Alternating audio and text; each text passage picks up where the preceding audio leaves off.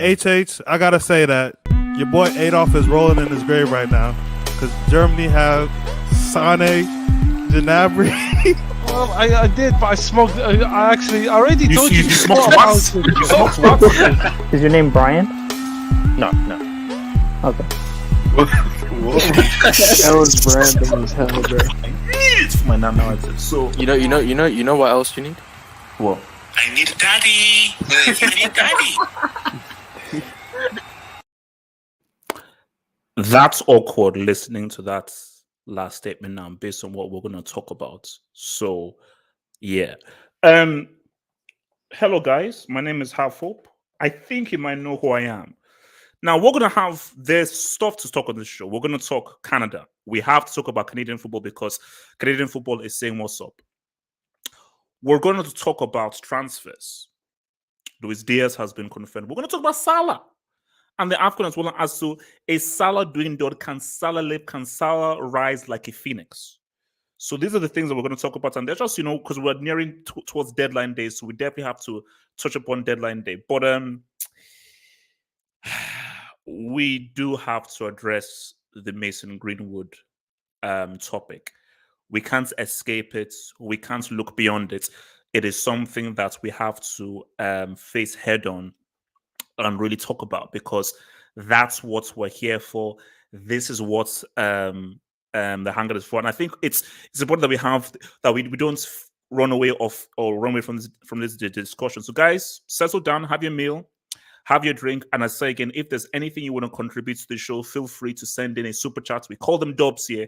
Those super chats are donations that help this channel to grow. And I thank you so much. And I appreciate your donations, which has helped me to make this my main vocation, man. So there's a support from you guys that makes the football hot a reality, man. So I welcome my people. How's everyone doing? We good. It's just we Good, We're man. good, man. We're trying to live. Good. Yeah, we're good. Prison FC trying to live. And Okay, wait, Wilton. Easy, Milton. Wilson, just relax. Wilson. So, Wilson was saying some stuff. So we're gonna just start with this. So let me just bring us in, man. Let me just try and bring us in. So share screen, Chrome tab.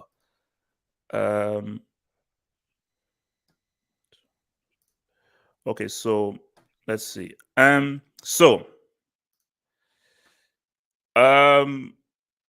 woke up to several DM messages.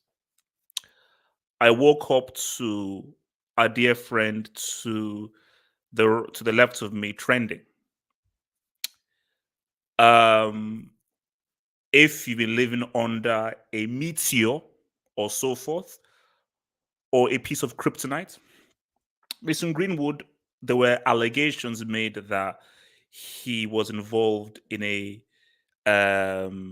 perhaps rape accusations and physical altercation accusations on a female that we believe to be called Harriet Robson. There were horrific images of her with blood down her neck. But I think what really did the rounds and has really made people go crazy has been an audio tape that has been leaked that was apparently Mason Greenwood. Things developed, and now Greater Manchester Police released a statement saying that they have arrested someone in their 20s. Manchester United released a statement which confirmed that Mason Greenwood will no longer take part in training and has been left out of the squad and the team. So that's where we are right now. So I think what I want to go from this kind of conversation and so forth is because, you know what, I think that I've always held innocent until proven guilty. We have to. Because if we don't have that, then we live in an anarchical society. And what makes us human beings is the fact that we have these certain kinds of laws. But it doesn't look good. It doesn't look good. And yes, Prison FC was trending. Prison FC is trending. And unfortunately, and I stress, unfortunately, Prison FC is an expanding team that might now actually have a full 11. That's how bad things are right now. So things ain't great, man. So I want to come because I've given my thoughts about this. So I want to come first to your boy, Wiseky, who is a Man United fan. So Wiseky, okay, can I tell you something that's actually very sick? Let me tell you something that's sick. This just shows you how sick people are. So you see at the top, I think it was an ESPN tweet. I said, Mr. Greenwood, rape allegations and everything, blah, blah. Do you know what a United fan wrote? He was like, "Oh, damn it, we've now lost another winger, and the transfer window has almost closed." Jesus. I'm like, wow. I'm like, it's. I mean, my God. So, as a United fan, I mean, when you sort of receive this news, I mean, what is just because I want to look at your raw reaction as a United fan to this news. I mean, where are you at with it emotionally, psychologically, mentally? I mean, okay. I mean, I was similar to your situation. I was just, it was just a normal day. I was waking up. It's Sunday. It's a freaking Sunday Yeah, morning. it's a normal Sunday. I woke up early to watch the GOAT in action in the Australian Open, and do his thing. Hashtag number 21. Peace and power merchants. And then should book yourself for that. And then this came out of nowhere, and it was just one of those things. It's like, okay, I mean, he's a high profile footballer. Those kind of things that happened before, where people made allegations. So I kind of brushed it off initially, and then came the recording along with the images and the video of pretty much messed up. And at that point, because I've watched this guy speak and everything, and that voice pretty much, I mean, it's there, which is why it's hard to be like, I'm similar to you, innocent until proven guilty, but it doesn't look good. It doesn't. Well, and also, I think the key thing as well is that you're like a lawyer or you're studying law. Yeah. So, and this is what I stress to you, because I think we live in a world where you are guilty until proven innocent, and I think you're sort of pretty much people determine your innocence.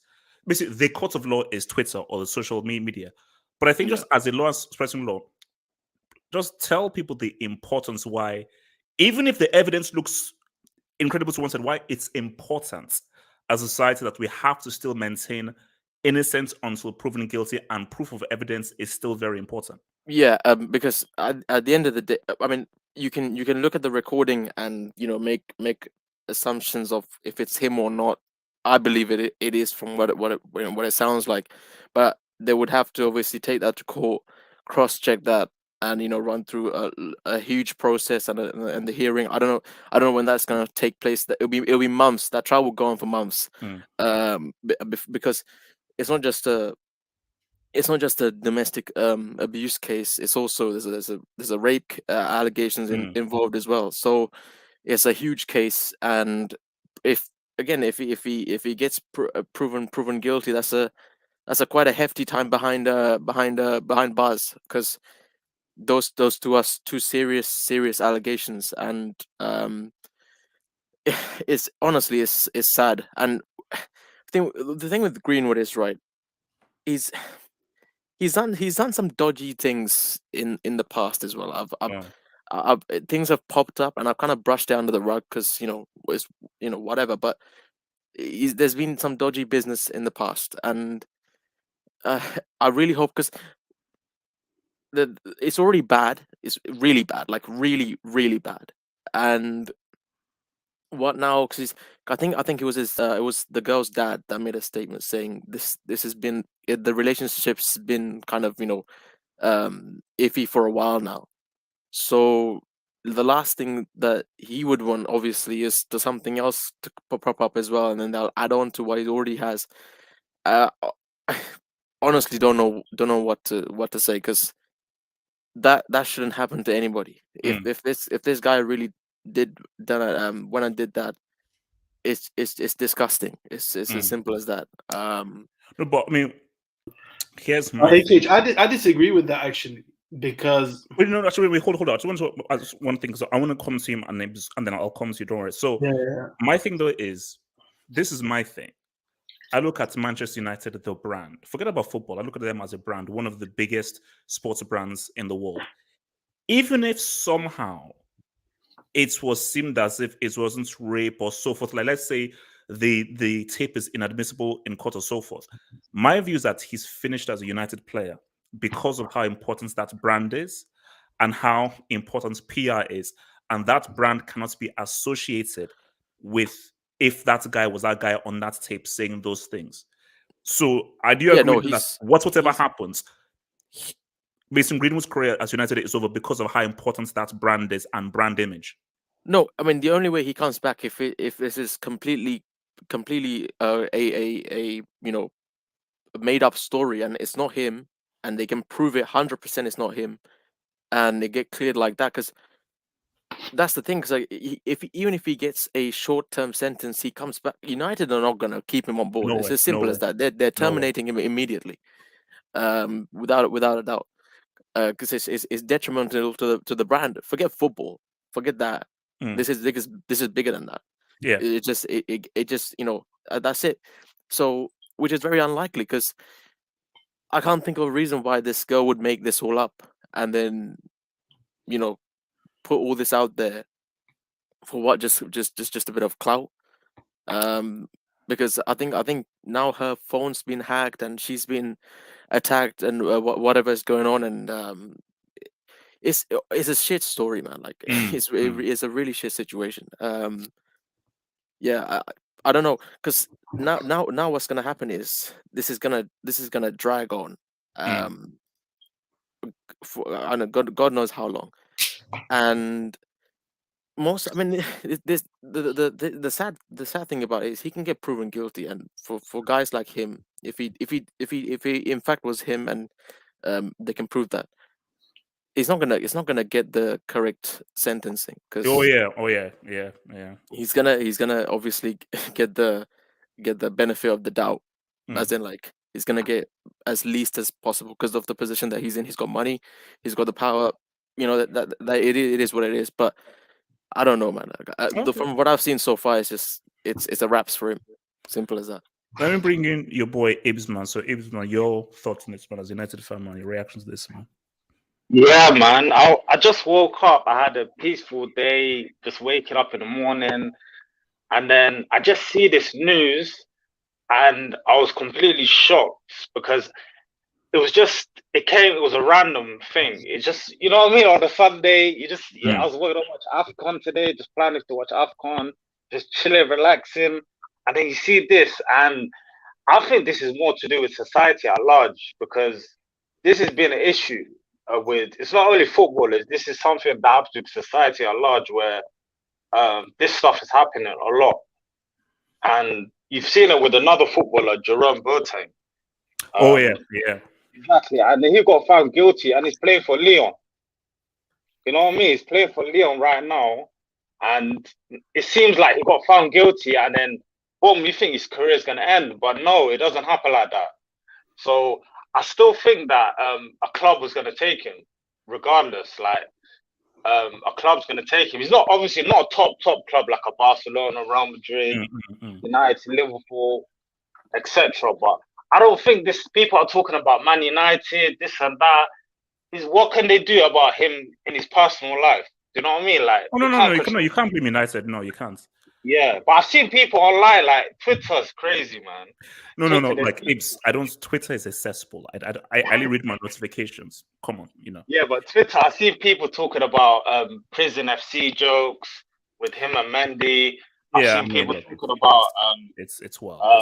It's just a wild place. So I think this is a larger issue, like conversation that needs to be had, like in society, not only football, but just in society in general. Yeah.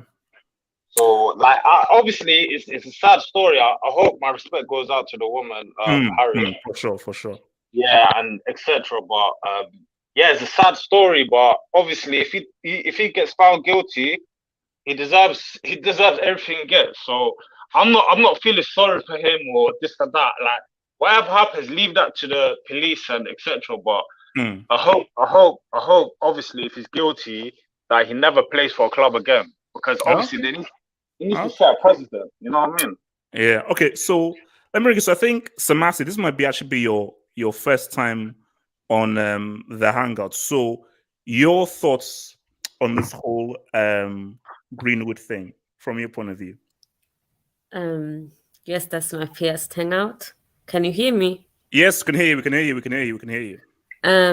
I hope Mason Greenwood rots in hell. First of all, I'm gonna say this.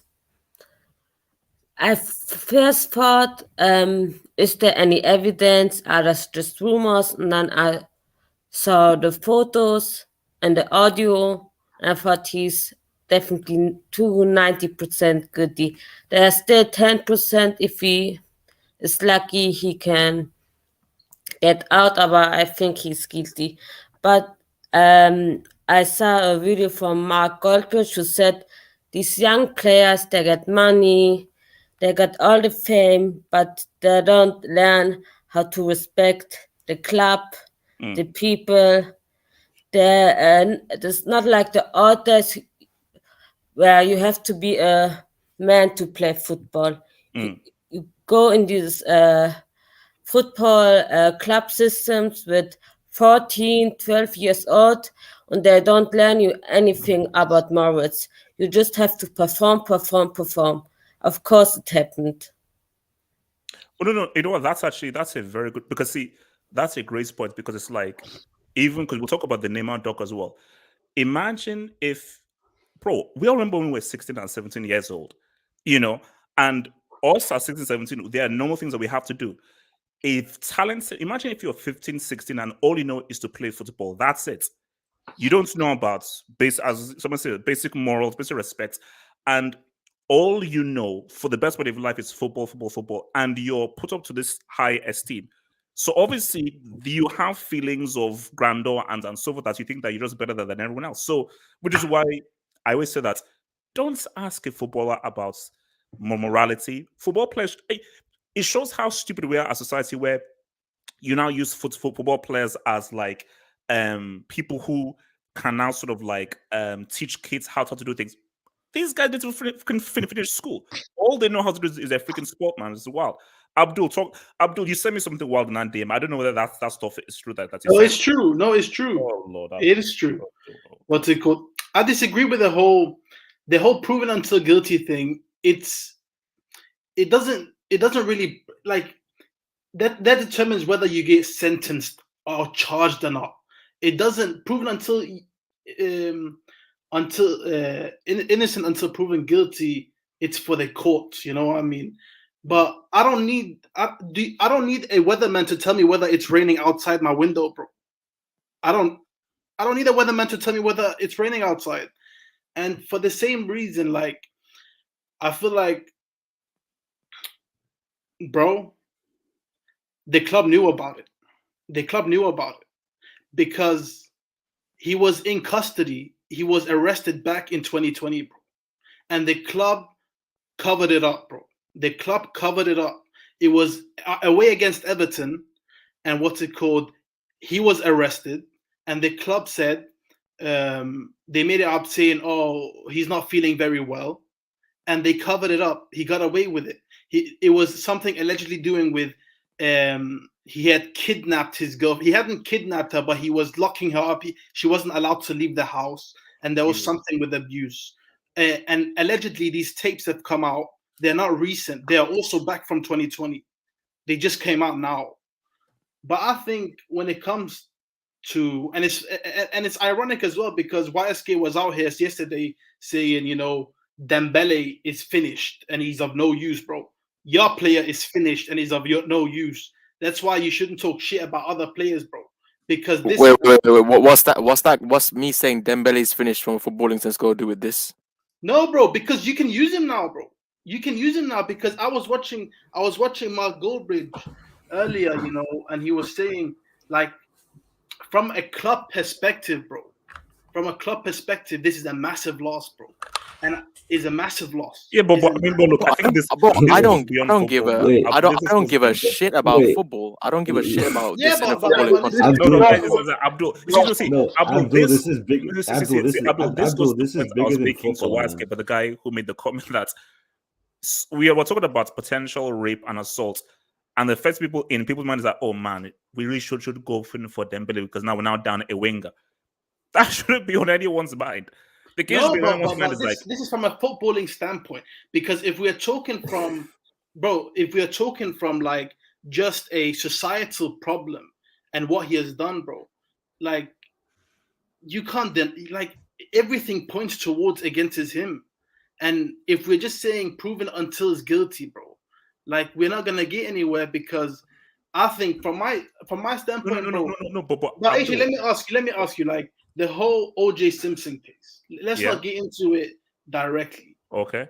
But just because he didn't get proven guilty, because they managed to raise doubts, because I'm also a law student, you know, and when it comes to the court of law, as a defendant, as somebody who's supposed to defend your client, what you have to do is try to raise doubts in the evidence of the prosecutors. Okay. Raising doubts. Now, the evidence that's come out today, from a defendant point of view, you can raise doubts. First of all, it's old. Second of all, when you really look at it, we don't see him physically doing it. We hear somebody who could be him. We see videos of her. We see photos of her. But how are you still negating the whole innocence until proven guilty thing? Because every person deserves their day in court. Everyone does, no matter how. But bro, we don't want to divert. Of course, I believe OJ did it, but they couldn't prove it. So what am I going to say? Of course, I believe, because I'm saying it's based on everything, it looks like he did it, but maybe he didn't, because they didn't prove beyond a reasonable doubt. You know, that's how law works. That you can't just send someone to jail because he most likely did it, so therefore you're not going to spend the rest of your life in jail. No, if you're going to send someone to jail, you have to prove beyond a reasonable doubt, fully 100%, that this guy did it, so then they spend the rest of their life in jail. I understand that, but that's the job of a jury, you know, and the court. But we are talking from our perspective and from a brand perspective, right? As Manchester United Football Club, the only way he can come back is, as I agree with YSK, is they prove in some way, some fashion. And like, let's be honest as well, for Mason Greenwood, he's done this in the worst possible time, because we live in a society now where like there's a lot of focus on abuse against women, and, you know, Me Too, all this, you know what I mean? So it's taken very seriously. And we saw with the DT case, we can draw parallels to the DT case, because we saw how they tripled his sentence because they found it to be too lenient. You know what I mean? Too lenient to raise a point that, you know what, we actually do take crimes against women, abuse against women, very seriously. And I think for Mason Greenwood, you know, we know Manchester United, they're very good at washing out negativity, bro. We do know they're very good. They have media, PR teams. But I think for Manchester United, like, it's going to be very tough to get away from this. And to be fair, look, Abdul, like, there's nothing tough. He's done. There is no in Man United can still, based on just branding. If you're a PR guy, I'm sure United have a PR person. It would be a PR disaster if you brought him back, especially in today's climate. It is almost, obviously, maybe it's possible, but it's almost impossible, because appearances are everything, especially now to today. And the way things appear, it's almost difficult for Miss Greenwood to do a U-turn and still be part of the Man United brand. That's one of the biggest sporting brands on the planet, you know. Because but if it's right, if it found, because I'll show you, and you can show the stream. There is a post from 2020, November 2020, where it says Mason Greenwood has been arrested for allegedly kidnapping and physically abusing this same woman. Was that on Reddit? No, it was on Twitter, bro. It was on Twitter in 2020. By who? By who? By who? Yeah. By media outlets. Who reported this? Who's the media outlet? What's the name? Bro, like, it's clearly come to fruition. Abdul, who reported it? But I sent it to you, bro. I sent it to you. No. But No, what's the name of the outlet? The media Bro, the media Abdul, if it's some random schmuck that on Twitter that just said this, I'm not gonna. But it's really true because these evidence are from back then. Yeah, but who's the outlet? If it's just from random independent guy reporting this, what the hell am I gonna take from that? Where is it from? The newspaper? Who's it from? I can find it. Okay, no. Let me. Okay, Abdul. I'll show you what you sent me. This is what Abdul sent me. This is what Abdul sent me. Abdul, this is what he sends me. HH, apparently one of the pictures of the girls released was actually from 2020. So Abdul might be. No. He could be, but you sent me from Charlie's ZZZ. Now, is Charlie's ZZZ? Is that a reporter? Yeah, I think so. But I just don't know who he works for. No, but you see, like he's in police custody 2 years ago, and he was in police custody for the exact same thing he's been taken for today. And today we see evidence that is 2 years old from 2020. So clearly they knew something was up back then. I mean, look. Can I speak about this? Okay, wait, let me take some dubs first, and then I'll come to you. So, all right. So, from Face Bleaching Inc. Congrats, HH. Hope you enjoy your new self. Rate us. No, I'm not going to rate you because I don't freaking bleach, man. Please, I don't bleach. Thank you, man. Okay, I stay fresh. Ice Freezy 4-4-2 formation for Prison FC. Here we go. Greenwood. Jesus Christ, people, man. Wow. Yeah, welcome to be a member, man. Finally figured out how to join, man. Welcome to a members club, man. Welcome, bro. Welcome. From Philip B. Shout out to you, boy. Philip B says, HH Canada coming clutch without Alfonso Davis. I'm stoked for a national team. Hope they can qualify. Would be the first time since 1986. We're going to talk about Canada later on, for sure. We're going to talk about Canada later on, man, for sure. So, Sage says, Forcewood, you see, come on, we don't need to do this, man. Is now a flop. End of story. Kunde to CFC. Okay, say, look, come on, we can't be using that. Real deal says, every time you cross over and sell your soul, Jesus. Hashtag BLM. Okay. Thanks for the real deal. So was it you, Dragon, that you said you wanted to pop on this month? Yeah, that was me. Yeah, Dragon, talk to me, man. Talk to me. Like this morning, I just woke up to this news and I was really, really shocked. And I don't even know where to start, but I'm just gonna say this. I'm really disappointed in the guy because he's 20 years old. He's a kid, and he's roughly the same age as some people here as me. And if Abdul is saying what he's saying, this has happened 2021, 2020. He's a teenager, and he's allegedly doing this behavior, which can't be condoned at all. You can't defend this behavior. And like when stuff like this happens, like I have women in my family, a sister, mother, you know, and like if someone did that to my family, like they would have to, you know, they'll be in trouble. You know what I mean? Like yeah, for sure. So when I hear stuff like this, I'm just really disappointed in the guy, and like it's just shocking because you wouldn't expect that from him. And like he's 18, 19-year-old in Manchester United, like the biggest club in England. He's going into the changing room. He's playing for that club.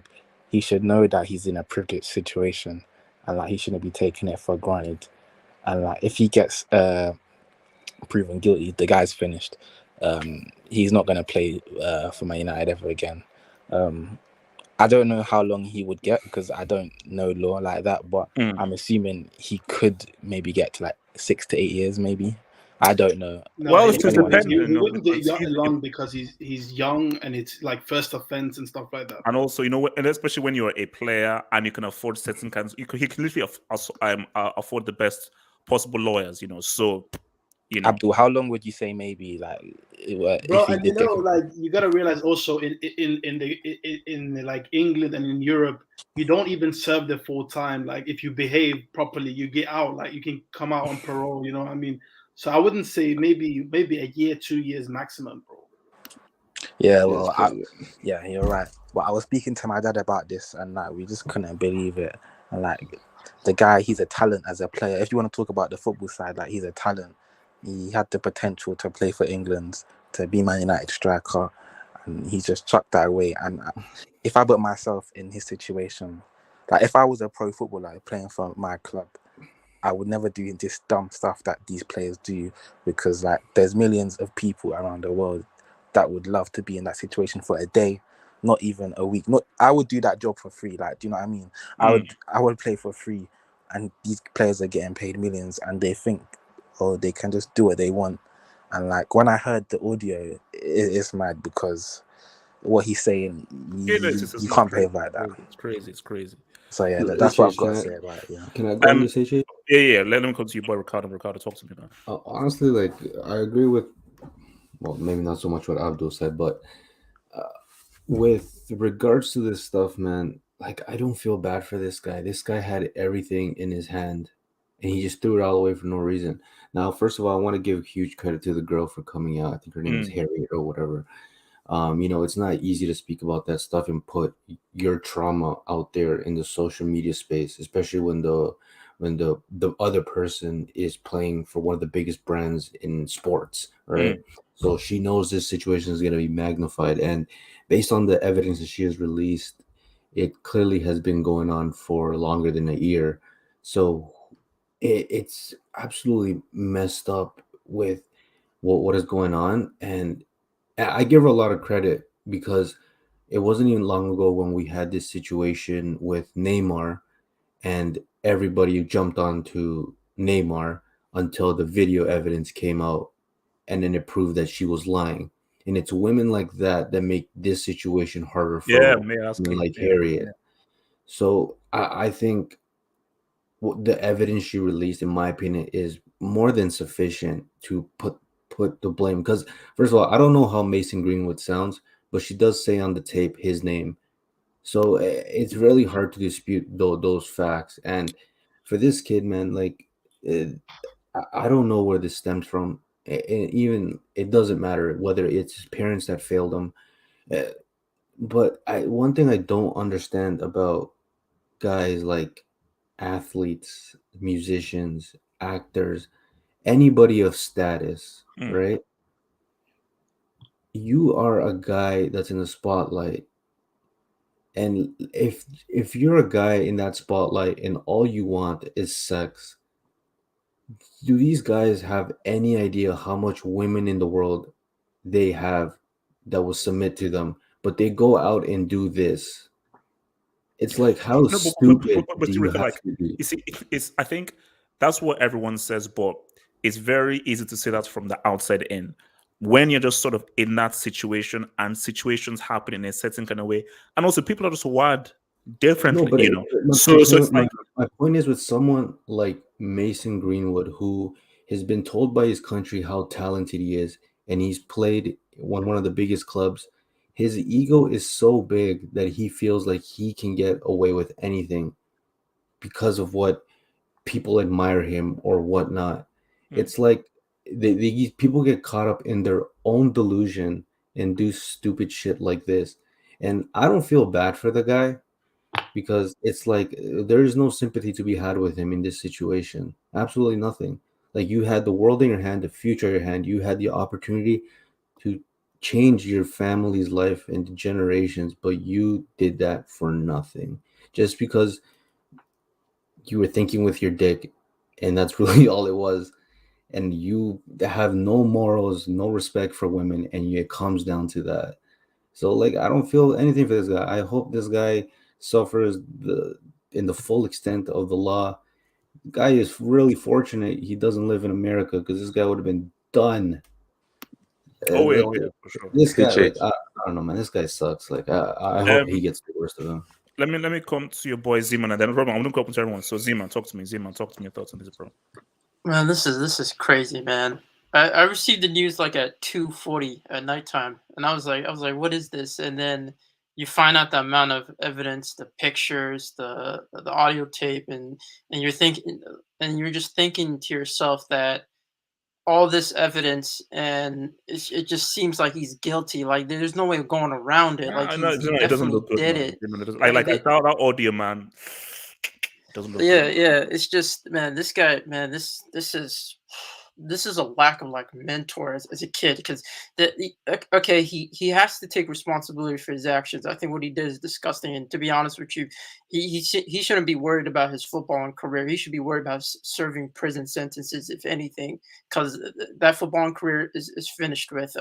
In terms of just top flight football, I just feel like, man, this kid got problems, bro. When I was like when I was reading and just listening to it, man, that gave me chills just listening to this dude talk. And it's just like, listen, man, this is what happens when you have all the money in the world, and I mean, you have no self-control. You feel like you're on top of the law. You feel like you can do anything. And this guy clearly had no guidance in him, and nobody was really guiding him. But to act like that. Sorry, just because I know that we have some like Americans and Canadians, and because obviously I watch a lot of First Take and everything, and there are a lot of instances that happen in the NFL with this kind of stuff of like domestic abuse. Again, horrible, terrible, and bad. But people say there's this whole thing of CTE and how intensive American football is, and how maybe the kind of brain trauma may be linked into people's very aggressive behavior for NFL guys. But for Greenwood, you have no excuse, because there is no kind of CTE or any kind of thing in football as opposed to what you have in the NFL. So, yeah, except for Greenwood, if the stuff is true, like, you just have to say, why? And this is the start of his career, so that's not even an excuse if we're being honest.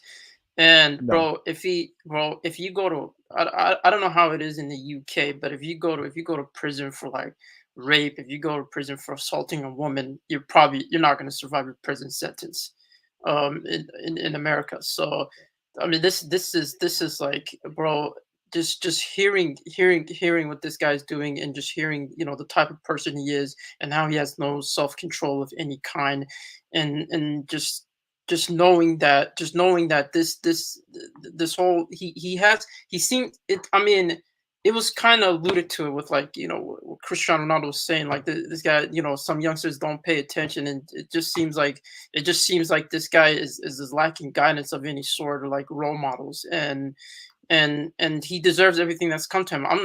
You can't use his age as an excuse for me. I'm sorry, no. You can't. No. I'm relatively in the same age bracket as him. And Bro, I remember when I was 19 and 20. It wasn't like if I didn't have a brain, and I know 19 and 20-year-olds, bro. So I think people will say, oh, he's young, bro. I remember when I was 19. Yeah, but 20, age, and but 21. the point was the age. It does help in court. Like the younger you are. Oh no. No, it does. But I'm just saying the actual offense. Obviously, in court, that's a whole separate thing. But the actual offense, people say, "Oh, he's young. He made it." No. He's a grown ass man, and I seen people on Twitter try to make up excuses for him. Some people, and I'm just like, bro, stop trying to defend him. Like you can't use he's the young argument, bro. It's like, no. I'm sorry, bro. Like it's down to him and his lack of self control, and him doing like these despicable things to this girl. And now she did say she was hacked, so I don't know how that would temper with evidence. I don't understand how that would do in the court of law, but. Again, I mean, this guy could be serving prison sentences, man, and he deservedly so, man. Can I go next? Yeah, Ralph, talk to me, man. Bro, this is the most messed up thing. Yeah, this is like worse than anything I've read in ages. Bro, I went into a deep dive onto Twitter today. The things I was seeing, people justify this, bro. Ralph, grown men. No, Ralph. If I was to give you any advice, is especially on serious matters, don't, because see, the beauty of Twitter is Twitter shows humanity in its full ugliness. Exactly. Because it's anonymous. So and that's why I love Twitter, because if you can connect people to their identity, then Twitter is real. So the fact that people will make jokes, crack jokes, just say, oh man, Greenwood did nothing wrong, how do we know, blah, blah, blah. It just shows that, wow. It's like people will try to use everything. And do you know what, Ralph, what the scary thing is? People are so attached to fishnet ball that they're like, oh man, when we've now lost, we should have gotten Usman Dembele enjoying the win. That's how sick people are. Bro, it's crazy because I'm not like I saw Messi and Ronaldo fans, bro, trying to turn it into them, bro. Like, bro, these guys. Oh my god. Especially the Messi fans. You know about the Ronaldo in the past. I know. Obviously, we're not going to talk about that. I know. But they were trying to say, "Oh, it's Ronaldo's influence." I was thinking, "Oh, bro, like, seriously, you don't need to make everything into a joke." But anyway, let me get to the. No, but we Ronaldo, need to stop. We need to stop. Spoke about this, bro. We need to stop standing celebrities, bro. Celebrities, most of them are evil, bro. No. But Prof, that's the point I make is that I always have an issue when people say, "Oh, you're an example for young people. You should act." No, that's the problem with society.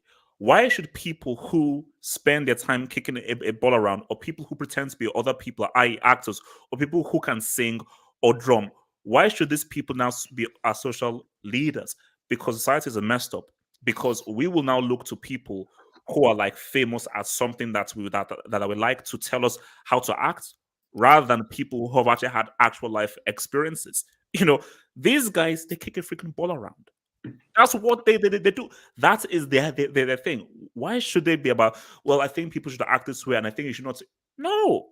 But Ralph, the issue is, unfortunately, because our society is messed up, these people are held to such a high degree. So I think he's finished though. Like, I don't think he'll play for United again. I think he'll play for a low profile club. He'll probably go to America or something like that. He'll probably play in MLS. Nah, they won't allow him over there. Yeah, in America, Ralph, they're gonna hold that against him. In the MLS. I'm just suggesting. But no, don't team in MLS is gonna take him, man. America doesn't take. You know, all of like those pictures were dating back. I think it was dating back to the first lockdown. She was going through that through the first lockdown, man. She's been going through that for a very long time, up until I think October. This is some deep stuff, man. And celebrities back in the day, like, I'm not gonna mention his name. He's dead now. But a footballer, you know, Maradona, obviously. Oh yeah. Something came out about him. Oh yeah. All these. I don't know. The issue is celebrity, because I think it's wrong that because I'm amazing at kicking a ball around, I should now be an example for young people. I didn't sign up for that. I should be able to kick a ball around and do whatever the heck I want in my private life, rather than having to be this kind of elderly statesman and so forth. So the issue now is why we hold these people up to a certain degree. That's on one thing. But I think for this Greenwood thing, as I said, no, I agree with you. Like,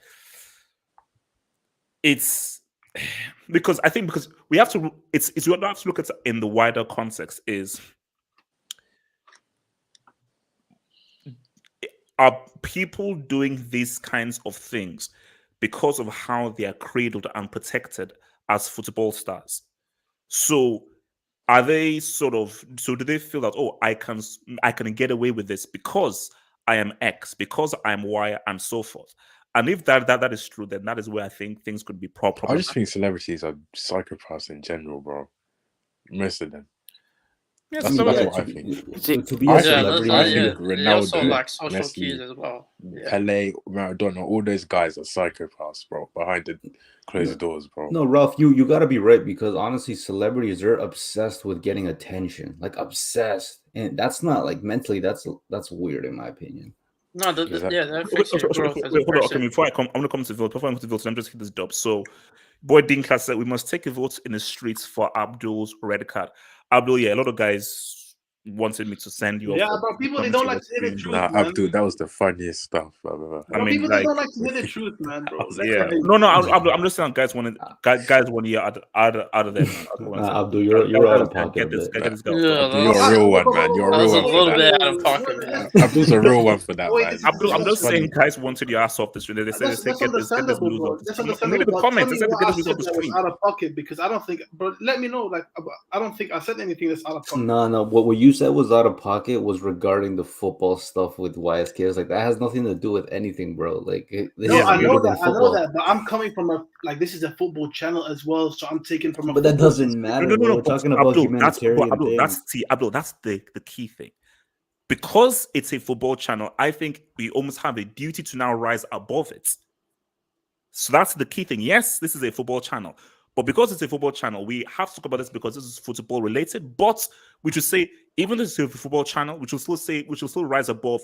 Oh, United have lost a winger. Oh, United have one less player now because no, we could be like, okay, we are talking about this because it's a football player, and that's where the football stuff stops. We now have to just say, damn. How can a guy, because he's a famous football player, do something like this to an innocent lady? We should never address that. Oh, United have lost a winger. Now they can use Dembele. That should never even come I into completely the understand that, discussion. but it was because I was coming from. I was just finished watching a stream where they stopped. They put that to one side, what we're talking about now, and then spoke about the footballing aspects of this. Which effect will it have on the pitch? Because, bro, like whether you like it or not. Like Greenwood was seen as the next big thing for not just England, but for Manchester United as well, bro. So detrimental, bro. Detrimental. No, but see, I don't know what stream that was, but for me, I think I believe that's still in poor taste.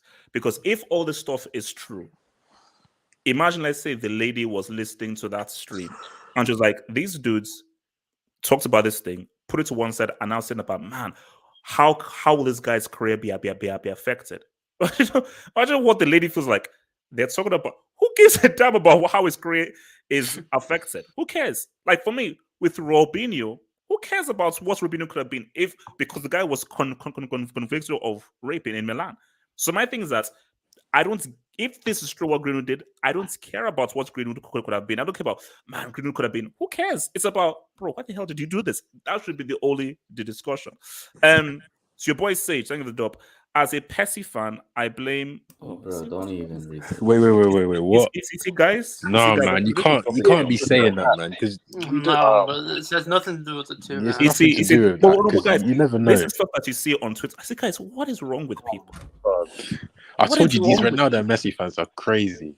Honestly, crazy, crazy, man. We need these guys to retire. Get these old. If there's an opportunity, they'll take advantage of it. That's the problem with these dudes. You know what I always say? If aliens invaded, man, I said, bro, aliens, I'm siding with you, man. These humans, man, they're done. I'm siding with you. Let's ride, man. I'm going Mars. I'm going Mars. Abe's focused on getting those goals next Friday, man. Cool. Yes, So Chris, relax. shout out to your boy Chris. Says Greenwood gets 25 to life in the US, bro. Easy. Yeah, I mean. Greenwood, you're lucky that you're not in the US because England is way more lenient than the US. That's true. In the US, you would be. In Scandinavia as well. People were saying MLS. No, he probably wouldn't even survive that sentence. Bro, in Scandinavia, they would give him a warning, bro. They're so lenient. Oh my god. Your boy Mega, I think they're Mega, but most like gangsters and thugs, though. Oh my gosh, bro. Move on, bro. Move on, man. Jesus. Yeah. These clowns. Ben Smith said, November 2020, Greenwood was a victim of a false rumor linked to the arrest of a footballer. He was ejected from the England squad. Exactly. That's what I was talking about. Yeah, we have to give credit to Gareth Southgate for excluding him, man. I think he knew the whole time. Everyone was criticizing him for excluding him. But do we know if his Southgate excluded him for that reason? Do we know that? I think it was because I just remember. I think Southgate. He hasn't been in the England team for a while, man. So yeah, but Abdul might be right. United might have something to do with it because when he was going to England, bro, that would be wild. For me, I don't want to put that on him, man, because if it's true, for United, that is wild. If you try to cover this, when he was going to England, they kept saying to Southgate, "Don't take him, don't take him." Yeah, exactly. No, but there's a level of truth to it because, like, I'm not saying it is true for sure. But wild, if we look at Boateng's case, like it wasn't until his court hearing where he was found guilty that until Bayern were like, yeah, okay, we gotta let this guy go. But the clubs know what's going on behind the scene, especially with these players' lives. So it's a good indication that Manchester United did know, which is unfortunate. Vilton, talk to me. guys, well, sorry. I was watching the NFL, man. But yeah, as for the whole Mason Greenwood thing, yeah, it's very bad. It gets real, man. It gets real, bro.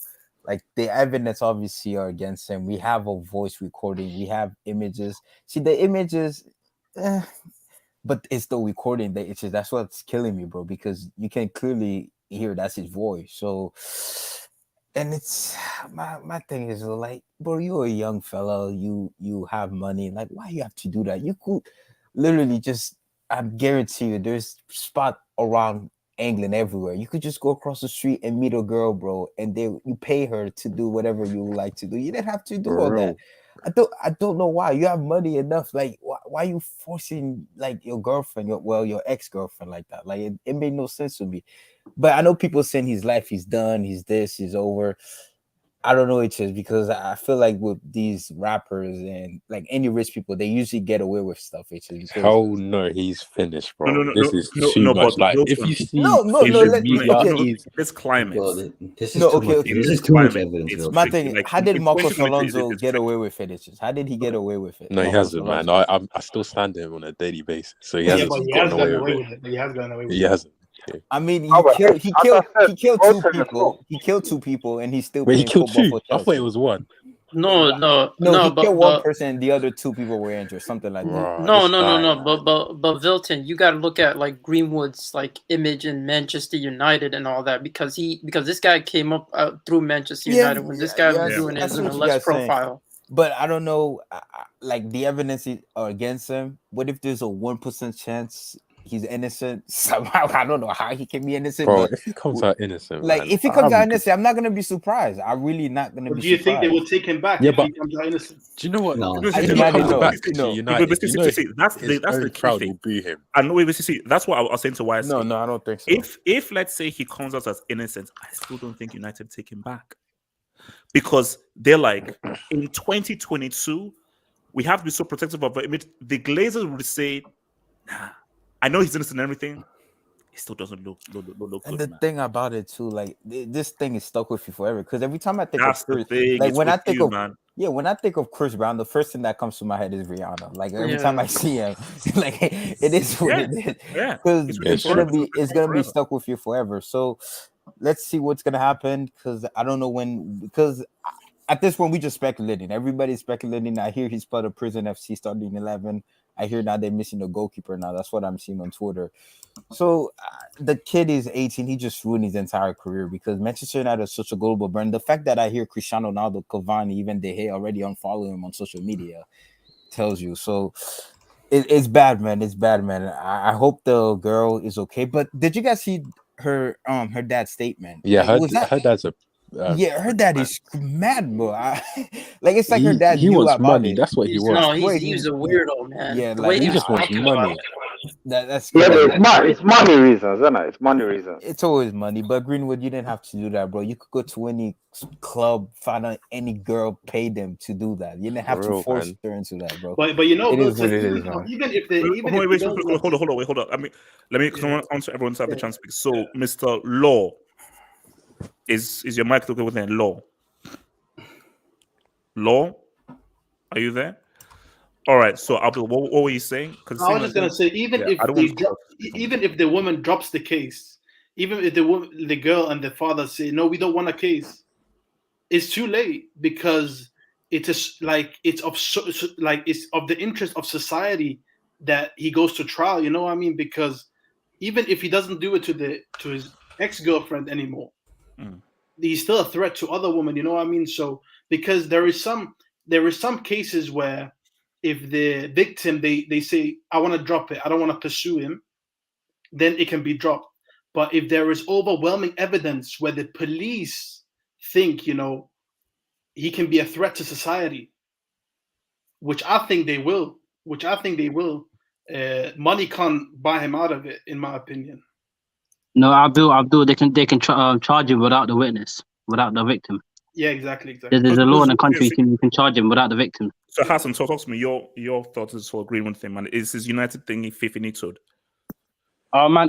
First of all, thoughts go out to the female, innit? Thoughts and prayer go out to the female, who's suffering from that abuse. Now let's get on to Mason Smallwood, man. Let's get on to Mason Smallwood. I mean, bro, that came out of nowhere, bro. I mean, out of all the people, Mason Greenwood. I mean, bro, I think, bro, he's finished. He can never step foot in the Premier League, or I don't think in the Championship. So you're saying if, let's say, somehow, again, just for argument's sake, if somehow he's found to be innocent in a court of law, you still feel he's still finished in the Premier League? No, if he's innocent, no. If he's innocent, no. No, okay. If he's innocent, do you think that United still take him back? No. Yes. I don't see how they don't. If he's innocent, if he's proved innocent by law, I don't know why would they get rid of him. No, his own fans will boo him, bro. No, think about United, the brand, and just that audio tape, and just PR, public relations, and perception, and 2022, and #MeToo. If you're United, think of United, the brand. Forget about the brand.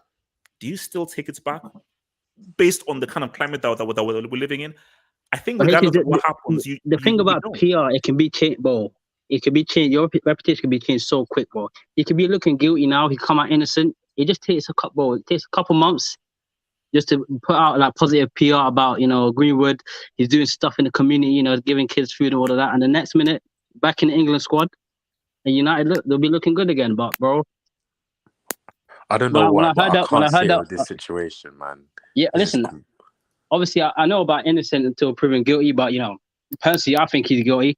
From what I thought, bro, when I saw the pictures, I was like, okay, maybe there could be two sides to the story. When I saw the pictures, and when I heard the audio, I was like, bro, I'm like, bro, you're done at it, bro. Because see, do you know what? Because I was thinking about it. The only way you can somehow turn around that audio is if you were doing role play. That is the only way. Yeah, and even if you do that, it's still so weird and murky based on what she's saying afterwards and how you're going to physical. So, like for me, like there is no other explanation. If that was him on that audio tape, the only explanation is you were playing role play. There is no other explanation I can think of. If that is you on that tape, and even on the audio, bro, it was so weird. I mean, even the fact when he was doing what he was doing, she wasn't even like shouting out for help or nothing. It was just like this happened on a normal basis. Yeah, it's like this happening on a normal basis. It's gathering evidence, probably. Yeah, Imagine if he found her phone. Bro, even that statement that statement that the dad brought out, bro. I can't rate him in it. I can't rate him, bro. If he's beating your daughter, allegedly, beating your daughter and raping your daughter, don't come out and say he's family. That's your flipping daughter, you donut. How are you saying that's family, bro? Wait, what did the dads? I mean, he came out and said, Greenwood's family, he's been in the family 2-3 years. Him and his daughter be going through a little pepper patch, Wow. I'm like, bro. No. And do you know what that is? Is because he obviously knows the finances of like, man, to be associated with a major United star, I'll be good financially. Yeah, so it's either that it's either that or this relationship it's been both ways. It's either that or they've been physical to each other through the whole relationship. Either he knows like they've been hurting each other physically, and obviously he's been apparently charging her. But I think it's just wow. It's just crazy. Just crazy, bro. If he found guilty, I hope he rots in jail on it. But let me take some dubs and then I'll come to you, Cole. Oh God. Bleached says Mason, the offer is no longer on the table. #stay black. Okay, that's been wild. Thank you for that, Bleached Incorporation. Sage, he says I was addressing the Messi fans blaming CR7. Okay, man. Okay, all right. As long as you clear that up, that's cool, man. Thank you, man. Kelvin Sahiru, thank you for the dub. Greenwood can't in United because people would think United are signing jokers, henchmen, bunch of clowns. As a result, Greenwood would miss his own funeral.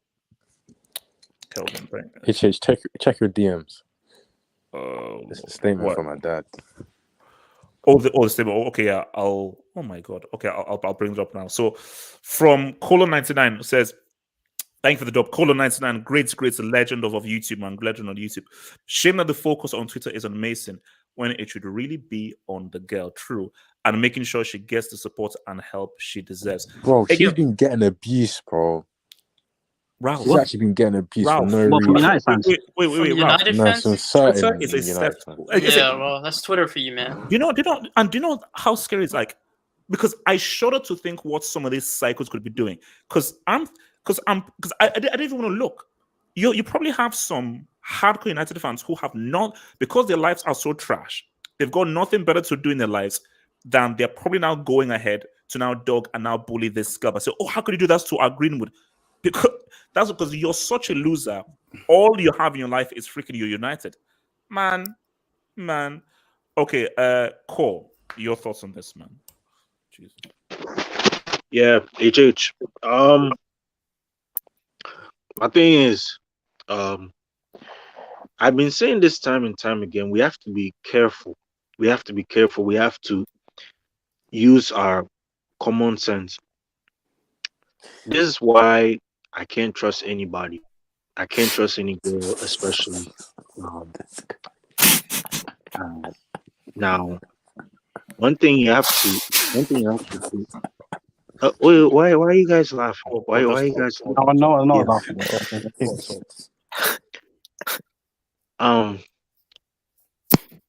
In like the Bible said, Adam and Eve, because I have to go back to this HH.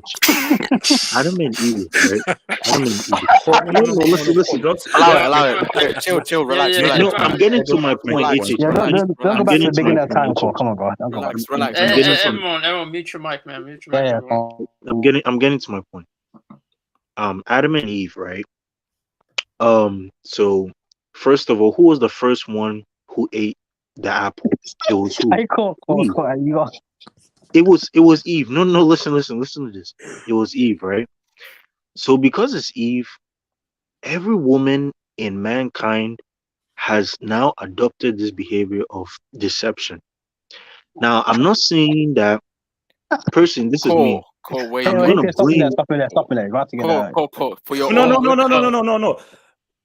Let him just expose himself and put everything out there. So, Cole, finish your thoughts and then we'll then share. Just because, again, everybody has to be responsible for their comments and for their views. So, Cole, let's hear it.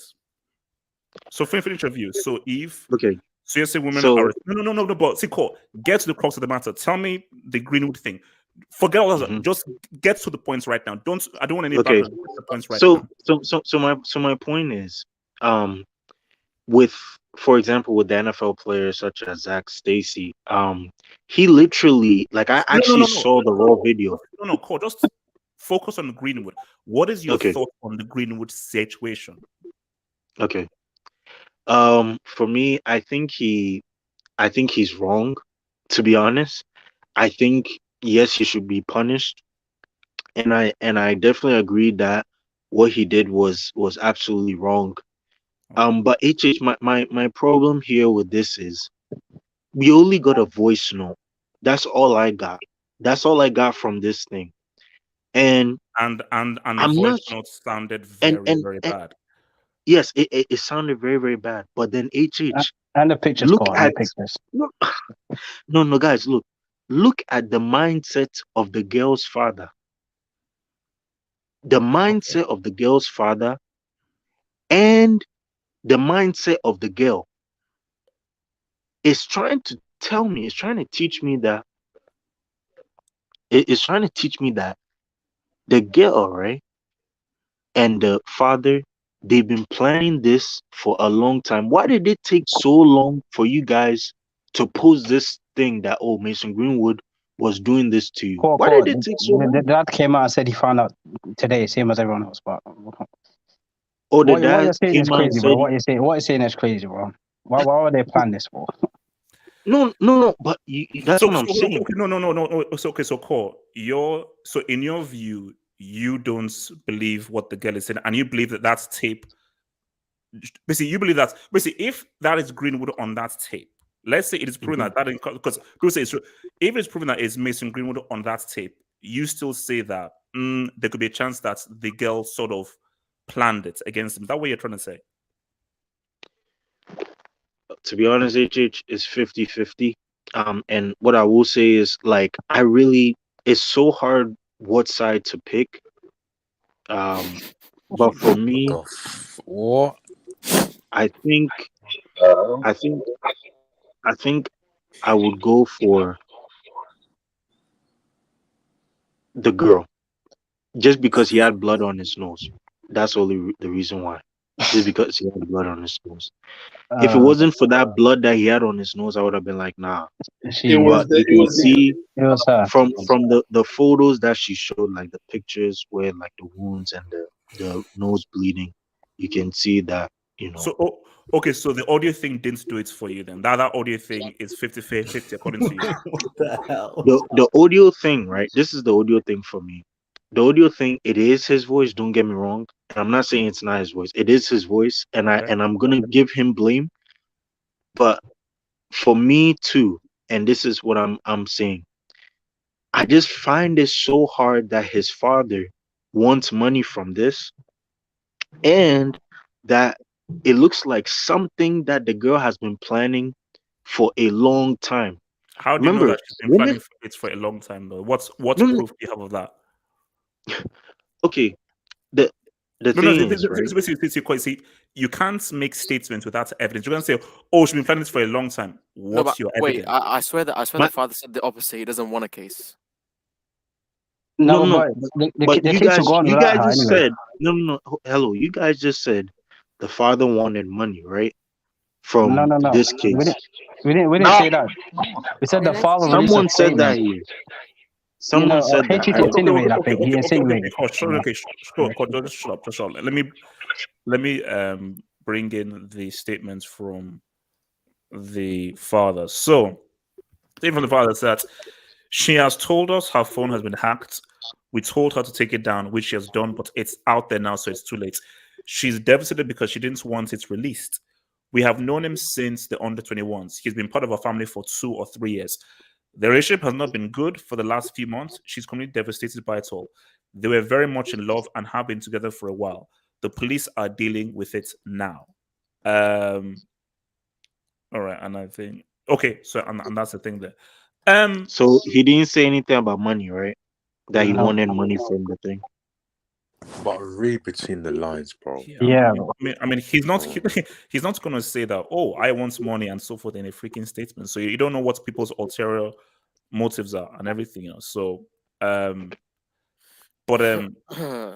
so I mean, does anyone else have anything to sort of add to this? I just feel sad for Greenwood, to be honest. I really feel sad. I think this is I think one you of mean your the mic. I best think you young should mute your mic. I think you didn't seriously. Bro, Yeah. wait. What is that's it? a irread, by the way. That's the Yeah. biggest Well, sometimes they don't know people's political That opinions, guy's man. been asking for red, man. No, Yeah, but what the hell is there to feel bad one. about a 20-year-old kid who hits women and potentially rapes them, bro? No, Cole is very different. He's different. Yeah. Wait, does anyone believe that though? She was hacked though. Just No. No, I don't She probably believe it, released it man. and she regretted it. But she released it. No. So yeah, that's what I'm saying. I mean, so you think that's hacked and then someone then released it trying to mess up Greenwood? No. Yeah, I believe she posted it, that's and then she far-fetched. started getting abuse from Greenwood fanboys, and then she started feeling bad. Oh, the police told her to take it down for legal reasons. Apparently, she got hacked and someone released it, like trying to mess up their relationship. That's what I heard. And then man. No, they saved that. They don't mess up. They saved that. So okay, look, Gatlock, man, talk to me, man. Your thoughts on this whole fiasco, man, with Greenwood. Gatlock. Come back to me. All right. Yeah, look, for me, my thing here is, I think it was even worse because like this is gonna take months and months, because I think it was Ched Evans. Was he? Did he do jail time, or was he found innocent? That's Ched Evans, dude. Ched Evans. Yeah, I think there was a player who got done for rape. I think played for Sheffield United. And I think I don't think he saved time or he was innocent. He then came back and there's this massive uproar that people offered him a role back in football again. And I think now like his career is sort of like effed up now. But my thing though is it's like, for me, as I said again, this I just believe, because my take is whatever happens, I think his career at United is finished. Because people are looking at United, the football team, but you forget about it's United, the brand. And for United, the brand, I think that they're like, look, man, we cannot be associated with a guy that's pretty much even hints at doing something like this. Because I mean, when you look at these images, man, I mean, let me just pull this thing up, man. This stuff is wild, man. I mean, what is? I mean, like, Isn't that meant to be a video as well? It's not even meant. Have you seen what it says down there, bro? Yeah, it's a video, but it's like 5-second video. Oh, I did. Oh, bro, I've never seen the video. Yeah, it just shows the blood and her bruising. Oh, jeez. And bro, it says at the bottom to everyone who wants to see what Mason Greenwood does to me. Yeah. Oh yeah. Look, bro. I mean, it's. I don't know how this guy comes back from this one, man. You know, but to be fair, like it does seem a little tough to believe that her father, like, how did he not notice anything like wrong with her face, bro? No, that's Abdul. He's dodgy, bro. He in a statement he put the relationship has been going in and out. The relationship ain't been good. So if you know the relationship ain't been good, you're telling me you ain't been seeing her bruises and stuff.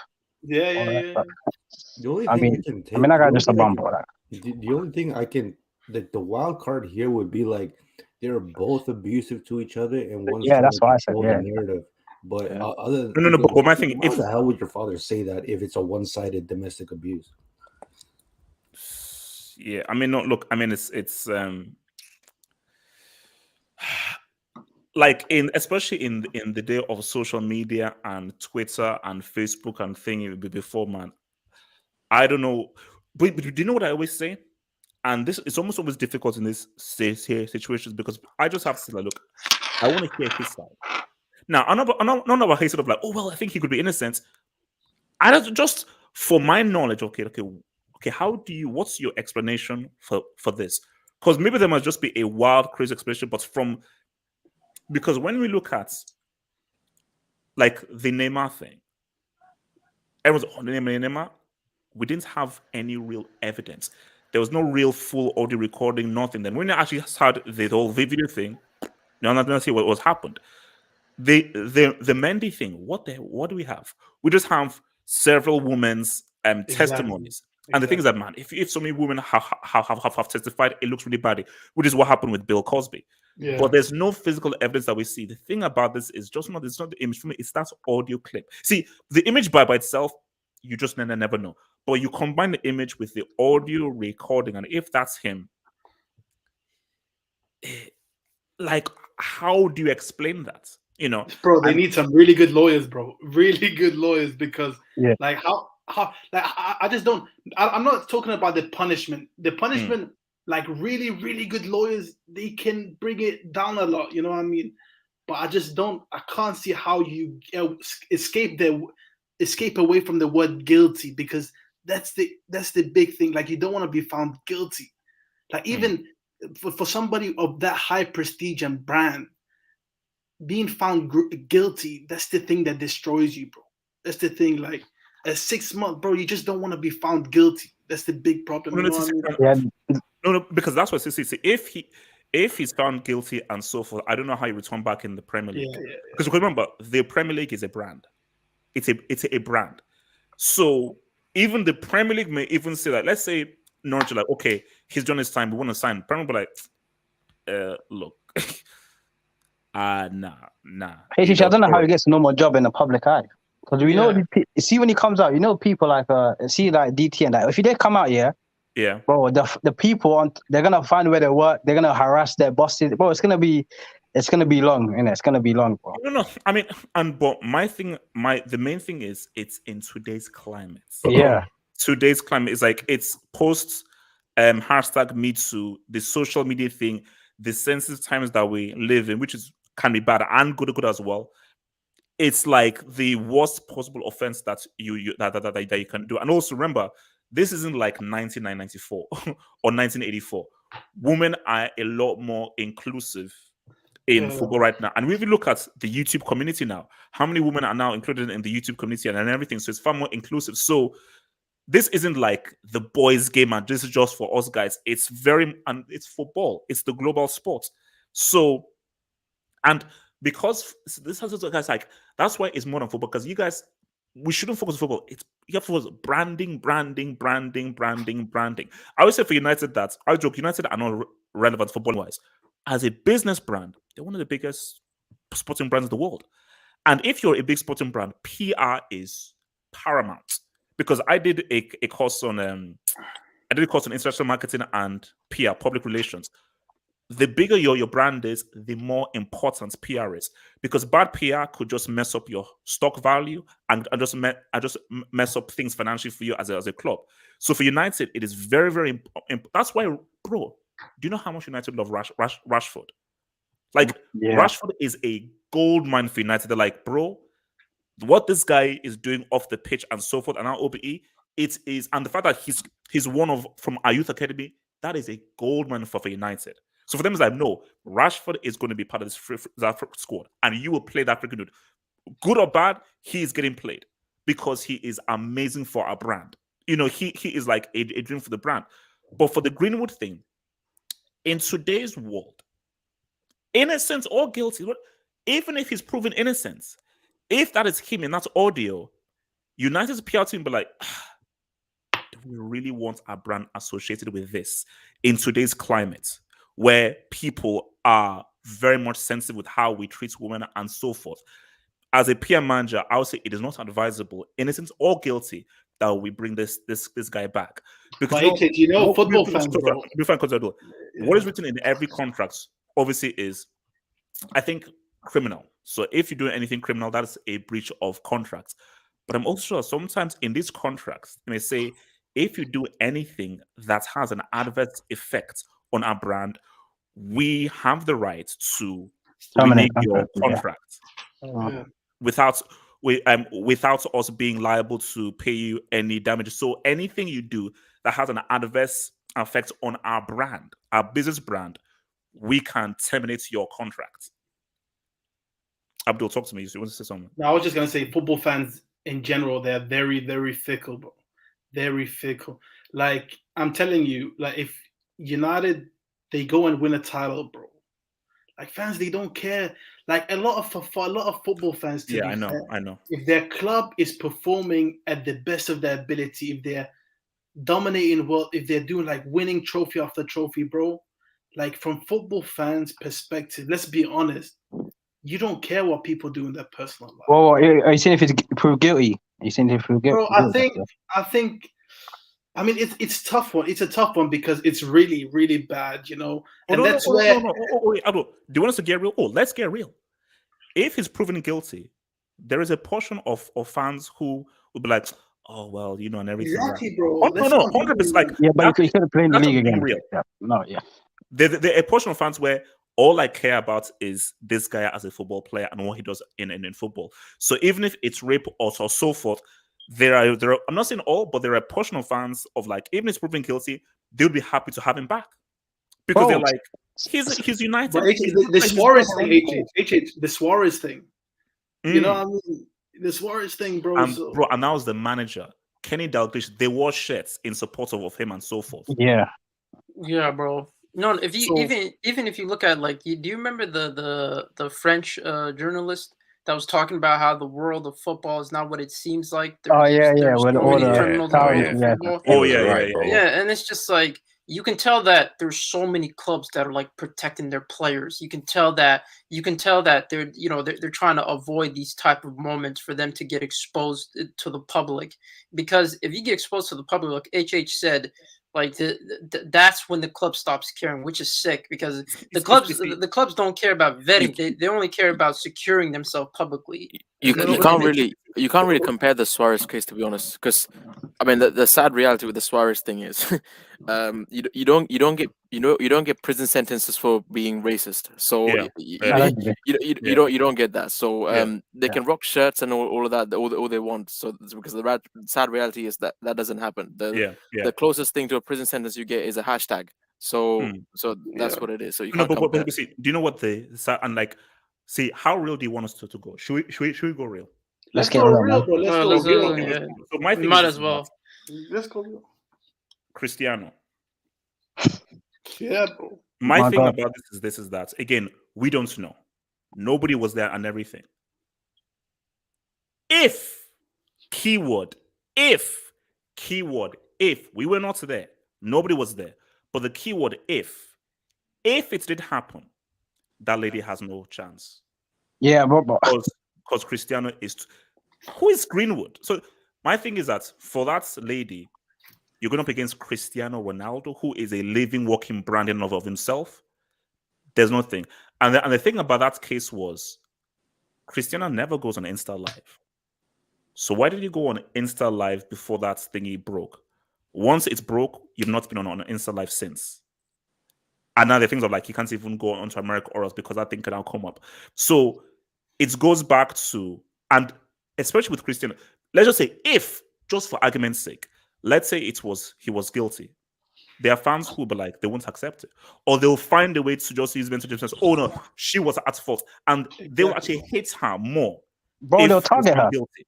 The Ronaldo family will find her, HH. They will find where she lives, bro. They find her family, bro. But you think undisputed evidence like a recording, a tape of him doing, madness would change the public image, and then he would lose his market value, and then that's when clubs really care. That'll be like, no, you're disaster to our brand. I'm talking about the hardcore fans. See, if there was an audio recording, you're done. It doesn't matter how big you are and everything. Even someone as big as Cristiano or so forth. If there's an audio recording and that was you and it was Greenwood, you're done. But I'm talking about his loyal fans.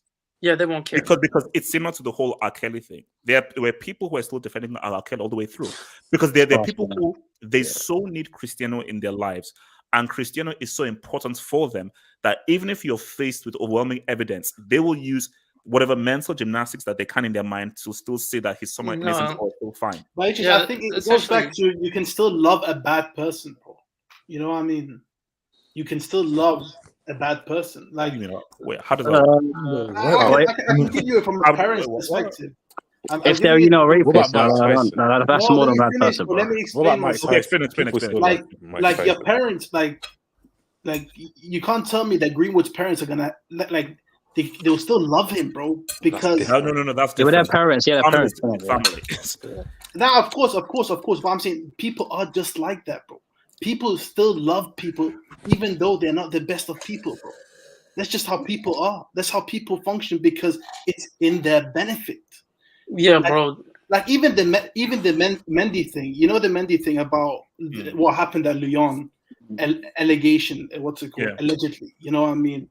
And they covered it up so he can get his move to Madrid. You know what I mean, bro? If it's in your interest, even though he's not a good person, he can provide something for you. So you put it to one side because it doesn't affect you, even though he might very possibly have done a very bad thing. So I think if somebody has something to gain, if you have something to offer to somebody, a large part of the time, bro, they can put it to one side, and that's just how people are, bro. No, it's like. Do you remember the whole R. Kelly debate about separating the artwork from the artist? And then just people, some people were like so fixated on him being innocent because of his music and because of what he meant to like the culture and whatnot. And like you see so much time people saying like hashtag free someone from prison, and you find out what he did, and you're like, why are you hashtagging for him? And it's just this like associate what you like about him to the point where you just disassociate everything else about him as a person. No, but and I think that's why even with this Greenwood thing, I just think that like, which is why that's why I love Twitter. I love Twitter because Twitter is real. Twitter is like Xbox Live. Xbox Live, you will see the most racist crap said by people, and I love it. Modern Warfare. No. Well, Halo. I play Halo. So my thing is that wow, this 12-year-old is saying the most racist stuff, and you're 12 years old. As bad as that is, I actually love it because it's real. See, reality is when you can be anonymous. Fakeness is the real world when you can see people because people are fake. if you can see them. But if people say, "Oh, my face can't be attached," I cannot fully say what I truly feel, because most people who are idiots are cowards, and they can't really back things off with their face. So when you look at these people saying that, oh, they're blaming the lady, they're not trying to attack her, or how do you know it's a straw and everything, and even if it's proven to be Greenwood, they'll still try and find mental gymnastics, because it just shows you that for some people, it's Man United above all Exactly, and bro. everything. Exactly. Because people feel like if you're a United player, I have a duty to protect you, and I have a duty that anybody that attacks you must be attacked by me, because you're a United player, because of this crazy tribalistic thing that we have in football. So it's like, what's your opinion on that? My opinion on that, it's complicated. It's complex. Well, Be honest, my bro. thing on Keep that it is real, that man. Keep it real. no. Okay, wait. Let me break it down. Let me break it down. There are people that live sad lives. You see, for me, I love football. I love football, but I love movies, and I also love art as well. You know, the other things I like as well. I like music. I like making music. So there are many things I like, but there are some people where Man United is the beginning and the end. That's it. Manchester United is my life. That they wake up thinking about United, through the day thinking about United, and they go to sleep dreaming about United is their life, and everything, and that is what gives them joy. As sad as that may seem, that's what gives them joy. So everything associated with Man United, for them, United is like an extension of themselves, and that is what keeps them going. It's the only reason to live. And you take United away from them, they go into depression. Because, well, no, this is me. This, all I have to live for is this Man United club. This is me. So my view on that is that it's sad. But it's like, that's just the world that we live in. There are people that live sad lives where your life may not be that great. You have nothing outside of this club, and this club is everything for you. Would you say that's Thai? Would you say that's Thai? Sorry, say again? Would you say that's like Thai?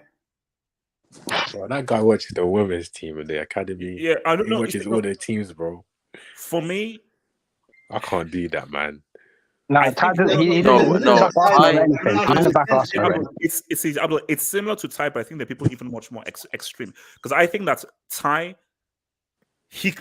can still at the very end go through say, okay, this is real life now.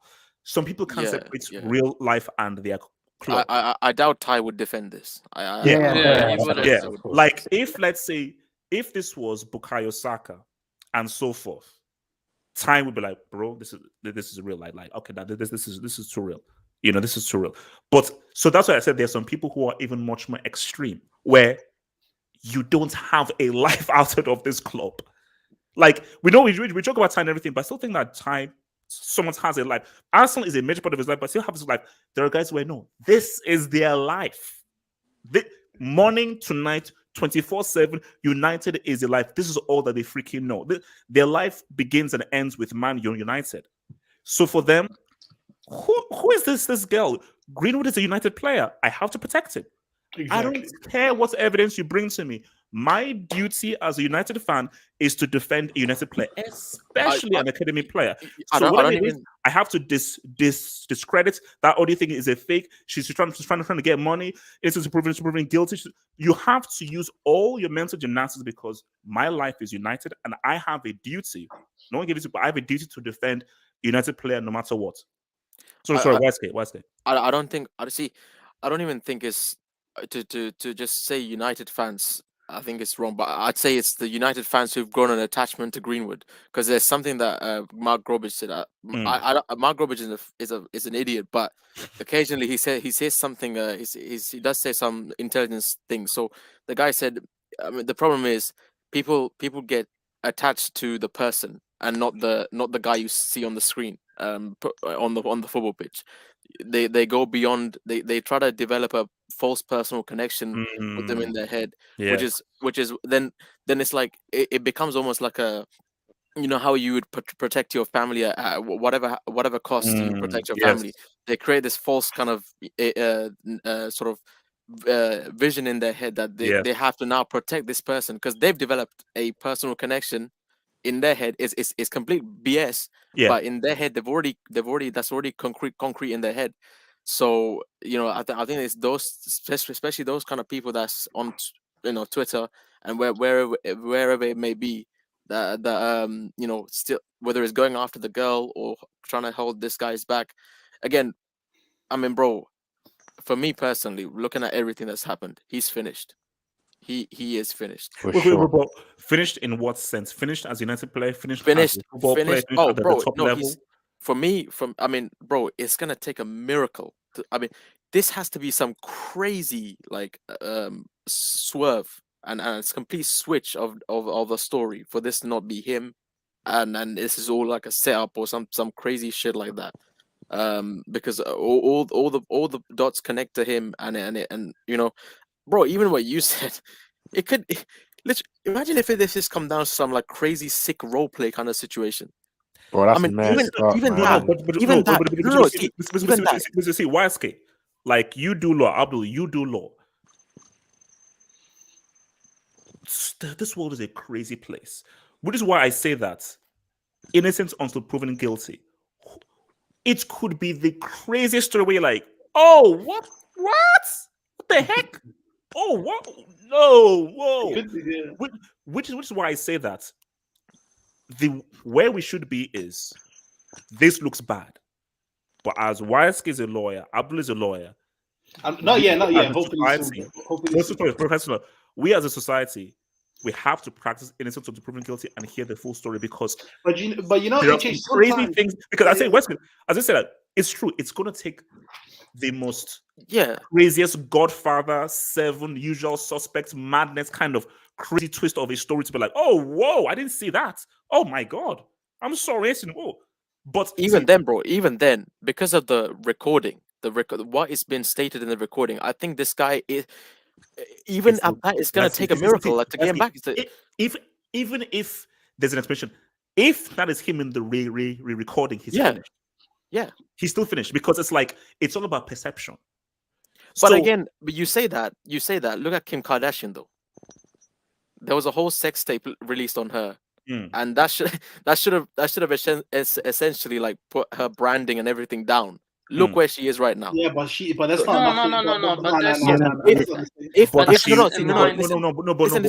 she did it Paris Hilton. Like she wanted to do what. Yeah, I know. But listen, if it no, I'm not saying if it was an actual like case of where he's done what he's done. I'm saying if it was like a whole role play weird, kink or whatever the heck it may be, that you can't. He won't be able to come back from that. So like because it's so like weird and because I think he's sponsored by Nike. I think it's Nike he's sponsored by. Yeah, I'm hearing they've all stopped. I think they're gonna stop all of that.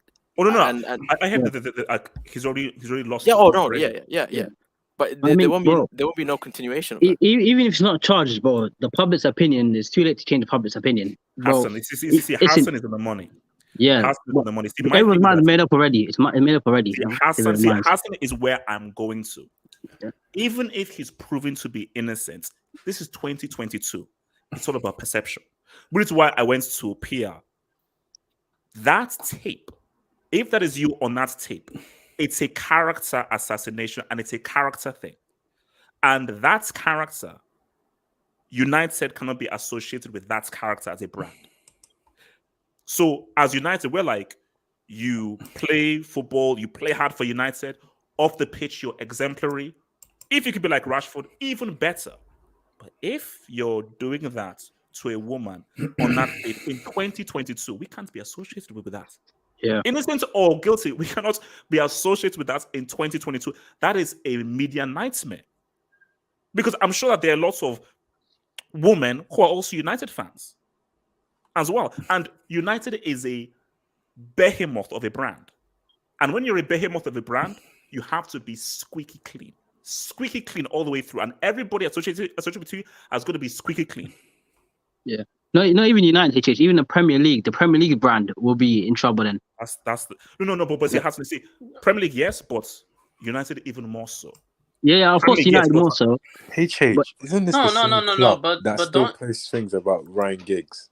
They always Yeah, post things yeah, about Ryan Giggs, man. But This guy's a yeah. vile human Even being. Wayne He's worse Rooney. than Greenwood, but man. what Giggs is wasn't illegal. I know it's like No, he has, bro. morally He has.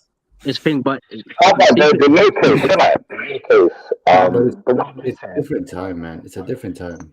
Like it's more. This stuff is far more sensitive today, and like people will magnify and amplify this way more because of social media. What Ryan Giggs was doing, like, don't get me wrong, it's equally as bad, but the media power wasn't there to magnify it to the level that something Greenwood would do. yeah, and it was consent, boy. I don't think he raped her or nothing. They were just having a relationship with his brother's wife. I mean, No, that's but didn't No, he's talking about the new thing, bro. The new thing. the what thing? What? The new Oh, when he thing. beat up He's in when he. prison again, bro. I mean, this guy's in prison every week, bro. So I can't keep up. Yeah. I can't keep up. No, but the new one, yeah, the new one. He domestic abuse. That's what they're saying.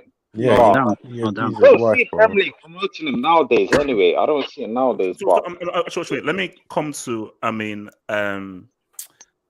So okay, let me even come back to Tomasi with this, man, because again, obviously the only female here on this whole thing. I mean, do you think that there is still this kind of protection towards football players with regards to rape and things like that? I mean, from a woman's perspective, how do you view this whole thing with Greenwood and even people trying to protect him and trying to find excuses for him?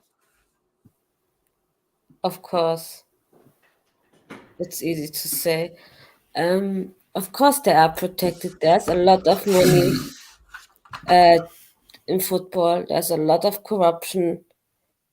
There are a lot of people who make money off the footballers, PRs, managers, and so on. Of course, they are protecting the players. That's all I can say to that. Yeah. So Zeman where does Greenwood go from here, man?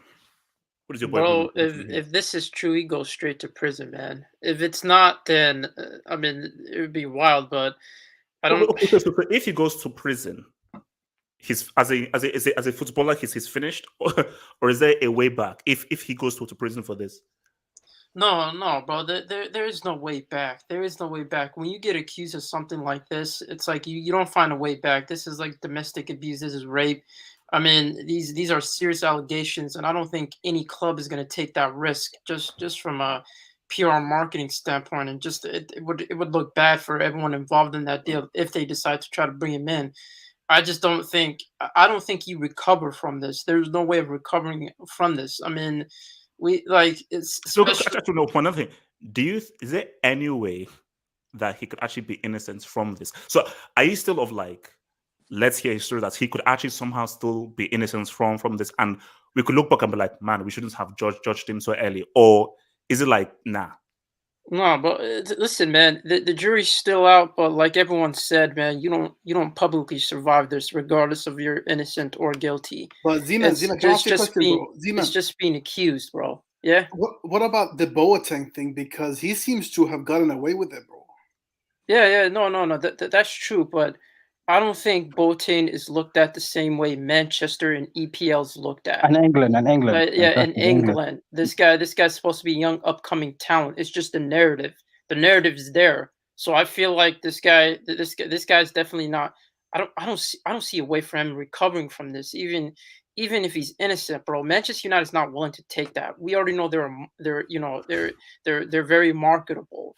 And stuff like this, you can't come outside from that. And if he ends up being guilty, I don't see a way for him back into football, let alone society, because everyone will know what he did. It's like he's a publicly known person in England. No. For society, look, see, Zeman, the sad reality is. No, I think. Look, the sad reality is he can't come back into football. He can come back into football. He He'll can't. He never just live can't. this down, just not in England. Just not in England. Lower tier can't, football. Yeah, he can't. He just never. He won't sniff like the Premier League state. No, like, yeah, it see, just, it Premier was League, no, one- no. Or even Championship. Even Championship, man, League because One. anything, let's be anything real. basically anything with TV rights that's up in the Yes. realm Yeah. of Sky, Yes. BT. He's not sniffing any of that. But aren't majority of English divisions, don't they have TV rights like League One, Yeah. League Two, Not, Yeah. no, Championship? but they don't have the same kind of branding that the Premier League has. Yeah. Premier League is a major international brand. Nobody in China, in Japan, in Nigeria watches Division 1 or Division 2. Premier League is something But that has I think he's done in England though. Just in England, I don't know how he can go around playing football in England. Hassan, United. Hassan, Bro. I think in England he can, but for a lower team, he can't. maybe in a foreign nation Yeah. that doesn't have the same type of viewership and whatnot, he could possibly survive. But to be honest with you, in terms of just him staying in like a legit league, a top league, even the MLS, like there's no place he can go to that's a really developed league or developed nation in football. So I don't see that happening. He could play in the Church League in Colombia or something like that. There was a we probably want to move on, but there was this just one thing. There was this thing going around that it was the fame and the money that changed him and everything. Me personally, for me, like I think the fame and the money is just is something that would make another individual, like you being a scumbag is like that's just part of you. I feel like. No. Yeah, I feel like it just shows his true colors, though. Exactly, That's all it does. It gives. I feel like it gives an individual a sense of invisibility. No. It's like, you know what the people say, like we say, oh, it was the drink. No. Yeah. That just shows your true colors. Exactly. Or so forth. Or so, I was angry. Oh, exactly. Because you're in that situation, your true colors. You see, you ask Xbox Live. Simple. Xbox Yeah, Live. yeah. Like those guys that say those racist stuff on Xbox Live, they never say to me in my face, but because it's Xbox Live and you're in that situation, because you're drinking in that situation, you're not showing your true self. So don't say, oh, they fame on money. Bro, Rashford is famous and is rich. Look at what he's doing. Nobody asked Rashford to go and give money to go and help kids. He did that off to his own volition. So it's about the type of person you are. What's it called? Juan Mata. No one asked Juan Mata to say 1% of my earnings will now go to the poor. He just did that. You know, so so let me just take some dubs and we'll probably try and just close this off. Alex B says VAR check red folk. Oh yeah, don't worry, I already sent him off, man. You know, and again, I didn't even want him to even speak on him. I didn't even know why I even lied to speak. He's actually apologized, HH. Oh, has he? Oh. What do you about a statement? Yeah, okay. Honest Black Stars fan. I'd like to be Ghana's rep. Cause a disgrace. Hey, look, but we're looking for replacements, man. Benjamin says, "Core Adam and Eve also talked to us." Well, Core is built different. I mean, this guy went back to the beginning of time. I will not comment on that. No, he was going somewhere until he didn't. Yeah. Marcus Rashford MB disgusted. I wasn't even close to Greenwood. #food. Didn't have the hashtag people. Cristiano Ronaldo, Van Nistelrooy versus me. I won. Greenwood versus me. I won. I don't know. Okay, what? I don't get that. Mega said, do research on Jeremy Meeks and see what I mean. Who the hell is Jeremy Meeks? Who the heck is Jeremy Meeks? Kelvin Tahiru, thank you for the dub. Greenwood slept downstairs with his United jersey on, and Ralph didn't see him this morning. Between his future and girls, chances were wasted like grand theft auto. Thank you, Kelvin, for that, man. Thank you, bro. Thank you. So imagine, thank you, Shadow Sweet Boy Nasa says, imagine if Core had 20,000 subs, it would be terrible. Bro, I don't know how Core even has anything because the guy is just look, I don't know, man. I don't know. Nas A, thank you, dog. Core, you're talking crazy. Hello, yes. God forbid that was a family member of yours. Regardless of motive, from the evidence we have, his actions were foul. 100% Nas, I agree, bro. And Nas A again says, unconditional support and idolization of players and clubs is a form of delusion, mental illness, which is a bigger issue than football. That's why I love Twitter. Because on Twitter how can you say these things? How could you even think of saying these things? But you don't know what it is? Attention. Because do you know what the scary thing is? Somebody will say something wild about this situation. The Thing he said isn't the wild thing. Look at how many retweets. Look at how many likes. That's the worrying thing. It's not really this. It says this is bad, but it's nice. This has like 1,000 likes, thousands of likes, because they're just people who are just sick. You know, they're just people who are sick. So, and I think that is why, like, when you just talk about humanity, it's everybody, and we have to share the world with everybody, all sorts. You know, all sorts, man. But I mean, Ricardo, man, how with this whole great? Sorry, I didn't come to Gatlock. Gatlock, your thoughts on this? I didn't come to you, bro. Gatlock. Although he's not there. So, Ricardo, man. So look. Oh yeah, go for it. Wait for it, bro. About Greenwood, or is it a different topic? No. This is still Greenwood. Okay, bro. I think I don't even know what to make of it. The funny thing is, I actually heard this from like, I didn't go on Twitter until like afternoon time, and when I just saw it, I was like, Greenwood. Like, oh god, another case that's probably going to be innocent and whatnot. And then I heard that this dude actually, it was his girlfriend. It was who was it again? There was audio and there was a picture. All I saw was the picture. I don't know what Greenwood's voice sounds like, and I ain't into any of whatever kinky shit he's doing, so I didn't listen to the audio. But based on what I'm hearing, the audio, it's actually him, or it's very close to him. Based on that, man, I honestly don't know what to say, because the thing is, homeboy is, I mean, how horny are you at 21 or something? I don't understand, and I just don't get it, man. Because I'm pretty sure it was, I think, a year ago or so. Oh, by the way, guy, Abdul, just to say, 2020 November is 1 year and 3 months ago, not 2 years. That's a bit of an estimation. That's one. Two, yeah, it was about that a moment where he got ostracized from the England national team. And it's like, I think Foden was supposed to be the guy with him, but I don't know what's up with this dude. But wasn't that abroad when they went out during COVID? Iceland. Yeah. But it was a different thing. I sent it to HH. He hasn't shown it. No, I did. No, he did. No. I sent you the news article from the Mail report. Oh, okay. I'll check. Sorry, but in England they're not allowed to say the name, so that's the problem, because if he's not proven guilty, he can sue them for defamation. You know what I mean? Yeah. Yeah, so the thing is, I never understand the concept of rape. Like, I just don't understand it. Like, it takes all sorts to make the world, man. It takes all sorts to make the world, man. The world because, is a big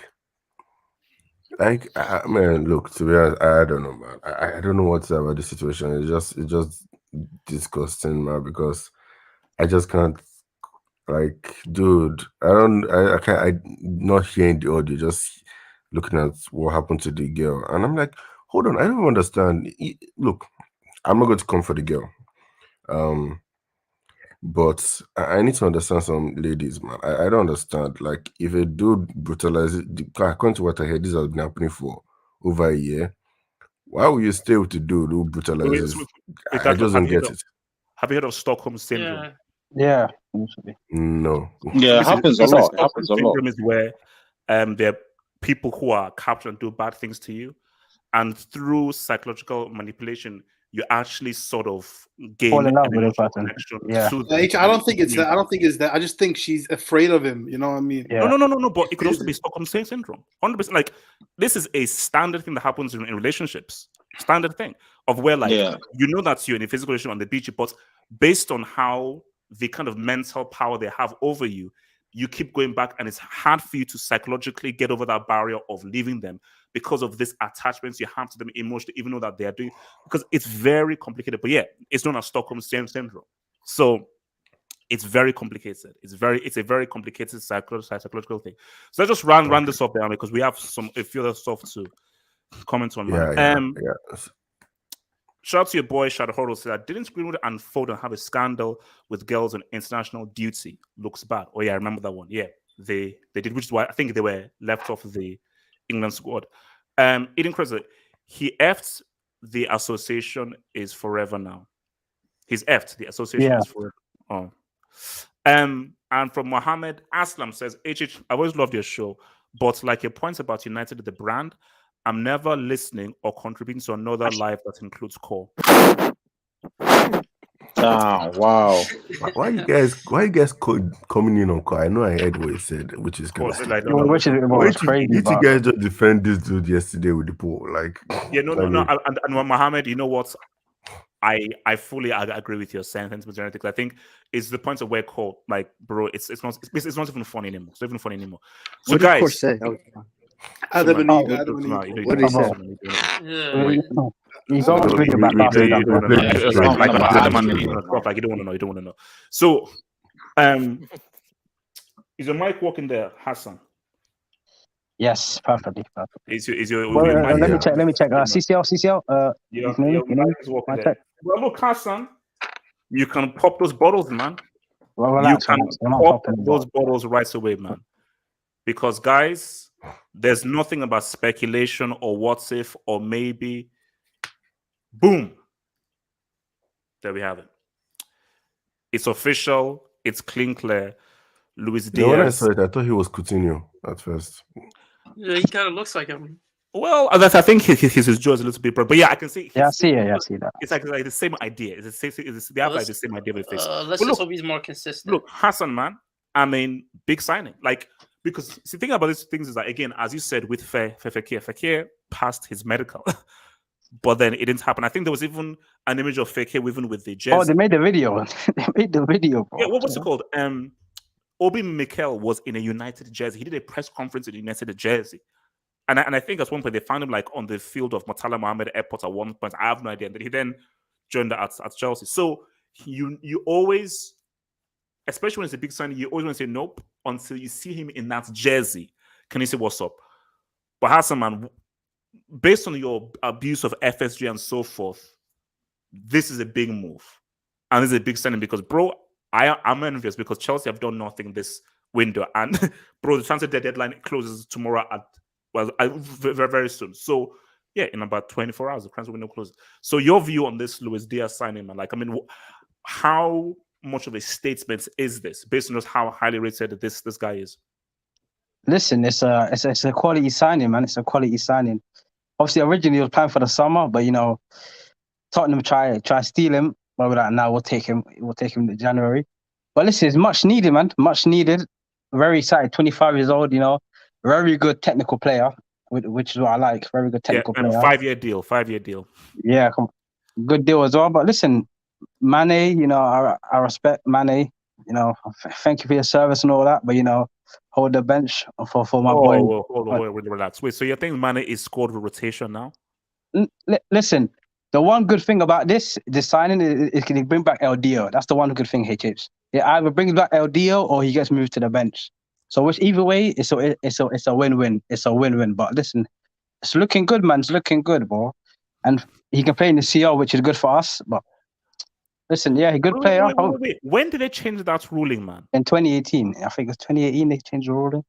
Oh, okay. So basically, if you've played for one club in a thing, that means you can re-register someone before the knockout stage. Yeah, but there's a limit. Yeah. I think 2 or 3 players max or so, give or take. Yeah. But listen, a great signing. Klopp's doing what he always does. He finds a good player for a decent price and he turns him into a world-class player. So hopefully he's one of the next ones up. Man. And I think that's our first Colombian signing, which is pretty exciting, man. So, I mean, Ibs, as a United fan, Liverpool a rival, and I believe you guys have not bought anyone. I mean, we're going to talk about and so forth. How is your view on the fact that Liverpool have got Luis Diaz in January, and United are still trying to find groundnuts, peanuts, and Indomie in the January window? Yeah, and we're just selling players like it's a market sale, man. Yeah, I think it's a good signing, man. I can't lie. I gotta keep it honest, man. #truth is a good signing, man. Especially like he's a street footballer, man. That's what I like. He's got that street ball about him, man. So I think Klopp as well. I think Klopp, he's the type. He turns gems into diamonds. You know what I mean? Like that's the thing. Yep. He turns So I think he's got the potential. I don't think he's gonna go straight away and start balling out. You know what I mean? So I think it might take a bit of adjusting. He has to adapt because again, Premier League is much higher than the Portuguese league, so he has to adapt. Yeah, he has to adapt, obviously, but it's a good signing, man. FSG, they finally spending the dollars, man. It's about time because Klopp's been working with scraps, squad wise, for about 3 years. Like they're not been signing no one. Obviously, Hassan knows he's been angry with them, but they've not been signing no one. So this is actually a good signing. I'm still not happy, bro. Yeah, but it's at least he's going somewhere. You know what I mean? At least he's going somewhere with this one. So I think obviously Mane. I agree with Hassan. I think his time's done. I think he's at the end of the road. It's time to start transitioning time, start moving on players. And I think it's going to ease his way out of the team. It's time to move on Mane? No. I think it's going to be a slow transition out of the team. I think he's going to get out of the team, Mane. Because he's not been good. He's not been good overall. Like this he has a little form 1 month, 2 months, and then he starts flopping or starts playing bad again. I think it's mainly the attack needs a new injection. Yeah, he needs competition. That's what he needed, man. That's what he needed. Yeah. So obviously it's a good signing. I can't even hate. Yeah. So who said they wanted to speak on this? Me. Oh, Gatlock. Talk to me, Gatlock. Yo, this is a good signing. Look, I don't really know much about this Luis Diaz dude, but I heard it's good. But if he's as good as so you didn't see him in Copa America for Colombia. Yeah, here's the thing. I was in Nigeria, bro. Okay, so when the Copa America was playing, that was some early morning time, and yeah, I couldn't watch it. Besides, being in Nigeria, they didn't really show it for me, so I couldn't. They didn't show it on Super Sports, so I couldn't watch it. But yeah, he plays on the left, right? Left winger. Yeah, yeah. Look, if Fernandes can make the jump from Portuguese to Premier League and ball, I'm betting this guy can do similar stuff. Here's the thing. Mane has actually been improving lately. You've seen him in but it's been a drop off, bro. It's been a drop off. I know. From what he did in that 99-point season, it's been a huge drop off for Mane. It's been a drop off, but he's still useful. He ain't Minamino level. Okay, he ain't Minamino level. He's approaching Origi clutchness level, that kind of stuff from the left. So he's definitely an option. Luis Diaz. But the thing is just the midfield of Liverpool. I'm still a bit worried about because they only have Curtis Jones, Thiago to create. I don't know which other creator they have. Fabinho is more defensive. Keita. You said Elliot's back as well. Elliot's back. No, Keita's issue for me is like against Atletico, the guy can be very good and he can be very shit defensively. And I'm just thinking of Liverpool in the knockout stages of the Champions League going forward and trying to defend as well. But still, man, he's a good signing, man, and I don't think they'll catch City, but I do feel that they will push for that second position. I don't know, as long as Chelsea are still having home. Look, let's not enter there, but you know what I mean. As long as Chelsea still have those people and this guy, we're pushing for a striker. The gap between second position is on lock. Because you have been saying that you're in the title race, Liverpool have more of a shot than you. That's what I'm just saying. Anyway, this is a good sign. Man. So of course, wanted to talk. Can I speak about Luis? Yeah, Suleiman, talk to me, man. Is my clear? I've been having a little bit of issue, but okay. Yeah, we can hear you. No, listen. I think Luis Diaz. He's a very good player. I watched him against Argentina in that semifinal against Colombia, and he was very good. He's the one that equalized against Argentina. And listen, I mean, either he benches Mane or makes him better. So it's a win-win. And you said it was a 5-year option, 5-year deal. Yeah, the 5-year deal. Yeah. You know who else was a 5-year deal? You know who else was a 5-year deal? Solomon don't. Solomon. There's a thing called read the room. Euros for £5 million is what triggered the risk clause.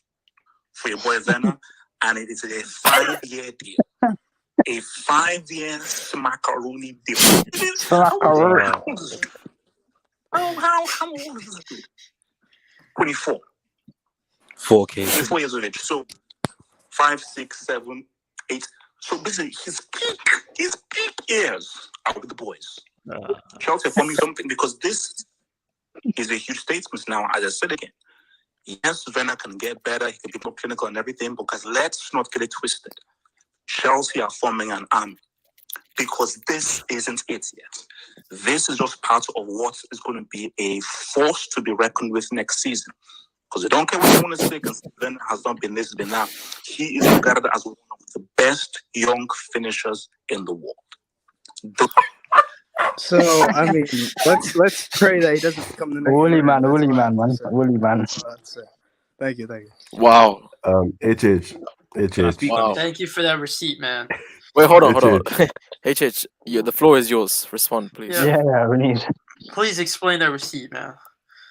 And Willerman, thank you for bringing that. Yeah, thank you, Willerman. Well, that's great, man. Your work is appreciated. HH. I'm actually kind of sorry. Just A saying sorry. 5-year smackaroonie, bro. Smackaroonie. His peak. Chelsea are building an army. One of the best young elite finishers. Elite. Anything to say at all? I'm just saying the HH jinx goes on.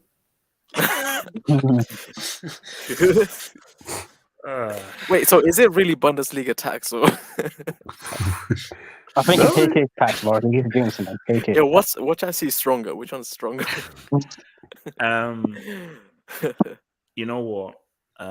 I'll again, YSK Jackson. I blame you here we go. for turning Suleiman. Wait, guys. Guys, am I wrong? Wow. Before, when Suleiman first came here, this guy was This is a false softly narrative. spoken. False narrative. Always they say, "Oh, how Well mannered. Ever since YSK came with his rugged, rude, abusive ways, this guy has been using receipt. Bro, like YSK, you're a horrible influence. Horrible influence. You've ruined this guy's Suleiman. Once again, I say this again. Suleiman is he's his own man. Suleiman, YSK is not a It's nice Woolly man. It's Woolly man. No, YSK is not a nice person. It's his own self, man. You shouldn't be falling from YSK. He's a very bad person. No. He's his own man. He's his own man. If that is fully you know that me and that ass. Okay. Z-man, talk to me. Talk to me about this bloody deal, man. Nah, man. Shout out to Liverpool. They actually signed an incredible player based on what everyone's said about him. Go easy, man. The little amount of things I've seen about him, man. But he could be a Mane replacement in the long term, which then, Mane could probably, I don't know. Mane, that means you guys have more options up top. Wait, why is everyone trying to get Mane out of here, man? No, it's just based on his performances. But if this guy's as good as everyone says he is, as good as what I've seen in Colombia, he could end up replacing him. But just in terms of what he offers, he's more dynamic. He's a creative force up front, which would be just a great partnership for someone like Salah. So I feel like this is great business, and Liverpool are finally doing their job. As an elite club, actually recruiting players that have high quality and for cheap, which is wild. He was only worth 40 million or 30 million, and then this is great recruitment. Only if a team from London could actually get a winger. I heard Dembele is available, but we're gonna talk about him. Zimon, we're gonna have a discussion. Don't worry, we have a whole Dembele topic to get into to Us. Can I speak about this? Dembele. Anyone else want to talk about it? Yeah. Let me go. I think this is a good signing because I think Mane has peaked. Like, whoa. Yeah. I still think he's a good player, but if Liverpool want to win their big trophies, like, they need LDO, and that player is in the past. That player's gone, and I feel like Mane, he needs to be upgraded. Is the nice word to put it. He doesn't need to be sold or leave, but he needs to be upgraded. And I feel that Diaz is a good player. and Klopp might make him world class, because I've seen this guy, and he's a baller. Like, he's got that technique, as you say, and yeah, he's just a baller, and I feel like in the next 6 months he's gonna be a starter for Liverpool, and it's gonna be interesting when the Champions League comes to see their front three, because Jota is a starter over Mane. No, just yeah. So Hypothetically, this dude could be a flop. I'm just saying. No.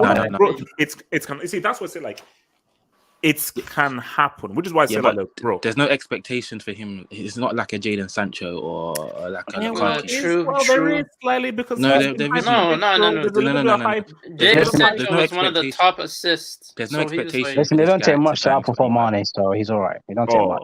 Don't take much. H's, can I go on this? Listen, I love Mane, man. I love Mane.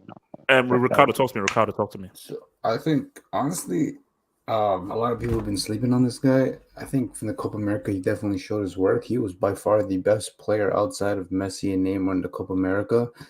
And the numbers don't lie. So it's not even just like just saying it for the sake of just saying it. He really is a good player. I'm not even excited at the fact that he goes to Liverpool and what his potential could be. I'm more excited at the fact that what Klopp can do with him, because Klopp is known for turning good players into world-class players. And I think this guy has a really high ceiling, especially seeing how, other Colombian players such as Falcao, who somewhat had a successful career, and then to me, James Rodriguez kind of threw away his career. I think this guy, when you learn about him, like when you hear his story, his humble beginnings, his story is crazy. I think he will fulfill it, and I think Liverpool got a really good player, and I think give it a year, I think we'll start seeing this guy will definitely be one of the better winners in the Premier League. All right, man. Let's not get to the realness right now. Man. All I'm saying, HH, he's gonna score against you guys in the League Cup final. Suleiman. No. If someone that's the one says something, no, you can't say anything. No. Ziman is a mic walk. Yeah. Ziman, you can't. No, Ziman, no, you can't. No. What's up, Ziman? Now, I need an explanation because the clock is ticking. Tick tock. Yeah. Vote for Aubameyang, man. Tick tack. Tick tack. I've been hearing so many things. I've heard United. I've heard Chelsea. I've heard United. I've heard so many things going through, but the clock is ticking. Is this going to be a last-ditch deadline day? Because now what I've heard from Fabrizio has said that Man United. Let me even bring up my guy's tweets. So this is what Fab has said, because people say, "Oh my gosh, United have comment." So Fab says 3 hours after another chapter of this Dembele story. Sorry, let me just fuck this guy. There are no updates yet. No agreements between Barca and PSG. All quiet on the Icardi side too. So I think they wanted a swap. Man United not planning for Usman deal. Barca will push to find a solution. Want to watch on deadline day. It doesn't look promising. This doesn't look promising. So Ziman, I'm thinking that your dream to get him off the book. Because my thing is that even if you get him off the books, is there even time to hash out a deal? Because what I've heard as well, maybe we'll do this after this as well. Because I heard something about Aubameyang saying he can pretty much play for nothing. But let's leave that to one side. Let's focus on Dembele. It's just not happening, is it? You're not going to offload him between now. There's already been agreements with Aubameyang, so it's just a matter of offloading him, if anything. So the whole deal depends on him leaving, and with the rumors going around, it seems like PSG are the closest amongst all the other clubs. People saying PSG, but I've not seen any concrete thing with PSG, bro. I mean, let me. They're the ones that are negotiating, and then Tottenham came along, and I think Dembele rejected them or something like that. So there's, EPL clubs have also been willing to negotiate with them, and I heard that if this goes through, it seems like Barcelona could actually get some cash from these clubs that are negotiating, in terms of, like, I think it's within the regions of 20 million for a guy that's at the end of his contract. This seems like this is going to be a hard deal to come past, and I just feel like if we're able to find a way to negotiate, to get him off the books, I mean, I mean, there aren't that much last, aside from Aubameyang. Taifiko deal seems like it's complicated. I don't think Ajax are really willing to let him go. So it seems like everything's being worked out, and it seems like Dembele or his agent is pushing for it, if anything. So if we, if we get this done, this is a masterclass. You got money for a guy that's supposed to be gone. Whoa, Z-Man, you bought him for like 150. You sell it for 20. No. Get rid of his wages. Getting rid of. That's called reverse. Zeman, you still need to take Hassan to for the Coutinho finesse.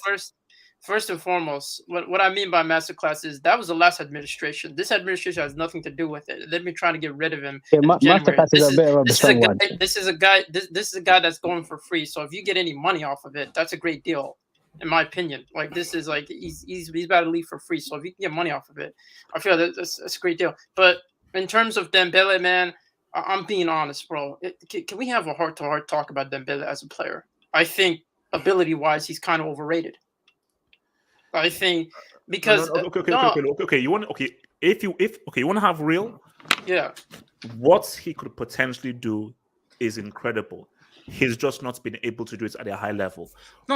I saw this guy do for Dortmund. See, my thing is This is the rest of the matter is what he did at Dortmund. He's never done for Barcelona. What he was doing on a consistent basis for Dortmund, the kind of goals he was scoring, the way he was getting past guys, and the kind of ability he had on the ball. I was like, this is a crazy talent. But for some reason, he's never so he's shown hints, but he's never shown what he showed for Dortmund for Barcelona. There's a reason why Barcelona got him in the first place. Because look at what this guy is able to do. Although that's my problem. Ability.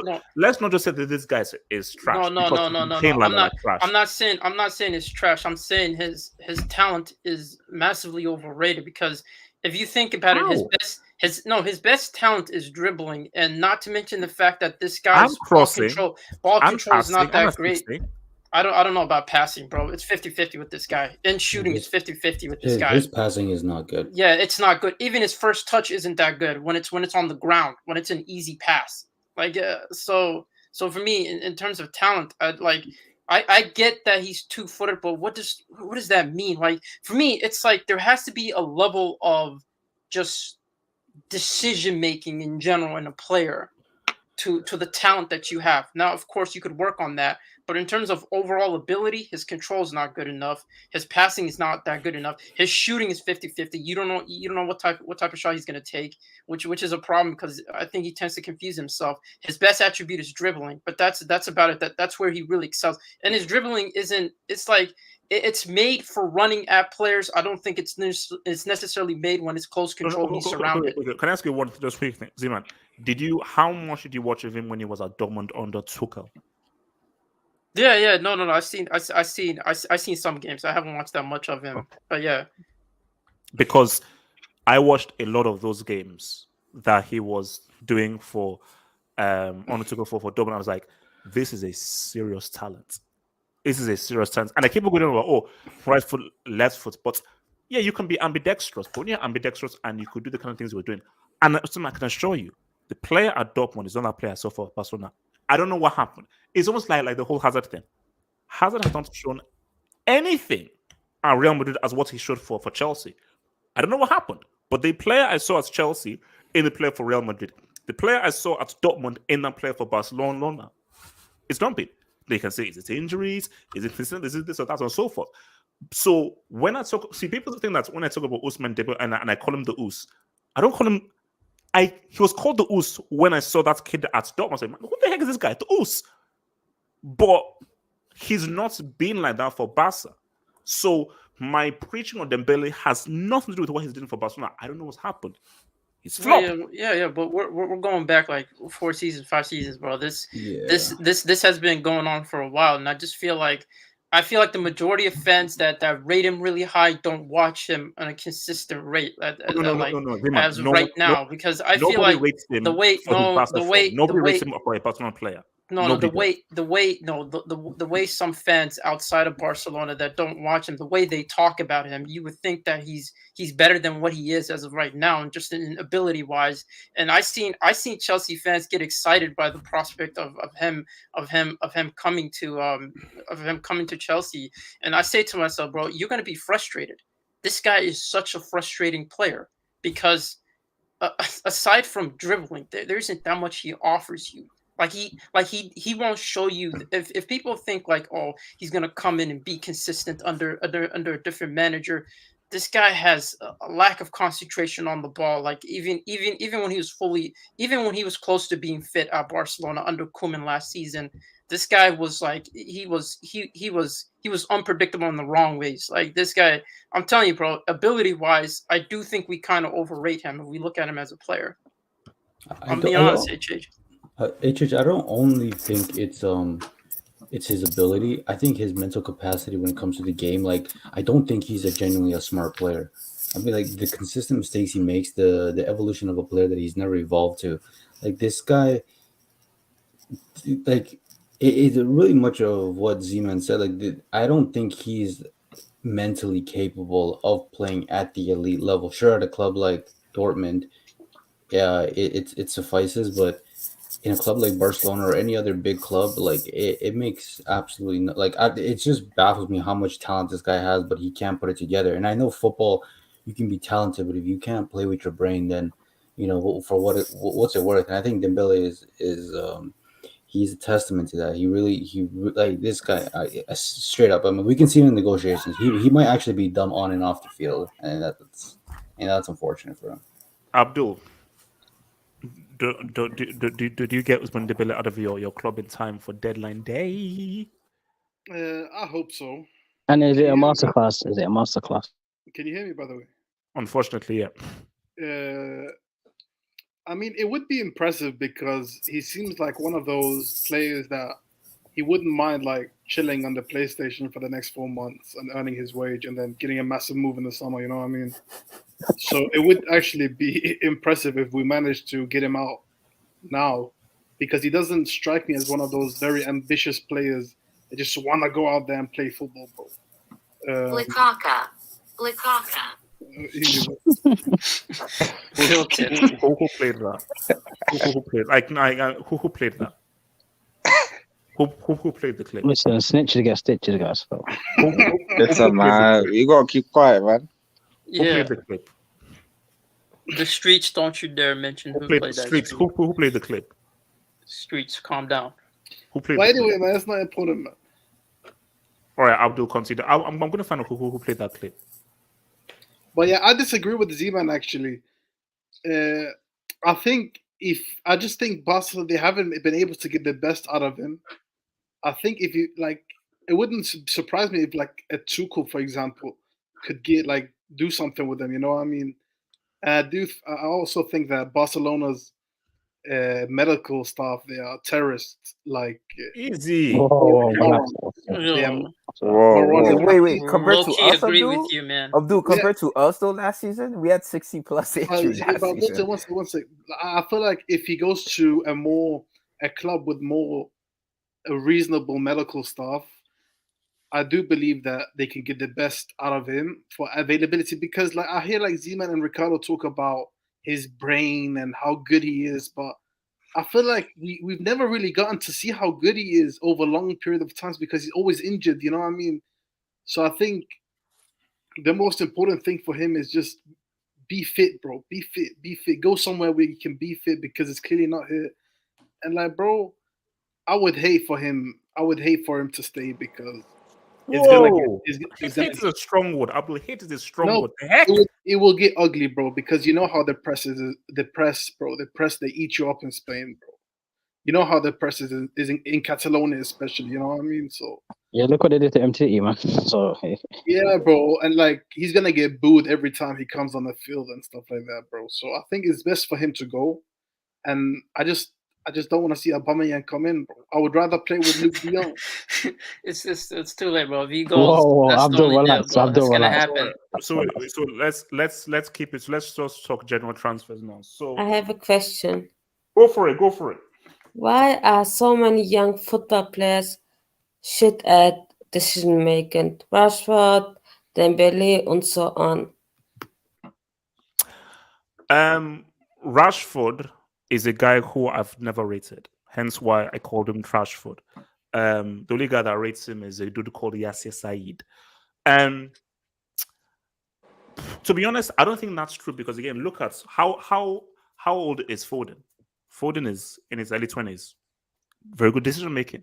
Who is his coach? Klopp. Sorry, Pep. But look at Bellingham. Pick guys. Thank you, Bellingham. Harvey Elliott is a young player. Mount. No. You can still see him say Mount. I said again, I don't rate Mount. His decision making is actually okay. Saka's one. He's just not quality. Nah, Saka's another one. Saka's on one as well. Werner.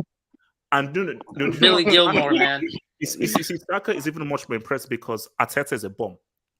So he's actually a very smart player who is very young and probably has very good decision making with a bomb as a manager. So I do think that it depends on the kind of players that you're looking at. As like, if you're talking about like a Rashford, Greenwood, Greenwood's decision making on and off the pitch is trash. So So and my thing, I told you, I never rated Rashford. I never did. I never did. I said no. This guy has no brain. This guy has no brain. And you see, does Mount have good decision making? Listen, you got an assist in a CL final. Wait, remember this? Remember this?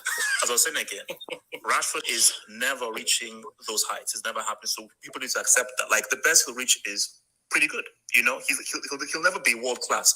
So I just think the best thing for Rashford is I need to see him show up more in big games. That's what I want to see. You're done. You're finished. You're finished. Stop talking now. Nope. I'm being rude. No. I need you to let him finish. Let me come in. Trust me, please. Thank you. Thank you very much, Serie. So, until I see him, I need a goal in a CL semi or CL final. World Cup semi or final. Euro semi or final. You see, you almost got a full dub. No, but almost got a full dub. There's no lies there, though. No lies. Why you bomb?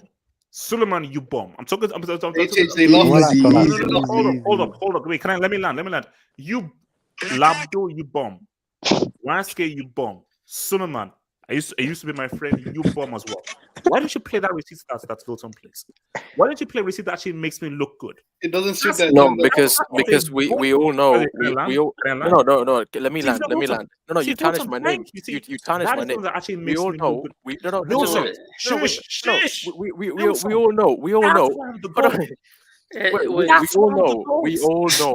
This is common knowledge. Here we go. I mean, you get one right after every 1,000 you get wrong, though. I'm still HH. Your conversion rate is You don't admit the receipt even more funnier. You're still LL, yeah. You're still LL, man. What made the receipt funnier is that because you remember how you said he has to ball in the. You say he has to ball in a. Wait, why are you surprised? Please let me land. Why are you surprised? They abused me. They insulted me and everything. Look where we are now. Look where we are now. Abuse me. It's like what makes it funny is what makes it funny is that Rashford missed a penalty in the Euro final and he said No. HH. To be fair, Wilton is your Mason Mount. We've already discussed this in the Hangout. I remember it was years ago. It was discussed that Wilton is your Mason Mount. It's your Frank Lampard, man. I need to respond as much as I don't know where you're on about. Wait, hold on. Let me say something. Hold on. Honest Black Stars fan says, now I agreed with Daddy Oos on call. Cringe kid. Look, the guy's beyond cringe, man. Timo Werner, what the hell are you doing here, you bomb? HH, why do you hate me? I gave you this macaroni CCL. Thank you, Timo. Thank you. I mean, respect Timo. You're a bomb. Stop watching my channel. Get out of my freaking club, you bomb. Eden Michael Hazard. Even when I abuse the buggers, HH still loves me. Okay. Eden Hazard actually he's on a diet. He's not had a bug in like 6 months. So now this is interesting. So I'm gonna have to come to you Samasi with this. Philip B. HH Lewandowski contract talks have broken down with Bayern. Chelsea looking to pounce in the summer. Now let me rewind. Rewind it back to last summer when I did a video. I said that Lewandowski was my first choice. I never, not a single word came out of my mouth that said Lukaku. I didn't even say Lou. I didn't even say Lou. I didn't even say Ka. Nothing if my word even said Lou. I once said Lewandowski. That was my priority. I met Abramovich in a yacht. We had caviar. I said, Rome. Thank you. This is great food. The shrimp is amazing. The chips is wonderful. The salad is exquisite. This yacht is amazing. It's beautiful. I would like a room on the yacht. He said no. He almost threw me overboard. I said I can't swim, but now I can swim. But those are the sharks there. But he said, okay, I'll give you Lewandowski. So let me now come to Samasi, who of course is a Bayern fan. Samasi, is this true that the contract talks have broken down? If it is true, what price do you want for us to get Lewandowski off of you in the summer?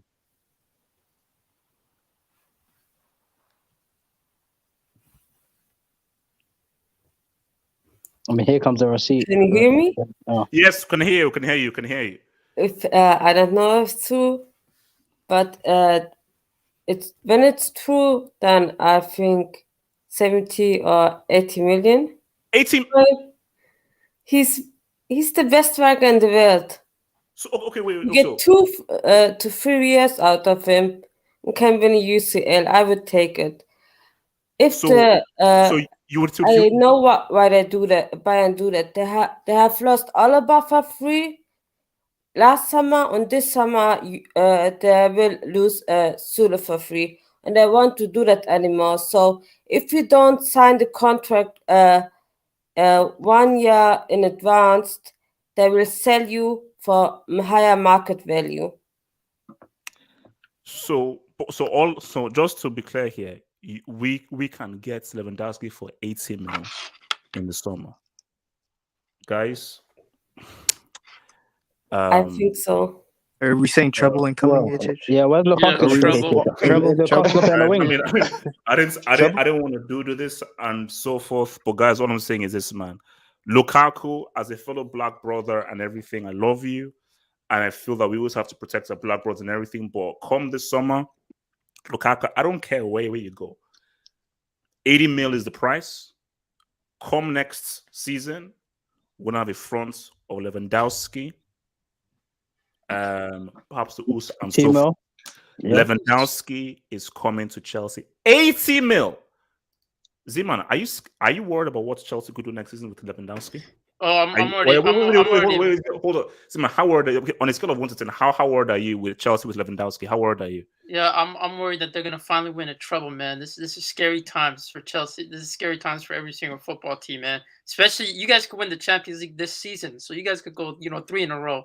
They still win the treble this year, man. They still win the treble. This is scary times, man. Especially with Dembele on the flank, and then you have Lewandowski. This is just like Lukaku for small games. You can bench Lewandowski for the small discussing games. bench. You have Lukaku and Timo Werner on the bench, like as luxury players. You play them when you. And Basmati Rice soon. Basmati Rice.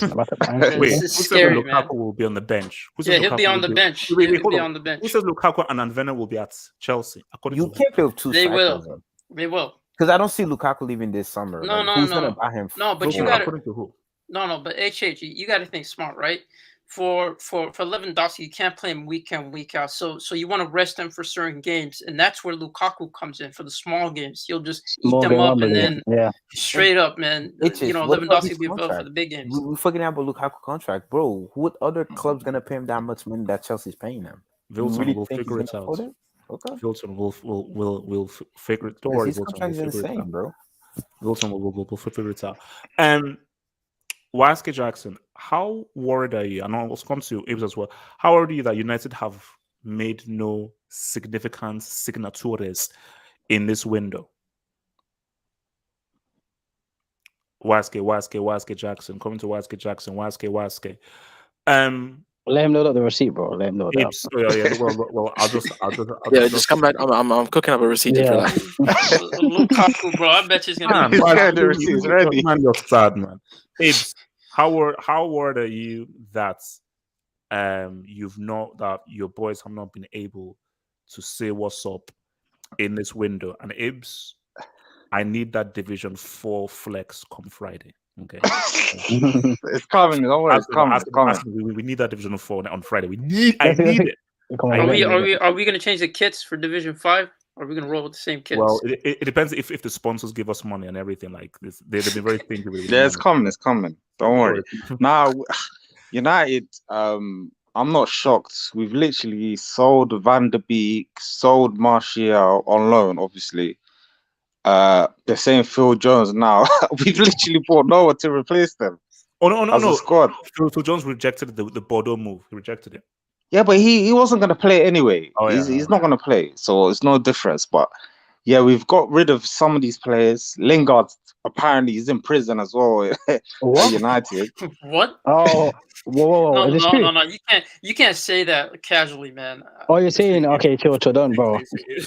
Ibs, I actually thought he actually was in. No. I said at United. Oh, okay. I said at United. Just chill that prison talk, bro. Chill that You already had a prison talk. Sensitive times, man. Sensitive times. Yeah, I said at United he's in prison because he's not being let go. He's not being sold. He's been demanded to leave.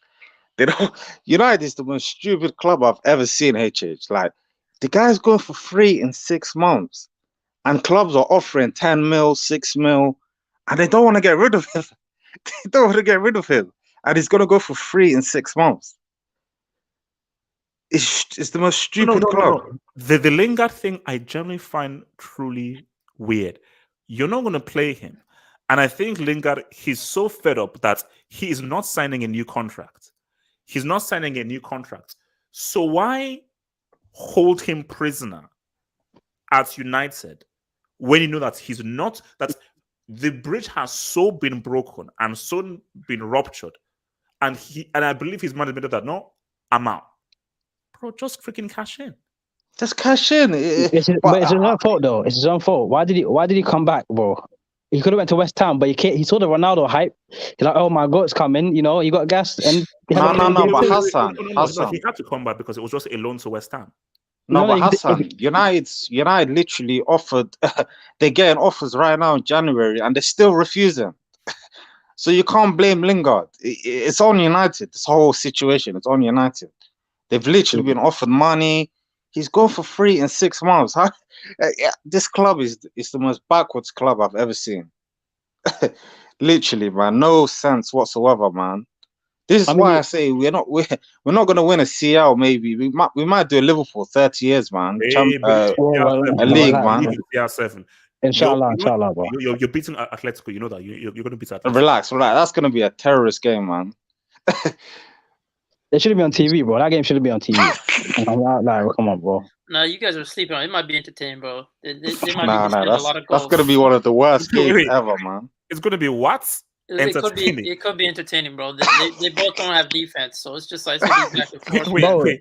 Ziman, did you do like 4 lines of coke before you said that statement? Well, this might go to pens, bro. It might go to pens. Why scare you bomb? Don't play the receipts. Why have United signed nobody, and why are United so trash? Why haven't you won a trophy in like six years? You know. I'm still cooking. Sorry. What are we talking about? Why mute your mic, man? As I said, why haven't United bought anybody this window? And won a trophy in 6 years. Yeah. That was unnecessary. Didn't need that, Hassan, but thank you for the contribution. Whoa, Wiseky, respect our star to defend him. And no, I know. No, that's what I thanked him for. No, I just repeat what he said. It's not my opinion. I know. Don't worry, Hassan. It's okay. It's this guy hater. I believe the rag, Ralph. The rag. Ralph. The rag. Actually, that sounds insulting. The rag. Hey man, even rags come in useful. They come in useful. So no, I think I don't think we're buying anyone. To be honest, in January, I think what we need right now is to sort out the midfield, and I don't think we're getting anybody because I believe Zakaria was the one of the options. But he's not gone to Juve. Yeah. What about the RB Leipzig CDM? Aren't you guys linked with him? I don't even Was know that his Lima? name. Was that I don't Lima? even- I think that's his name. Lima, isn't it? Yeah. Lima. Lima. Yeah. Yeah. I mean, listen. I think for United right now, I think it's just a case of vibes and inshallah until the end of the season, because I've already made up my mind. We're getting knocked out by Atleti. Relax. No, Hassan, it's Please, hashtag Diaz seven hashtag. times as Why? well. Do you know how honesty. shit Atletico have been this season? Like, you Hashtag know how honesty. bad they've been? This is a 50-50 game, man. Yeah. Honestly. Hashtag. Sorry. Wait. Can Wait, I do you know speak? Cristiano's record against these hold on. guys? No, no, it's, Do you no, know it's fine. Cristiano's record against these guys? No, I don't care. He's finished. We're getting knocked out by Atletico Madrid. I dare Diego Simeone to lose to us. I dare him. Boy, parking nukes, bro. Like, see, parking So nukes. I think thanks Hassan. So I think the only other competition we're left is the FA Cup, because the league is done. Top four is going to be a battle. It's gonna be a fight because I believe London Blues are still quite a bit ahead of us, and also Tottenham and that tree trunk Harry Kane is also right behind us as well. Don't disrespect Harry Kane. Don't disrespect Harry Kane. So respect no, Harry Kane. wait, no, you heard me right the first time. Respect Harry Kane. Sure. So I will show no respect. I'm telling Queen Lizzie, bro. I'm telling Queen. And you know, Arsenal. Listen, man, Arsenal are doing their thing as well. So if we, the Isak link is strong, bro. He went to London. United are doing so for like, even if you watch no one this window, you're getting relax. top four. Wait. Did you see the video of Isak in London? Yeah. In London, yeah. He's clubbing. And No, Arsenal fans are finished, bro. No, they're stalking him. He's in London No. for Relax. They were stalking him. Arsenal fans were telling me because the club in London, the colors in the club were red. It was a sign. It was a signing party. Bro, they went through his car history, man. This is desperation at its highest. But he has to come, man. He's signing. So sign the team, man. Look, those guys are wild, man. Those guys are no, wild. basically we're not signing anybody. We're not signing anybody. It's vibes and inshallah until the end. So yeah. But you know, I think a reason why you're not signing anybody is in the summer when you look at it on paper, you only did sign 3 players, you know. But when you deep it and like you didn't pay that much, it was like 120. How much was it? Like 70 and 40. Like you didn't spend like 200 M's. But I think in the summer you added a lot of wages to your wage book because, you know, Ronaldo is on like 500K. Sancho is reportedly like on over 300K. And so is Varane. So that's like over a million. Yeah. Well, Cristiano's on like 400 or something. And yeah, so like it's like a million on the wage cap every week. No, you know what I mean? I understand, Abdul, you're speaking from a Barca's point of view. I know financial stuff isn't really, you know, it's a bit of a sticky situation right now. But the wages isn't really a problem for us. But it is because you aren't allowed to have any more than 100 million losses over 4 years in the Prem. No, that's true. That's true. But we'll cross that bridge when we get there. It's not a problem right now. So at this point, don't worry about winning a trophy that they haven't won in 5 years. So yeah. Wow, guys, you like active today, man. Keep it respectful, man. Keep it respectful. Wait, hold on. Just don't let Newcastle win a Prem before you go. Abdul, focus on Napoli. Let me just. Abdul, that should be at least two yellow cards. Focus on Napoli. Do you get any advice for us? Kelvin's a hero. Says you gotta qualify for a first team match. Relax. Shout out to your finances. That's my advice. Shout out to your finances. Kevin says shout out Lukaku's first touch. That's my. Traore needs to be tested. He has 25 longs. He never stops running. FCB players don't need a change for their phones. They need a charger for the whole team. Okay.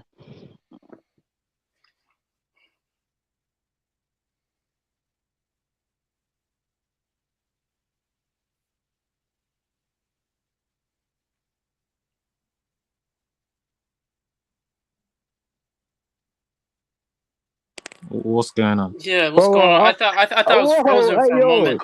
This got me shook, bro. My phone bugged Yeah, it out. got so quiet. It got Yeah. so quiet all of a sudden. Yeah, I was like, No, what's going that's a on? red card. Is That's a everyone- red card. No, that's a red You know card. when No, someone, no, you know when someone takes such a break and he's trying to process. But Is everyone just going to just be here? I don't say nothing. no, hey, that's a red card. Nah, bro, Yeah, bro. bro, it was frozen. For a moment, I thought it was frozen, man. Okay, you know what? All I right. don't say something crazy, bro. I say, what's wrong with me? Fair enough. Okay, I'll give myself a yellow. I'll give myself a yellow for that. Man. That's fair. You know, it reminds me of today's game when the AFCON referee went to go and grab the other guy and they're like, "Would he give himself a yellow?" Because, bro. Oh yeah. Like no, he actually tried to fight. Oh, the ref, someone. Yeah. He actually went and pushed someone. So look, before we close out the whole transfer thing, what deadline day thing do you think will happen? Dembele to PSG. Dembele has to go somewhere, right? But my thing is, all right, can he stay at Barca, just get paid, just sit on the stand and get paid? Wait, can you not sign a trophy? Like, can you sign a trophy? Can he not do that? Though? No, that was Wilton that said it. Abdul have to target United. No, I'm saying, can Dembele do that? Like, where he's like, do what He can attack Real Madrid, man. Like, just sit. Of course he can. Of course he can. There's no crime in him staying and just ending the bag. I mean, he'll be in the stands, but you know, it's bad for Barcelona because he's still gonna be on the wage, on their wages. But because I know people are saying, "Oh, the World Cup is coming up." Dembele already won the World Cup. Most players they don't even win 2 World Cups. Like he already won it. So he didn't really contribute. He didn't play the World Cup. And he didn't. I know he didn't play, but that song goes though. It's like how Pele only has 2 World Cup medals. Actually, he played in the World Cup. They made a song for him, bro. They made a song for like who shoot with both feet, Ousmane Dembele. So that's all. Yeah, I do think Arsenal, bro. Arsenal are gonna do something, bro. They have to, bro.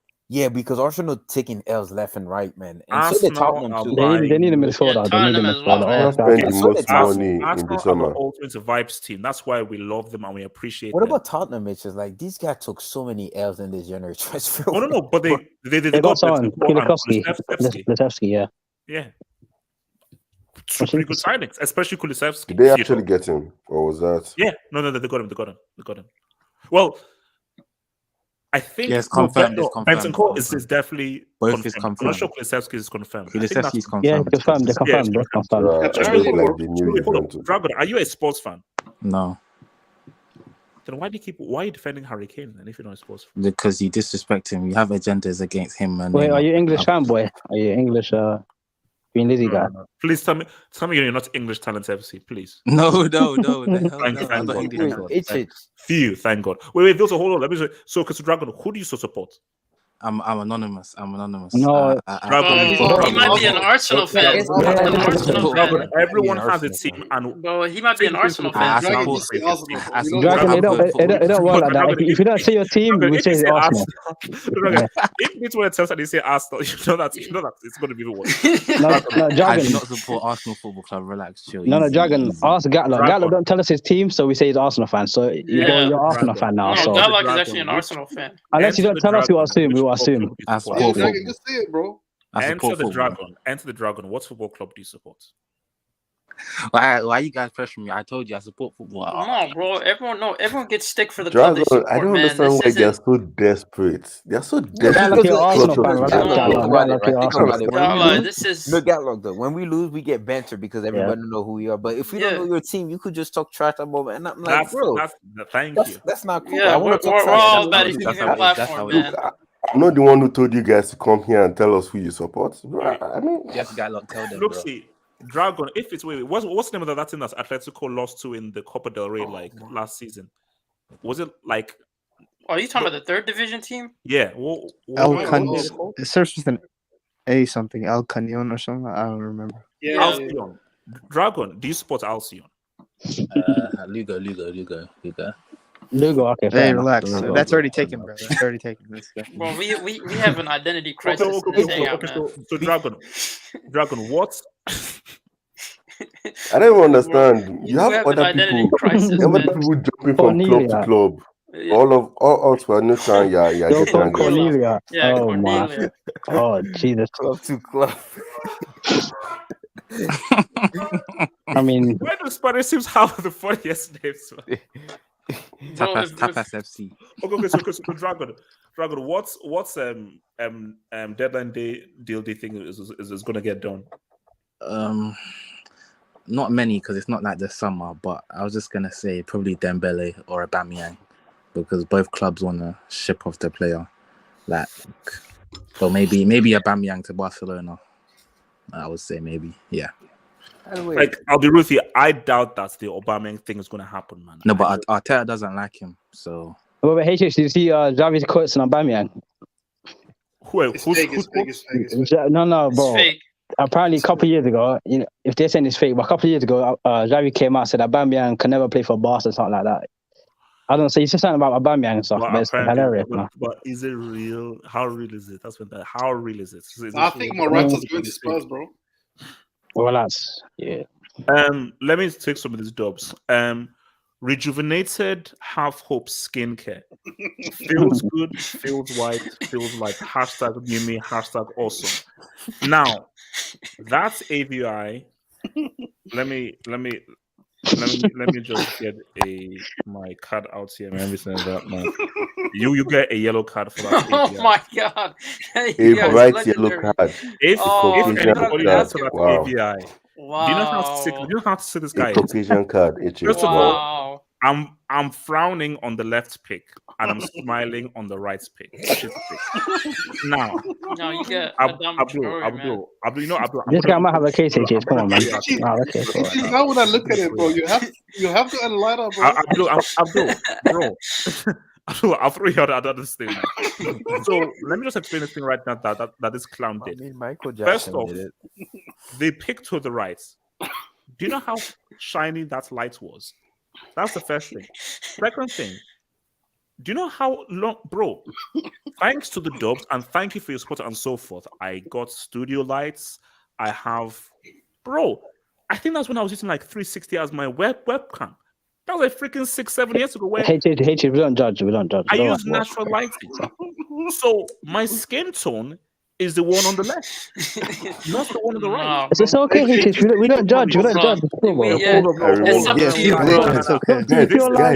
up to you, man. Guys, shut up. Who remembers HH post-match for Euro 2016? Because I take this very seriously right now. Was it Bleacher Ink? I say very seriously right now. Bleaching is something that I have a very serious thing against. I love my skin tone and so forth, and I will never ever bleach. So you even trying to make the accusation, I'll make myself look lighter. If I saw you on the street, I would beat the crap out of you. All right, I'll beat the crap out of you, bro. So the image on the left, that's me if you see me in real. But the image on the right, bro, do you know how high I have the freaking lights? So yeah. Give me a crap or skin piece of crap. From Abrit Fair, bomber piece of shit. From Abrit Fair. Arsenal are Bayern's kitchen and sport. Well, what are Chelsea then? Wait. Didn't we beat them in 2012? Relax. 17? Huh? English Talents FC. I support English. I'm cultured. P.S. Greenwood is Jamaican. This is the same guy that we're gonna ignore. We're gonna move on. No, that's a red card. We're gonna move on. We're gonna ignore that. Do you have a favorite player at least? So yeah. I do. Does everybody have a step on transfers? No, Neymar, sure. Oh, Neymar, okay. Oh, yes, HH, yes. Another Vilton in this Vilton likes you now. Vilton likes you. Dragon, Good job, Vilton likes you. Respect, man. We don't need to know his teammates. He has all respect. It's fine. Wait, I have my last one, HH, on transfers. I think Sancho might be moving to United. No, on the road though. I think HH. I think Chelsea are gonna sign a left back, bro. Bro, remember how everybody was saying Chelsea? Wait, Ibs. You can't let Abdul say that about Sancho. Well, someone's gonna play that Bayern clip of Coutinho, man. I could already see why he's that up. Wait, Abdul supports Barca, isn't it? He does now. Well, was the manager. Yeah, Abdul, man. Long live Longley, man. Long live Longley. All right. So, guys, let's move things on slightly, man. So, guys, sure that we are a very international audience, man, I want to ask a quick question. Do we have any Canadians in this chat? I'm Canadian. Abdul, you're Danish. There's nothing I ate Canadian about poutine you. the other day. Yeah, there's nothing Canadian Abdul, about you, bro. you're a non-Scandinavian Danish, and I hope that Just people have not because racially your, abused you your flags look Well, like well, Canadian. technically Canada was a British colony, so are we? Yeah. So basically, I'm we're part going to have Canadian. to take Come it on, man. from the American point of view. Actually, wait, hold on. Maybe this guy did. Wait, hold on. Let me. Undisputed is Canadian, actually. Hold And on. Barry as well. Wait. Ricardo, are you American or Canadian? I'm Canadian, bro. Okay. Well, Don't ever associate me as an American. Damn. Wait, Solomon, are you American? How much Golden Cup do you have? You're Gold American. Cup do you have? aren't you? Yeah. Don't worry about it. And Zeman's American, So, right? You know? Ricardo, Yeah, bro. you can take the lead here. Now, let me make a shocking admission. Now, don't hate me for this. I have never been to Canada. Yep. I have the closest I've been to Canada is Atlanta because my uncle lives in ATL. So that's the closest I've actually been to Atlanta. So growing up, watching Mighty Ducks, I think there was this film with Koros and so on. Basically, watching a lot of hockey films, loads of ice hockey films. I believed that Canada were mainly known for ice hockey. So these are the ice hockey. These are the guys that are amazing at ice hockey. So I never imagined in my experience that Canada football, no. But guys, CONCACAF qualifying, Canada are unbeaten. They are unbeaten. They have won their last 5 games, and they just beat the USA 2-0. And these guys are looking great. And I think we sort of mentioned this like some time ago, which is that what Canada have been doing is because basically there are a lot of people, especially immigrants, people sort of migrating to Canada. And unlike America, Canada has actually made a concerted effort of getting all of these people who have emigrated and actually done a football program. Something I've been saying that America should have been doing from years. But because they're so arrogant, they want to be like, oh, no. Super Bowl is still the biggest thing in the world, and we just leave our soccer moms and everything to do the football. Yeah, and Tom Brady is the GOAT, apparently. Athlete GOAT, What is it? Apparently, Tom Brady is the greatest athlete of all time, all that crap. Yep. So Tom Brady's the greatest athlete of all time, even if he literally does spend like a few seconds just throwing. Look, that's one side. So when Ricardo. Do you know how hard it is to play football? We're not talking NFL, man. To be fair, I agree with Vilton, man. Ricardo, you guys are disrespecting quarterback position. So Ricardo, as a proud Canadian, first of all, how proud are you that Canada are doing this well, and why is it that Canada are performing so extremely well? Because, bro, this has come out of nowhere. That's how well they're doing in this qualifying. It's a lot of things, and I don't think you can give credit to just one thing. For one, we are experiencing obviously the most talented group of individuals Canada has ever produced. We've had Junior Hoylett, who's played in the Premier League, played for a relatively small club in QPR. We have another player, the captain, Atiba. He plays out in Turkey, but we've never really had a group of talented players, and we're seeing that with obviously Alphonso Davies, with Jonathan David, and with Kyle Lauren.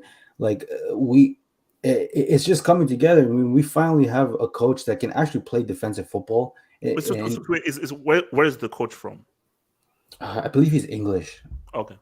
I believe he's English. But yeah, no, man, it's been a long time coming. It's just a tribute to a lot of things. Like it's really just, this is our, in a sense, golden generation. Like we have never performed to this level. We haven't been to the World Cup since '86. So and we haven't even beat United States since I believe 1980. I believe that's when it was the last time we beat them. So I mean, we can definitely, the progress is there, man. And like, man, honestly, one thing I would shout out to Alphonso Davies, to what's it called, Jonathan David, to Lauren, and honestly, shout out to my guy Kamal Miller. He's a center back he's a starting left center back. He's number 4. I grew up with that guy, went to elementary school, went to high school with the guy. I'm so proud of that guy, man. Seeing he was a part of the 2 goals today against the US. and he didn't get any credit for, I don't know for what reason, but man, seeing that guy from young, and seeing him on taking Canada, be a part of the Canadian national team to going to go to Qatar, man, it's crazy. We're definitely enjoying it. We never really thought it would go to this, but I think once Alphonso Davies really came out, there was this sense of belief that was like, oh, we finally have a relatively, borderline world-class player, but then he became to be actually that and be a prominent player on the world stage. So we knew when he signed to Bayern Munich, it was a crazy deal. And then obviously Jonathan David, seeing him at Lille, I think he's the top scorer right now. He's probably going to get a big move come next summer into a bigger club. Like things are crazy, man. I think everybody's just enjoying the moment, because we don't want to take this situation for granted, and we don't know how long this may last. But considering these guys are so young, and this is pretty much their first go at trying to make the World Cup, the future just looks so bright, because these guys are not even in their prime. These guys are in their early 20s, at least the young guys. So it's very exciting, man. And honestly, Alphonso Davies, say what you will, have your Clint Dempsey's, have your Landon Donovan. Alphonso Davies is the best North American player that has ever played, and I don't want to hear any discussion about it. No. I'd agree, because for me, I would. Okay, so if you say North America, Davies is African. He's African. Don't care. He plays for Canada. Okay, but the country that he represents. But see, if you say North America, do you include Mexico? Well, yeah, I mean, you can argue Hugo Sanchez, but the amount of time in between, I mean, football is far more advanced. It is what it is. I don't want to, for anybody who's like old as hell, like HH, I don't want to, take a shot and be aging. But I don't want to old as hell, man. Relax. I don't want to be ageist to all those fossils in the chat or whatever. But it is what it is. Alphonso Davies is the best talent that came out of North America. So it is what it is. He's the best. Actually, I mean, because I want to come to Zeman and vote with this, but to Somasi, how the hell did you guys find Davis? Like, how the hell did the Bayern actually find Alphonso Davies? We have one of the best recruitment team. And we have them everywhere. We have them in America, in Asia, and so on. We just not recruit from Germany, we recruit around the world. That's why we find these people. I think we bought him for 17 million. Yeah, 70.7 million. He's now 70 million worth. So good on us. You see, again, it just shows you recruitment, man. Because it's like they got Alphonso Davies from the freaking American League. I think he was playing from a Canadian team. Alphonso Davies was supposed to go to, he was supposed to go to Barca, right? Alphonso Davies. Yeah, but unfortunately, but the Barcelona president said because he's Canadian, we're not signing him. This is oh my god, idiot, man. That guy's a goddamn idiot. So Bayern took him. So Barca like they don't want it. So Zeman, as an American, I mean, how does it make you feel that Canada are doing what they are doing? And for me, this looks more like a real actual team that America, but even more so that what Canada are doing are what America could easily do, i.e. have an actual serious football program that actually includes the guys that are migrating to the country. So whether it's bits from Africa, from South America, or so forth. I mean, what's your view on just how Canada have been able to create this football team? No, I'd say they have a program set for that, and they've accomplished a lot in short times, considering the amount of talent that they produce and how young they are. And then you also look at with when it comes to the U.S., the fact that I think the U.S. talent have been increasing and growing. It's like you look at Adams, you look at Jonas Musa, who's playing for Valencia, who's actually getting game time. Weston McKinney, who's in Juve. So there has been development in that sense, and there clearly has been. In terms of Canada, congratulations for finally showing up to the world. They finally, this is a team that hasn't qualified for World Cup in a while, and they do have an extraordinary talent. And then I do believe that Alphonso Davies is clearly the most talented player from there. But But again, man, it's if we're talking about like trophies won and how much they've done for their international teams, Clint Dempsey is still clear. So just in terms of what they've done, Alfonso Davis is clear in terms of talent, without a shadow of a doubt. That's So it doubts, yeah. so just what they've done is really impressive. And when it comes to recruitment in the U.S., I think the U.S. system, when it just comes to producing players, it still has a long way to go, and they should be adopting the style that Canada is doing in terms of just starting from the youth up and having a clear structure in terms of bringing players up, and then instead of majority of top class talent, statistically majority of top class talent come from low income households. So it's just the availability of being able to make it to a first team and then being able to actually do something in the World Cup with the talent that you do have. So it's a matter of progression.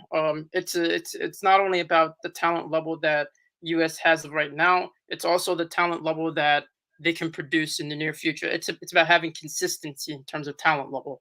So that's something that clearly the US needs to work on, and that's something that they have been working on, and they have been they have been showing progress in terms of just the players that are available right now. And this squad is probably more talented than majority of US squads produced. So clearly there's still a long way to go. I mean, the chemistry behind this team it's not there. The team seems like they're full of a bunch of individuals, but they don't play as a team that Canada does. So I say this, so USA or Canada? no. I'm saying to the US, but Canada, yeah, they're on the right track. No, And it's not like they have more of a team. I didn't watch the game, but Ralph, who's a Chelsea fan, said that Pulisic dropped a 0 out of 10. That's what I had. So I don't know. Yes, he was horrible. He was horrible.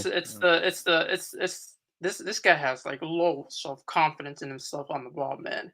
And plus, his decision making. I don't know what to regress. Maybe it's just Chelsea style of play, having an effect on his game style. But this, he needs to show consistency. And I don't buy this thing. Okay, let me ask you this, because this is what I want to ask even our Americans, like, because again, you live in America. Do America even in 2022? Do they even care about football? It depends. It depends where you live. Because for me, I live in like California, and football is a main staple in terms of sports and entertainment. And because of it's on the border of Mexico, and majority of people that come here are immigrants. Therefore, it becomes like the main staple of sports, because everyone that's the number one sport. But in certain areas, that might not necessarily be the case. And I do feel like still, you have the likes of football, which is the American football, which is the premier of sports. And you look at the NBA, and that seems to be the track record. And it seems to be much easier to make it there.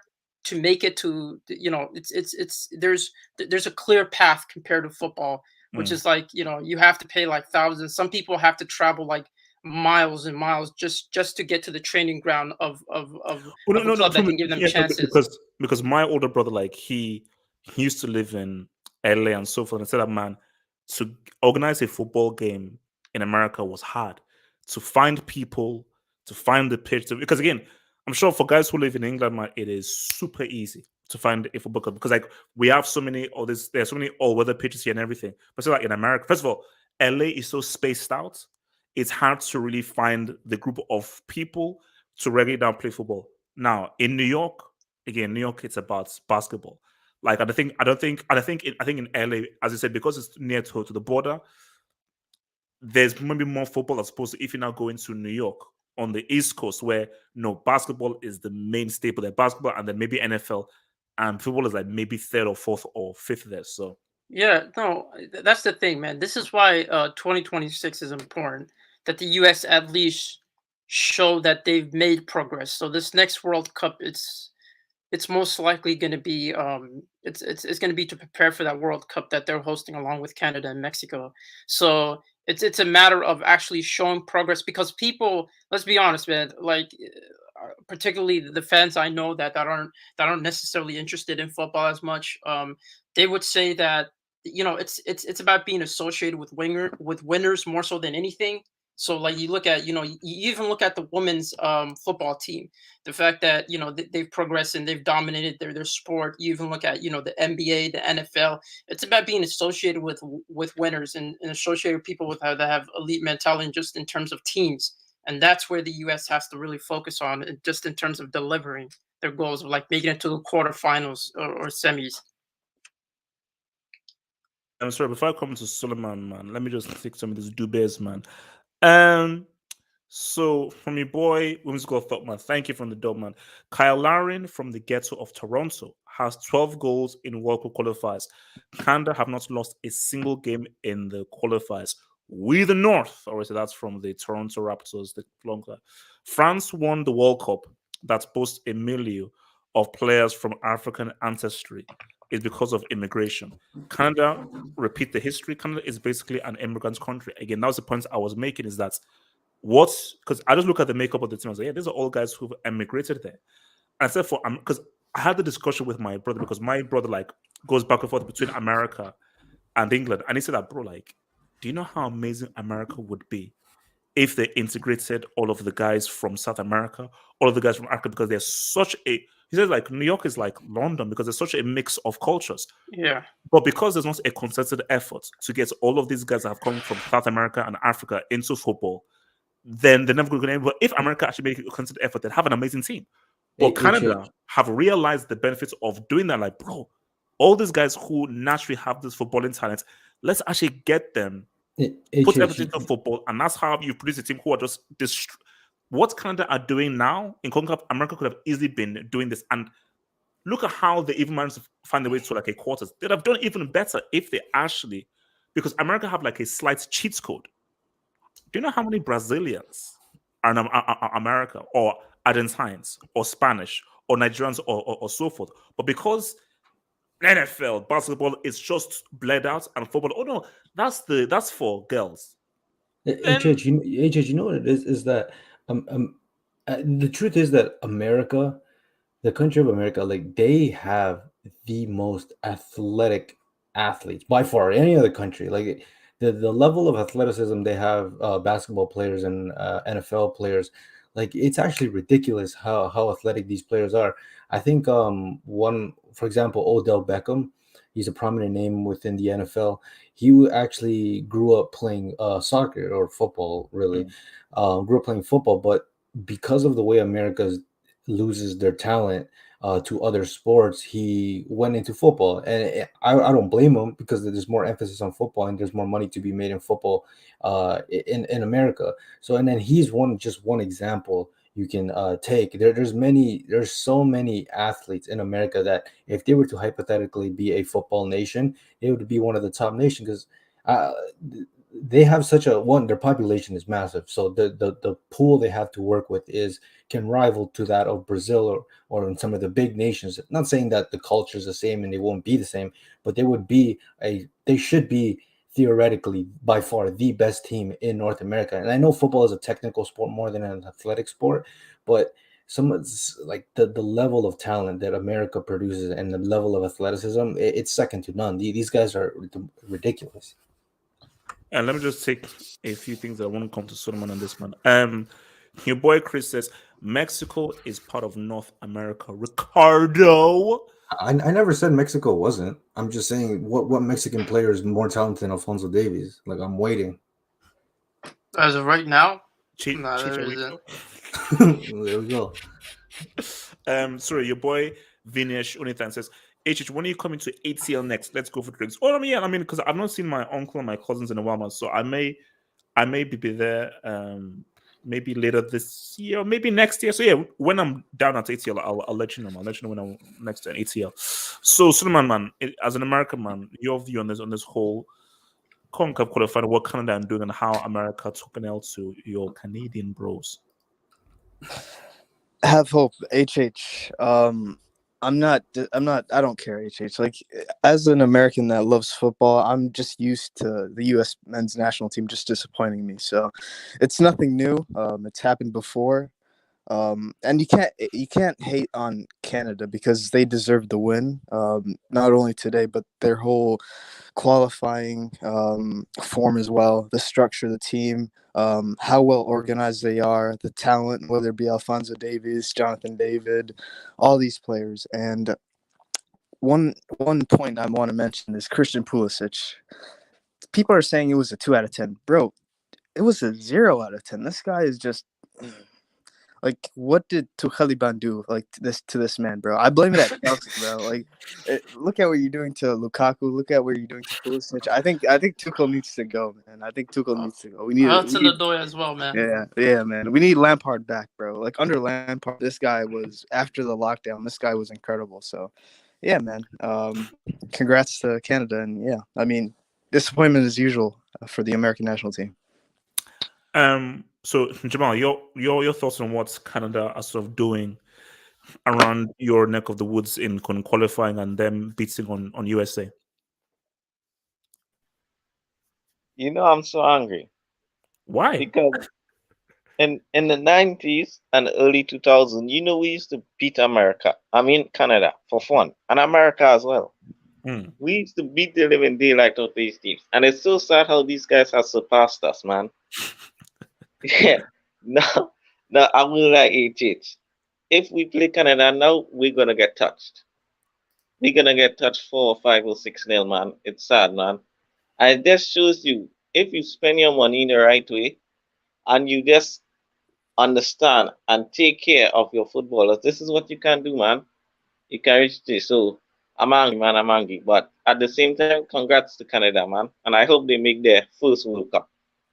It's gonna be good. Yeah, no. I think no. It will no. I want to see Canada in that World Cup, but I think it'll be cool because again, look, last time they were there was back in 1986. Because like I know so many Canadians and so forth, I think it'll be an interesting experience to have them. Yo, I think Canada right now at this moment would slap up Nigeria easily 4-0. Like, let's be honest. Let's not lie. You know what? They might. I'm thankful that there's not a Canadian because based on just how if a country where the national sport is ice hockey destroy a team where the national sport is football and who have a far bigger population, that's a kind of L and an embarrassment that I don't think I can take. To be honest with you, that's not surprising. The difference is infrastructure, man. That's the difference. Oh no, but Zeman, I would still take it away because I know infrastructure, but bro, Zeman, money still exists in Nigeria. There are still people that are still very, very, very rich, and this is a country with 200 million people. So if you're saying Canada, where let's be real, the national sport is ice hockey. Now, I'm sure football will now take a bigger liking, but ice hockey has such an entrenched thing, and they're so good at that sport. It's going to remain the main sport for our country for a while. So football is just something that, bro. Even I'm sure ice hockey. I'm sure football is maybe third or fourth now in terms of popularity in Canada. It's not second or third.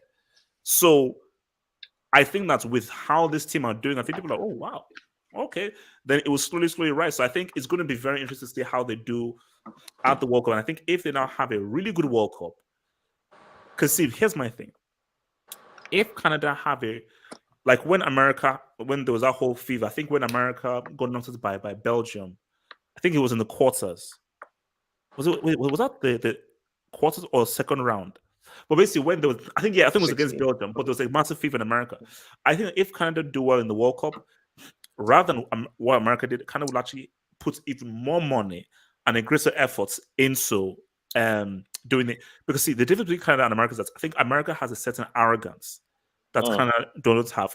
America, like, nope, we must ensure that the NFL is still the biggest thing in the world. Super Bowl is the biggest showpiece in the world. What's that? Canada know that? No, bro, football is the biggest thing. And I think they know that, bro, if we actually develop a really good football team, that would be a great promotion for Canada as a brand, because there's no bigger sporting competition than the World Cup. Sorry. The closest we're gonna have to be like a football and sporting nation, I think it's gonna be 2026, because I just feel like all those shows that are devoted to basketball, like you have Stephen A. Smith, you have all those people. Like what? Okay, after the '94 World Cup, what did America do after the '94 World Cup? Yeah. We didn't. That's because the person who's supposed to be singing the national anthem ended up missing an easy shot. Man. Yeah, I blame her. Diana Ross. That was so funny. Yeah. No, I remember. I watched that live. Man. Yeah. Can I speak on this? Yeah, go for it, man. Dragon, go for it. Big up to Canada as they're top. They're most likely going to make the World Cup, which is good for them. It's good to see them in the World Cup because they're trying. They're actually trying, so you can commend them. But I'm gonna talk about Canada and USA. The difference is the United States. They're arrogant and they're ignorant. Yeah, I'm sorry. I have beef with Americans when it comes to football. First of all, they call it soccer. That's just total disrespect. Yep. To be fair, that's not disrespectful, man. Yeah, you guys called anyway, it soccer. Wait, hold on. You guys started this whole soccer. Yeah, you guys started the soccer thing. Wait, It originated from you guys. I'm just saying that is technically true, but still, I mean, let's just call it. Let's just call it football. How can you call soccer American can never sound right? Football? Well, How can you call American football football when you don't even use your feet? Anyway. But wait, chill, man, relax. If United States wanted to be a proper football nation, they could. They've got, I think, 300 million people there, and they're rich. Okay, they've got money. So if they wanted to be good at football, they could. There's not really an excuse, because you can't tell me that the Netherlands can be better than the USA at football, with including money and infrastructure and population. But the reason why they won't reach their potential is because, in my opinion, they're ignorant and they don't really care about it. And they don't have to. If not everyone has to like football, because it is what it is. Some people don't like it. You can't force them to like it, but they have the potential to be like a Brazil, because they've got the money, as I've said, the infrastructure and the population. Like, the athletes that come from that country, they're amazing. If you just watch the NBA and NFL, like, it's a diverse country. Black people, Hispanic, Asian, Caucasian, they've got a lot of potential, but in my opinion, they just don't care about it, and they're always going to pick their other sports ahead. So until they start putting more effort into it, and they need to understand that football is a separate sport to NBA and NFL. Stop trying to make it Americanized with the MLS and the draft and all that stuff. You just got to accept it for what it is. But Canada, on the other hand, I feel like they're trying to make progress, and that's why I respect them. They slept like this today. So. You know what's crazy? Jonathan Davis is actually born in the United States, and Canada gave him a place. He was born in New York. I have a question for the people that live in the USA. What is the culture like there in terms of football? Do they even care about football? Do they know about football? Because yesterday, when they said Tom Brady retired, I was just on Instagram, and they were posting Tom Brady, and I was just looking at the comments, and then they were like, "Go athlete, go athlete," and I was just looking at the comments, and then someone would say like Pele or Messi or Ronaldo, whoever. And these American guys were disrespecting football on a whole nother level. They think it's for like pussies, for girls. They disrespect it. Like, what is the culture over there? What do they think of football? Honestly, it depends on where you live, where you're from. Honestly, I'm from like the Midwest, so it's a majority of like a bunch of white people that don't really care about the sport. So like, honestly, it's not really that big or important here. But honestly, I mean, maybe Z-Man could tell you different, maybe where he lives, but honestly, it's not respected here as much as I'd like. Yeah, I mean, it's gradually respected around here, but it's not the main staple. There's a bunch of sports competing with it, just in terms of entertainment, and it seems like those sports that they have a certain tie to just America, because they were made in America, those sports. So it has more of a tie to people and the culture of America compared to football. And let's be honest, like even people care more about the women's national team because they're winning compared to the Americans national team. And it seems like that's what they care about, just a team that can win and something that emphasizes the culture of America, which is NFL and basketball. Okay, can I ask you guys another question as well? But before I'll ask you the question, I was just gonna say again, like, when I watched the Olympics this summer, America had the most amount of gold medals above China, and I can't remember the other country, Russia maybe or something like that. So in terms of athletes, they're dominating the majority of the sports. So the potential is there for them to have a world-class team, but you need to care about it. You need to put effort into it. You're not just going to turn up. And I feel like the next World Cup that's coming, the Americans will watch. They'll turn it on, the ones that don't care, and they'll just expect to beat these little countries like maybe that they don't know of, but by name, from their perspective, they're thinking we're America, we should be able to beat a Belgium, a Netherlands, just because they have no name, or maybe some African countries. But you have to care about it. Like, you're not just going to turn up and win the World Cup. And I think with the women's, they care about it because they're winning, so it's just easy for them to respect. But I mean, we have to move soon. But I think with the whole women's thing, I think it's a little bit unfair because how many of the older nations developed put nations money into women? Because for me, like bro, the best female player is Marta. She's the best in terms of just skill level. Brazil don't care about the women's game. If Brazil actually invested in the women's game, they'd win many World Cups. But I'll say America, Germany, Sweden, maybe Japan are guys are sort of no. I think really mainly America, Germany, Sweden actually and England and Spain. No, but I'm talking guys who really put a massive concerted effort into the game where it's a really, really big major thing. Bro, like I think in England, okay, yeah, they do commit to other guys, but people still are like, oh, the women's game. I think in America, women's team is very much respected. Sweden, Germany is very much, I think, is respected a lot more than, let's say, more so, I think, in other places, man. So let's keep things moving, man. Jamal, is the mic working, bro? Yeah, it is. Jamal, all right, Jamal, man. Let's have a discussion about your boy, man. Let's talk about your boy. Now, I want to talk about Dodd. Now, Salah is doing his thing. He's doing his thing. And he has helped, in his own way, guide Egypt to the semi-finals of the AFCON.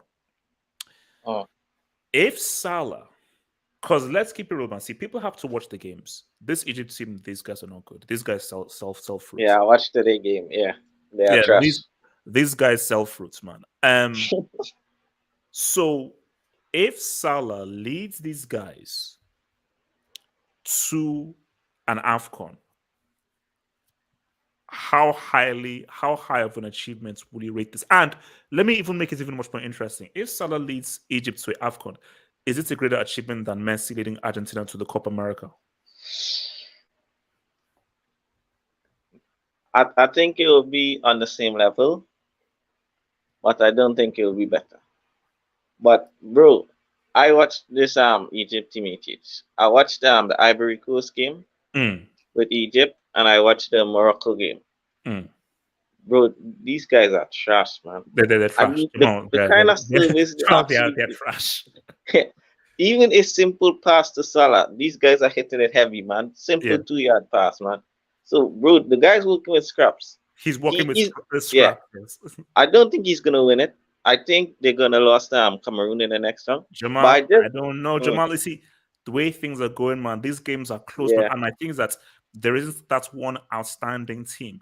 And That's because true. they're such a defensive team, they are hard to break down, and they're hard. Like they've not conceded like more than one goal or so. Yeah, the defense is good. I'll get them that. Yeah, I'll get them and that. also, this is the first time Cameroon have played a really top team. But I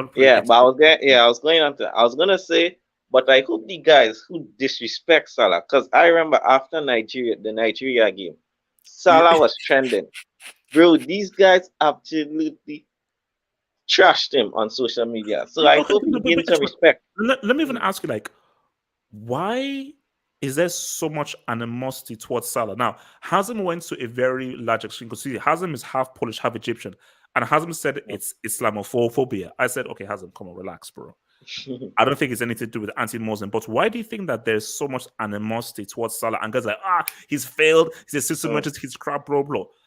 Is it because bro, I don't know, even in the same conversation as Lewandowski and Messi, why there's this Salah, this anti-Salah sentiment on Twitter? But I don't know. For me, I thought it was a Liverpool thing because I thought it's just because he's a Liverpool player he gets it. But no, bro, it's real. And I think one of the thoughts is I think he earlier in his game, I think he wasn't an exciting player. He's not the kind of player who will get you off your feet.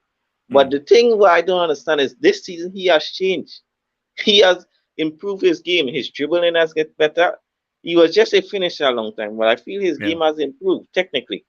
And these guys still don't want to give the guy respect, man. So I think it's them two. I think it's because Liverpool, we get a lot of hate, and I also think it's because guys don't want to put him as a complete player. But bro, if you watch the games this season, you'll see his game has changed. But HH, I just want to say this: if Salah wins this African, no one can say he has an easy run because bro, this guy played Ivory Coast in the round of 16, Morocco in the quarters. These obviously, if they beat Cameroon, and then Senegal in the final, if Senegal make it, bro, that's some tough teams. That's not So yeah, man, if he win it, and he wins something for Liverpool, Ballon d'Or. Well, Good. You're laughing. My thing is that, do you know why? It's because they're going to move the Ballon d'Or till after the World Cup. Yeah, World Cup tax, World Cup tax, man. So Abdul Salah, man, if Salah says what's up in this AFCON, should people give him his credit? Can you hear me? Yeah. I want to talk about the Neymar thing also. Oh no, that's after, yeah. Bro, I always thought that Salah was an international flop. I thought he was like, as soon as he left his club domestically, he would turn into Messi's twin. Whoa, but bro, he's proving, bro. Respect, man. Respect Salah, bro. People need to put respect on his name, bro, because he's got a lot of doubters, bro. He got a lot of doubters. Very. I wish the Ballon d'Or was before the World Cup. I wish, because I think that's the only thing that's gonna screw him over, because we all know when it comes to the Ballon d'Or, they highly value international tournaments. And when it's right after a World Cup, bro, basically the best player on the best team from the World Cup is gonna win the Ballon d'Or, bro. Like, let's say how it is. So, bro, he's balling out, man. And I do agree with Jamal, bro. He's doing it alongside 10 other donkeys. You don't have to insult donkeys. Just call them fruit sellers. Don't insult donkeys like that, man. Don't insult them. You know El Neni is their second best player. You know El Neni is their second best player. El Neni. El Neni, El Neni's playing like. If El Neni is your second, and he's balling, but if El Neni is your second best player, there are issues, bro. But AJ, do you know what's the funny thing? And this is, you know, El Neni is playing calm, right? El Neni is the number 10.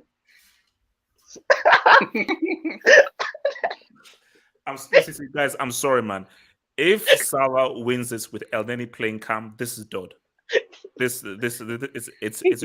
Yeah, bro. It is dud. And I think, bro, people, you know, the sad part is that I think for a lot of like Europeans, they don't even pay attention to what's happening at the AFCON, bro.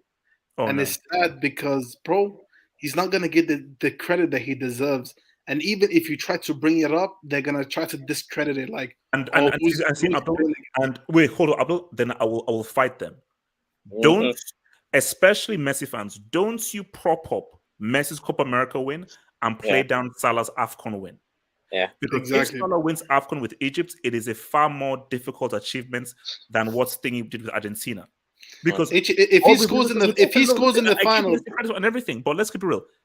It's freaking Argentina, a team that's produced some of the most talented players we've ever seen, who have constantly been one of the strongest sides in South America all throughout.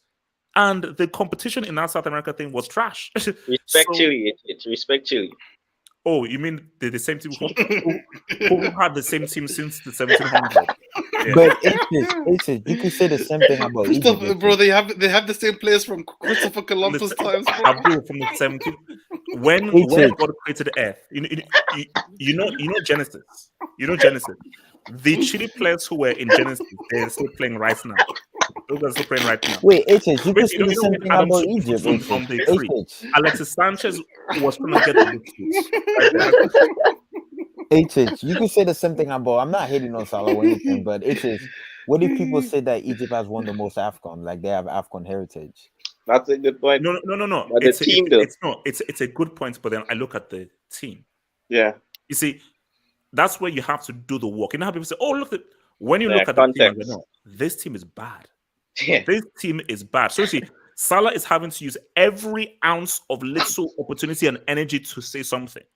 Yeah, they're not doing anything in the World Cup. For that first goal, has been the right place, right time, read the play. For that second goal, he had to jump past the guy and put the ball almost in the perfect way that I could just give him a tapping. Bro, he gave guys 3 amazing chances. Yeah, and wait, very quickly in the Ivory Coast game as well. These guys make 3 chances, and these guys blaze it over the bar. Yeah. So you know what's bad, HH? Today I went to check because I didn't watch all the game. So I went to check who got the assist on the Salah goal, bro, and I see nobody, bro. No. So listen, he's literally having to engineer all this stuff by himself. So it's like, if let's say Salah does this and anything, people will still not give him credit. Yeah, because they won't. I think Messi fans will be like, nah, this guy ain't like Messi. And I think maybe Lewandowski, because I think people just find it hard to sort of accept Salah as, based on form and effectiveness, he's one of the most effective players in the world, and people just find it hard to sort of. I think it's that. So he's the best player in the world right now, bro. Benzema, bro. No, it's still Benzema. It's still Benzema. So I mean, anyone else want to touch on this whole Salah thing? Yeah, man. Zima, talk to me.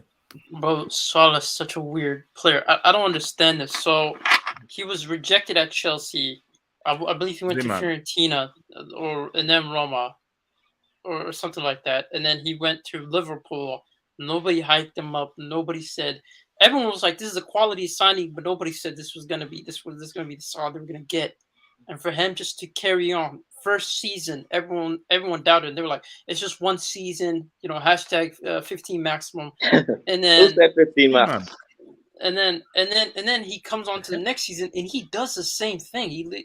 This guy is I've never seen a player that had this much gradual improvement to this caliber in terms of what he was to what he is right now. And just him, it seems like goal scoring is just it's low effort for him. It's come to that point, and his creativity just keeps on improving and improving. He's just gotten so much better, and he just became the main staple when people were comparing him to Mane. Now he's out creating, he's out goal scoring everyone in his team, and now he's doing it at the international stage. If he leads Egypt to an AFCON, man, that's gonna be huge, bro. You have to give him his credit, bro. You have to like, and for me, I'll be the first to be like, bro, I'm sorry, you have to, because I'm a guy that I'm big on dud. I'm like, not all wins are the same, not all victories are the same. I'm like, how hard did you have to work? Because Salah, this guy is working overtime with these dudes. He's working overtime with these dudes. Bro, and I appreciate that a lot more than if you're just surrounded by amazing talents around you, bro. Bro, if he carries, I mean, if he carries on this, bro, he's without a shadow of a doubt, he's probably the greatest Liverpool legend. And if he leads Egypt to an AFCON, bro, this might end up being like this is legendary status. This is like, these are the players you look at and you just say to yourself, man, this is like, for Liverpool fans, this is actually incredible, man. Nobody's seen this coming in. Just the way he's been performing at AFCON, man. This guy's creating chances for, let's be honest, street thugs, bro. Random people from the hood. It's like they recruit these guys. Nah, bro. Nah, bro. He's giving them food, bro. They keep wasting it, bro. They don't understand the value of this, bro. He's looking at his time and he's like, I can't wait to actually play with proper football because I'm playing with bums around me, man. They have El Nene trying to be Iniesta in their team, bro. This is bro, he's playing with people he would never talk with, bro. He would give them autographs, bro. I'm very simple. If Salah wins his AFCON, people are like, oh, what does it mean? I said, okay, I know. El Nene was Zidane / Dino for this team. we want to say like, okay, enough said. When do we give him the Nobel Peace Prize? When do we give him the Nobel Peace Prize? I'm guaranteed when he walked into the locker room, I'm guaranteed they asked for an autograph, bro. That's the type of these. They're asking for autographs, bro. They could probably sell it for money, bro. This guy's literally carrying it, man. Hold on. How is already playing Cam when this guy has made a career out of passing the ball sideways? Yeah, they call him sideways in Arsenal. Yeah. I mean, look, that stuff is wild, man. Anyone else on this whole Salah thing? All right, let me take some debates, man. And we'll get to our interesting Neymar Limi. So, from the fake Juju man, this is not Juju man. Salah is the most handsome in AFCON. Give him dud already. Oh Lord, that's the fake Juju man. That's the fake Juju man. From Alexander Chapman. What's his middle name? Ferguson. I made Carlos Queiroz. # dud. Ralph out, Queiroz in. Yeah, I don't think United are getting Queiroz anytime soon. And also, Queiroz, the guy was actually maligned by Egypt a lot, man. So, shout out to your boy Philip B, man. Thank you for the big dog, man. Thank you for the dog, Philip B, man. HH. Canada, along with the US, has had a long-standing issue of pay to play. Plus, it's just very difficult to play a game of pickup. Back when I used to play, it would what? Cost me $1,000 to $1,200 to play 4 months of football in the summer. Wow. I'm not shocked. Wow, that's crazy. Some people used to God's name? No, because see, this is even what I want to bring up. Basically, like when I'm in England, we have loads of these all-weather pitches. They have AstroTurf. They call it AstroTurf. We have like loads of these sports centers, and bro, to use because there's this group of guys that are from uni that I used to play football with. So I think it's about 50, 60 pounds for a session, and we basically all chip in. So maybe, so it's about 40, 50 pounds just to use it for like an hour or so. And that's just for one session there. But if you're saying $1,000, so what are you saying that this like so for a session? So that's so okay. Look, who's a mathematician here? Z-Man, you sound smart.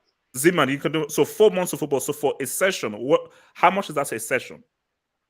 For what? What's a session? Is that for like? So basically, he's saying like he said $1,000. $300 a month. That's what he's saying. $300 a month. $300 a month. Oh, three. Yeah. We're doing monthly. Oh my. See. No, but HH, we get it for free in London. Like I'm in London. I've seen pitches for free. Literally, they're just around the areas. But Ibs though, if it's like you know those sports centers that have like 4 or whether like cages. Yeah, they call it a power league pitches. I think they call it. Yeah. Like those cages, you have to pay to use that pitch. You know where they lock it up. Yeah. Like those you have to pitch. No, obviously if it's like a park or something, yeah. But if it's like where you have like a goal, it's in a cage, it's like AstroTurf. No, but in my area, close to me, there's literally a free one, a free pitch. Like anyone can come in and play anytime they want. You know what? Some are free because I know, like, actually, the place where I live though, there's actually like a pitch with goals, and I think, bro, it's you can go on there. It's free. But you see, it's a different culture thing because football is so big in England, bro. You can find a pitch many places, and because in America, no, it's also bro. There's some people that pay like 6,000 for a year, bro. There's some people that actually pay 6,000 a year. Because I remember one of my friends that was actually trying out. That was actually playing for like a successful club youth team. They were charging them 6,000 a month, bro. No, 6,000 a year, which is like 500 a month.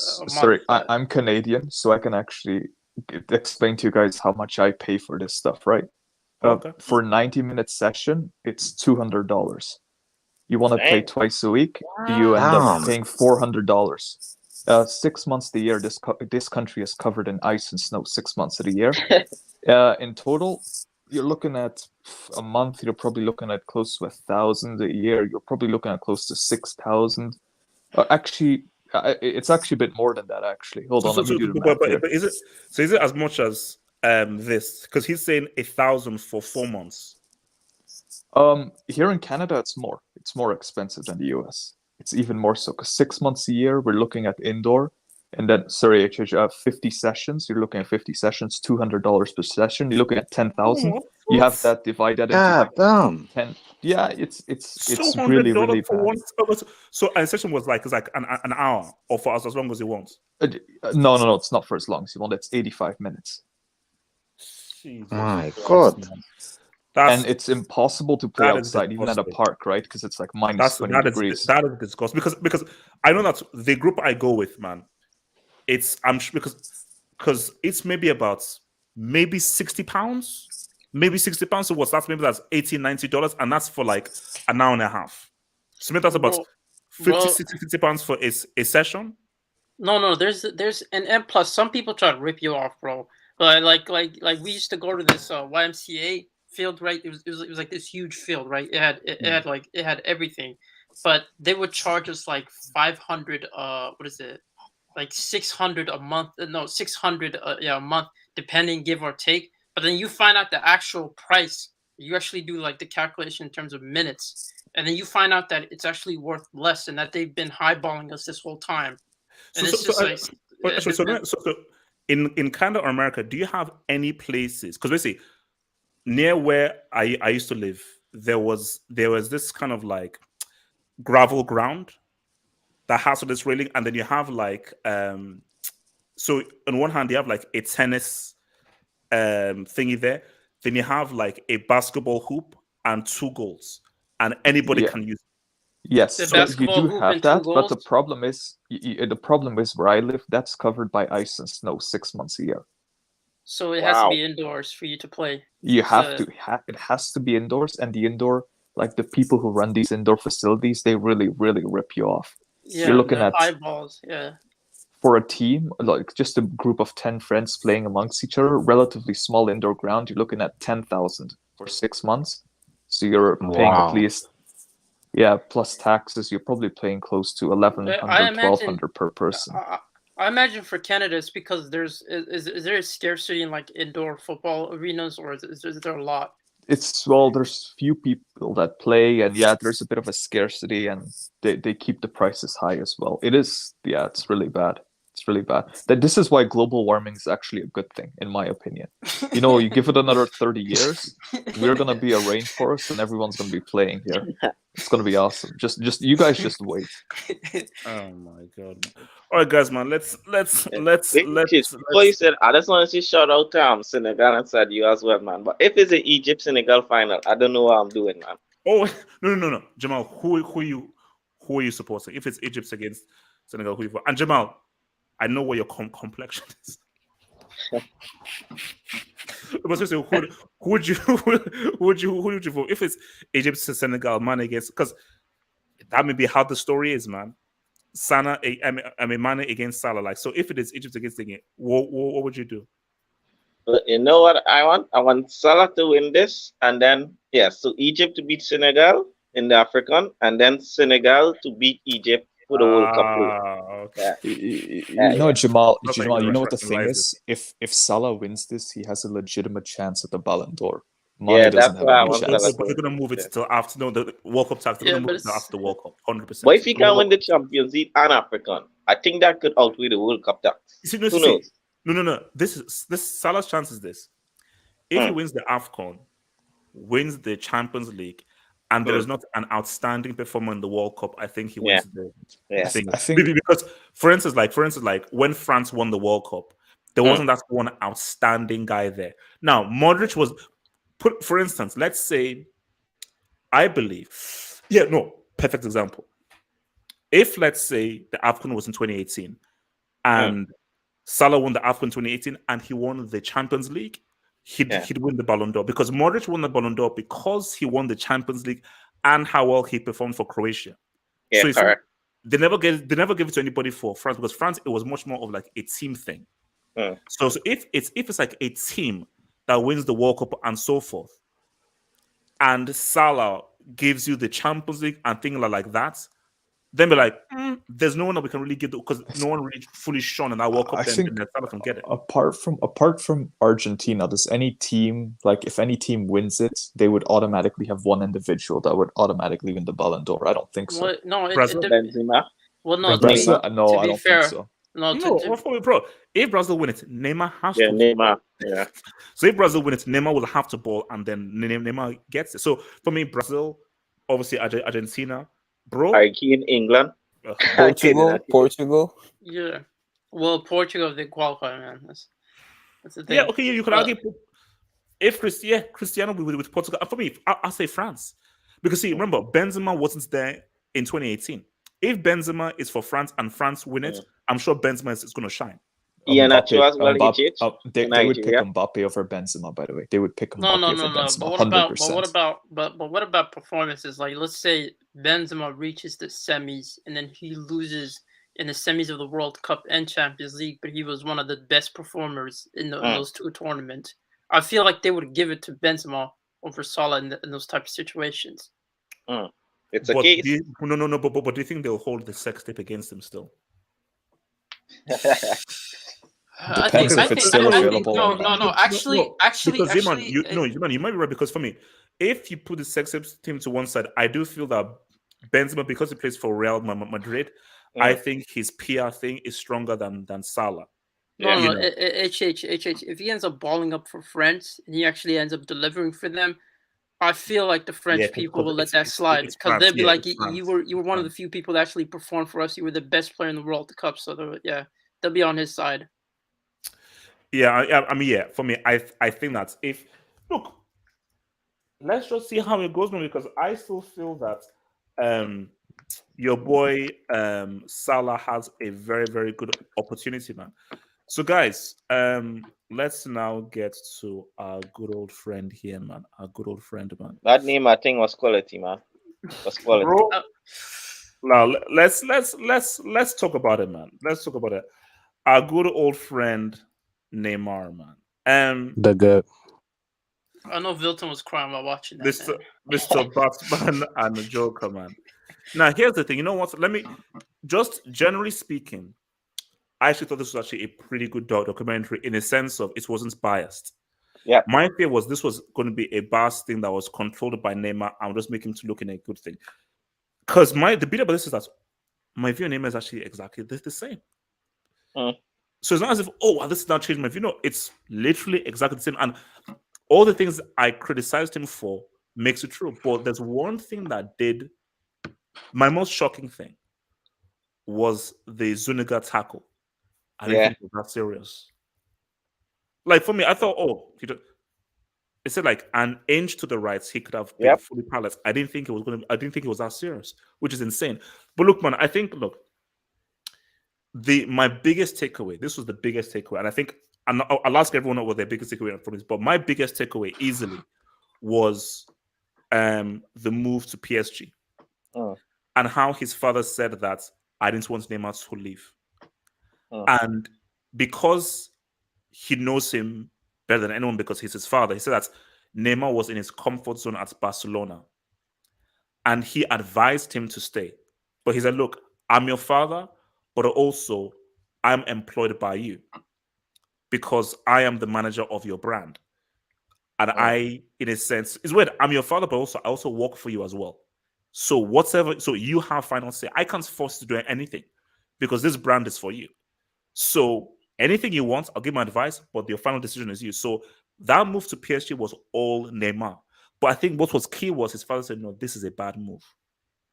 And I'm sure that his father knows Neymar. I knew that, no, you step also. And also, I think there was even a reporter. There was a reporter who also said as well that, what should we call it, that you don't leave Barcelona. See, Barcelona sell you. Like for me, Real Madrid, when you go to Real or Barcelona, you don't leave those clubs. They sell you. Or you don't walk out there and you're forced to leave. Because there's nowhere, there's no club higher in profile in football than Real Madrid or Barcelona. Of course, United are a massive brand, but in terms of football heritage, there is no higher team than either Barca or Real. But my thing for this whole Neymar thing is that was the thing that struck me the most was two things I'll consider. So the first thing was you should never have left and you should listen to your father. But the other thing was, bro, looking at that miracle at Camp Nou thing from the other perspective was interesting, man. And just looking at that thing again, I was like, man, that was what he did for those 6, 7, 8 minutes were just freaking insane, man. So man, we'll go around to Jamal, your thoughts on the doc, man. Yeah, man. For me, it was good. As you say, I like how they keep that balance because I wasn't expecting them to do the meme with Neymar diving. That was funny, man. But my biggest take have to be how he become famous when he was in Santos. Because I didn't know he reject Real Madrid when he was a little kid. Yeah. This I didn't guy, know that, yeah. Yeah, and it's weird how he actually take a picture with Beckham and now Beckham and yeah, that was it. But yeah, man, because this guy is how he becomes so famous, man. Because at Santos, he was like an icon. Yeah. There was literally Wait, girls. which way? Did this the bit where someone tattooed Neymar Yeah, inside I was their gonna milk? say that just now. Yeah, and then wow, that was weird, man. And what make me what was interesting as well is how I think is one of the coaches says he's turning into a monster because like the pain gets to his head. And he said that's how everyone sees that, but they don't see when I apologize. So that was interesting, man. How he become famous because he said 2010 was the quickest year in his life. He said it flew past because he was getting all kind of deals, man. He was getting sponsorship deals in Brazil, everything, car deals, everything, man. So yeah, that was my biggest take. How famous he was in Santos. I didn't know he was that famous, man. He was like an icon in Santos. So yeah, that's the biggest takeaway I get from the documentary. Abdul, did you watch the doc? Can you hear me? Can you hear me? Yes. Yep. Yeah, I watched it. Okay, so because remember you said you were not going to watch, which I found stupid. So what made you eventually watch it in the end? To be fair, because I was hearing, I don't know who it was, but somebody I was hearing that. Oh, because there's always been this rumor that he left PSG to get out of Messi's shadow. You know what I mean? And I was hearing that apparently in the documentary that wasn't the case, but it was the case. You know what I mean? He did leave because he was always going to be in Messi's shadow, even when he performs better than Messi. If I'm going to talk about something that surprised me, it was 2019, bro. 2019, the move back to Barca. That surprised me because there was him wanting to move back to Barcelona. Yeah, because there was some details that came out that we haven't heard yet. Yeah, I don't know if you noticed, but first of all, apparently Barca offered more than what PSG bought him for. I was like, is Bartomeu on crack? Like, bro, so that would have destroyed us. Yeah, because HH, I remember you made a video saying after that transfer window saying apparently it was only 20 million difference. I don't know if you remember because there came a news story out saying we were 20 million away from signing him again. Jesus. But apparently that was fake because in the documentary they say no matter how much we offered, they wouldn't have accepted it. Because they wanted to prove that they were like a big team, Yeah, because they want to prove that they are doing the same thing with Mbappe right now. You know what I mean? Yeah. And it was surprising to me that, bro, Neymar wanted to pay 20 M's out of his own pocket to come back. 20 million, bro. No, but see, Abdul, do you know what that proves? Listen to your father. Listen to your father. Like no, but to be fair, his father also said he shouldn't come back. His father said he shouldn't come back. But what did his dad say initially? That don't leave Barcelona. He said that you shouldn't go to PSG. He said no. He said leaving Barcelona was a bad move. But he had to do it because he is employed by Neymar. He still works for Neymar, for his brand. But he knew that leaving it was a bad move.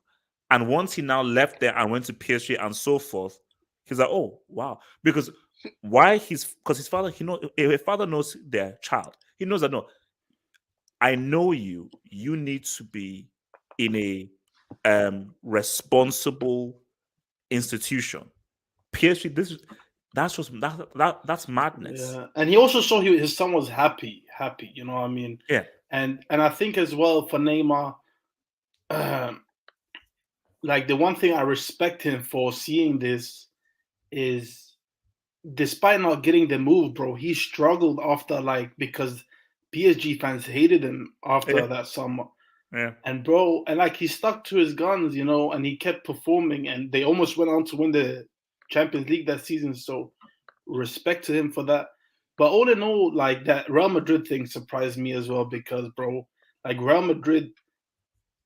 He could have been a Real Madrid player, man. Yeah, bro. He could have like, been a Real Madrid player. Yeah, but I also think the good thing, like the one thing that they really highlighted is as well, they highlighted the fact that he's not a Messi. He's not like off the pitch. He doesn't do anything that helps him on the pitch. You know what I mean?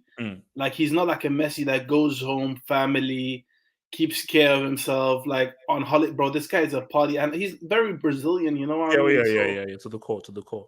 Yeah, but that's about it. To be fair, like we didn't learn many. Like we just got the things we thought about him were confirmed. You know what I mean? Yeah. They were confirmed. Yeah. No. I mean, like, look, which is why I said, like, this wasn't a documentary to sort of make you look. Which is why I found this interesting because I thought, oh, this doc would try to sort of make you look a lot better and explain. But no, this doc, it just revealed, oh yeah, you are that's a dude, and yeah, this is why you probably won't reach the levels of these other dudes because you have to have a sense of focus and professionalism, and also that PSG move. I think ultimately prove that no, that was a stupid move because that's just a move in which it was wrong for you, especially at that time and what you were doing for Barcelona. Because even as Messi and the Cannibal said, they said like they didn't understand it. It was bad for his legacy, but it hasn't been bad for his for financially because he's been paid handsomely. You know what I mean? And to be fair, like when you really look back at your career, you know, I feel like just for Neymar, for him, what's most important is happiness. And I think, bro, once you retire in some years, bro, you're gonna retire with a lot of money, and that's gonna keep you happy. And also, you know, I'll agree with you as well, bro. Some of those parties looked pretty fun, man. Like, am I going to begrudge a guy from just having fun? So at one point, I'm like, this guy, but I was saying, bro, like this parties actually look all right, man. Like when he went to Babahia, I'm like, bro, that place looks amazing, you know. So I'm like, yeah, look, yeah. man. But if shout out to his dad, bro. His dad has, bro. He's been more than just a dad, bro. He's been manager, bro. His dad is where he is today. Like he's managed him perfectly, bro.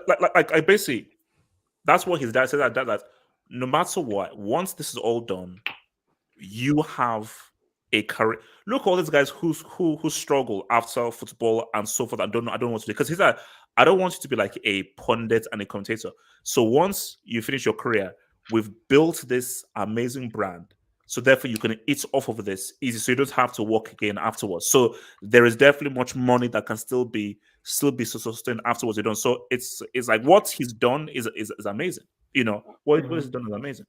So Zimon, you watched the doc? Yeah, well, talk to me, man. Listen, man, to a certain extent, I know this was like a marketing gimmick because I wanted to see more of we saw glimpses of it. I wanted to see like what makes him who he is in the human side of him.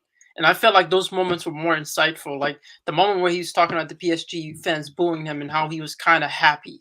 He was like there was a moment of him actually being excited or by the boos. It's almost, it gets into the psychological aspect of him and him having like that confrontation with his father and actually and him talking about how he felt like you know he was losing his father, but his father was also thinking about the end goal of producing something for him that he can build outside of.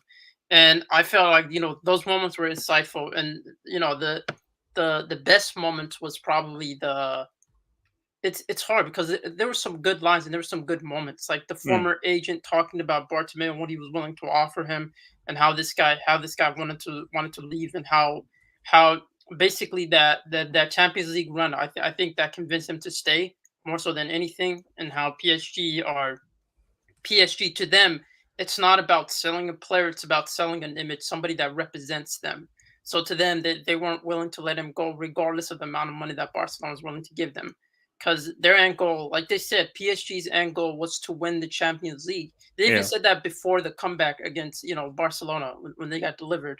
And And you know, you see that, you see it from his standpoint, and you kind of get it. You know, like he was the best player in that game, but yeah, he didn't get the credit he deserved. I mean, the amount of things he did in that game, especially that last minute, bro. That, as a Barca, it's one of the greatest 6 minutes of any player I've ever seen in such a clutch moment in such a big game. So.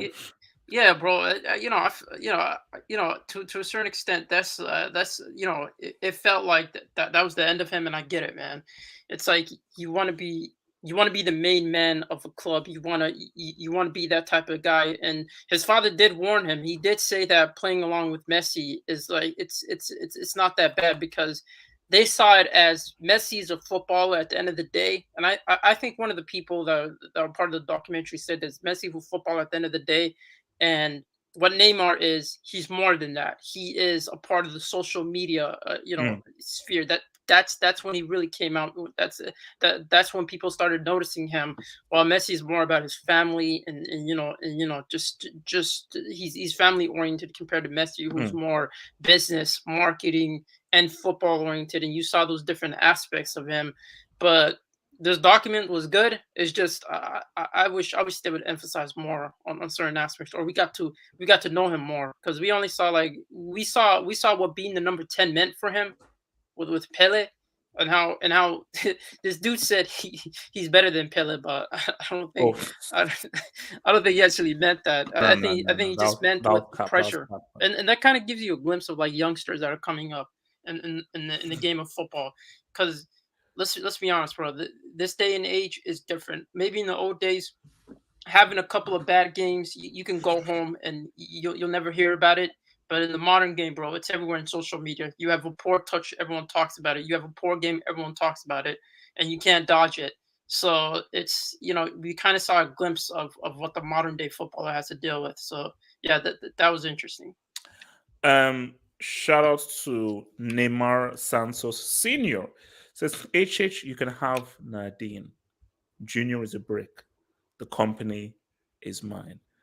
Neymar Santos Senior, Doria, I will not do that to your lovely wife, man. So, I don't want to ruin a happy marriage. Vilton, talk to me, man. Your hero. Bro, they're not married. They're not married, bro. Yeah, we're not married. Wait, this is strange. What do you mean by they're not? Wait, who's not married? His father and his mother. Yeah, Senior and Nadine. Yeah, they're not divorced. What? Bro, they've been divorced for a while, bro. Oh, when did they divorce? A while ago. Bro, she's dating like a 25-year-old, bro. Yeah. No, she was dating one of Neymar's friends or something like that. Okay. Wilton, just. Like, what do you mean? Like the overall, like the whole documentary? Just your thoughts on the dog, how represent Neymar. What was your feeling about it? Did it change your? I know you're a huge fan of him. Did it change your perception about him at all? Not really. I pretty much knew what's gonna happen. The only thing I didn't know, I didn't know, like the injury, like the back injury. I didn't know it still affects him to this day. Like the fact that he says that sometimes when he plays, maybe that's why sometimes you see him, he's so stiff. Sometimes I don't know. It could be the injury that's still affecting him. But overall, like I think the documentary was okay. It wasn't that biased. I think they did a fairly good job, like show both sides of the story, not just like sucking Neymar like the entire documentary, not actually like speaking like facts and stuff. But I think it would have been better to have the documentary like after Qatar, after Brazil wins the World Cup this year. I think it would have made a lot more sense, because I feel like it would have. I feel like would win the World Cup. So I feel like it would have been better to do it if PSG won the Champions League or Brazil won the World Cup, right? Because when you saw like the whole, I know like PSG the whole hump, right? They never got to the Champions League final, but it would have been so much sweeter with all the hate that you got. You wanted to go back to Barcelona, then you help PSG get to the Champions League and help them win it. But Wilton, my thing is that okay. So what if? So they didn't win the thing, and what if they don't win the World Cup? Then when do you release the doc? After you release the song, so you just say, "Oh, we'll all release the doc until you win the World Cup, or until you win the thing." You have to release it at some point. So but you're 29 though to have a documentary. Even if you didn't win the Champions League, though, I still think this it was still a kind of redemption of after being booed, people not wanting you, people hating on you because you wanted to go to Barca, that you still helped to lead them to that final. So there was still like that kind of a redemption thing based on what he did to lead them to the finals. So, but Neuer said, "What's up?" Yeah, but overall, I think it was a good documentary. I had fun watching it, like especially with the whole. I know people saying, "Oh, we could have signed him," but like it's a what if situation, right? What if we signed him, or he's not the same guy we know? Because the thing that people forgetting like these days, right? What European clubs do, they go into South America, whatever continent, they buy these young players, and like a big club like Madrid, Barca, well, not even Barca, I'll say Bayern, Chelsea. Wow. No, listen, I didn't finish it. I'm saying like to a point, right? Big clubs, right? Because they won't compete for the best trophy like the Champions League. You don't really have time to develop your players, right? So when you bring in these youngsters and so young and like in South America, like you don't develop their talent, because that's what we saw with Vinicius Jr. and Rodrigo. Like when they came to Madrid, they had so much pressure to deliver. But what Neymar did, he stayed in Santos. He developed, like Neymar stayed there for a good while. He didn't go to Barca till he was what, 21, 22. So he was already mature. He already perfected his art. But players like Rodrigo, Vinny, Renier, they don't Oh perfect wait, their art. Milton, when did the Brazil South American loss go to Bayern? Like, why did you bring Bayern into this, bro?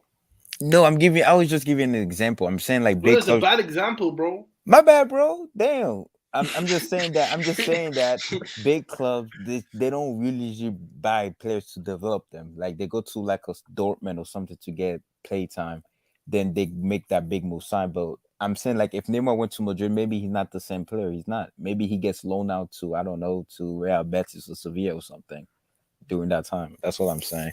But yeah, overall, I think it was a decent documentary. We saw both sides of the story. Like he says, like I guess you see why people hate on him because of his lifestyle, the way he does what he does. Because I make so much money, I'm not supposed to enjoy it. I'm supposed to be a professional. I get it, but that's just how the guy rolls, man. It is what it is. The guy's money, he does what he wants, so it is what it is.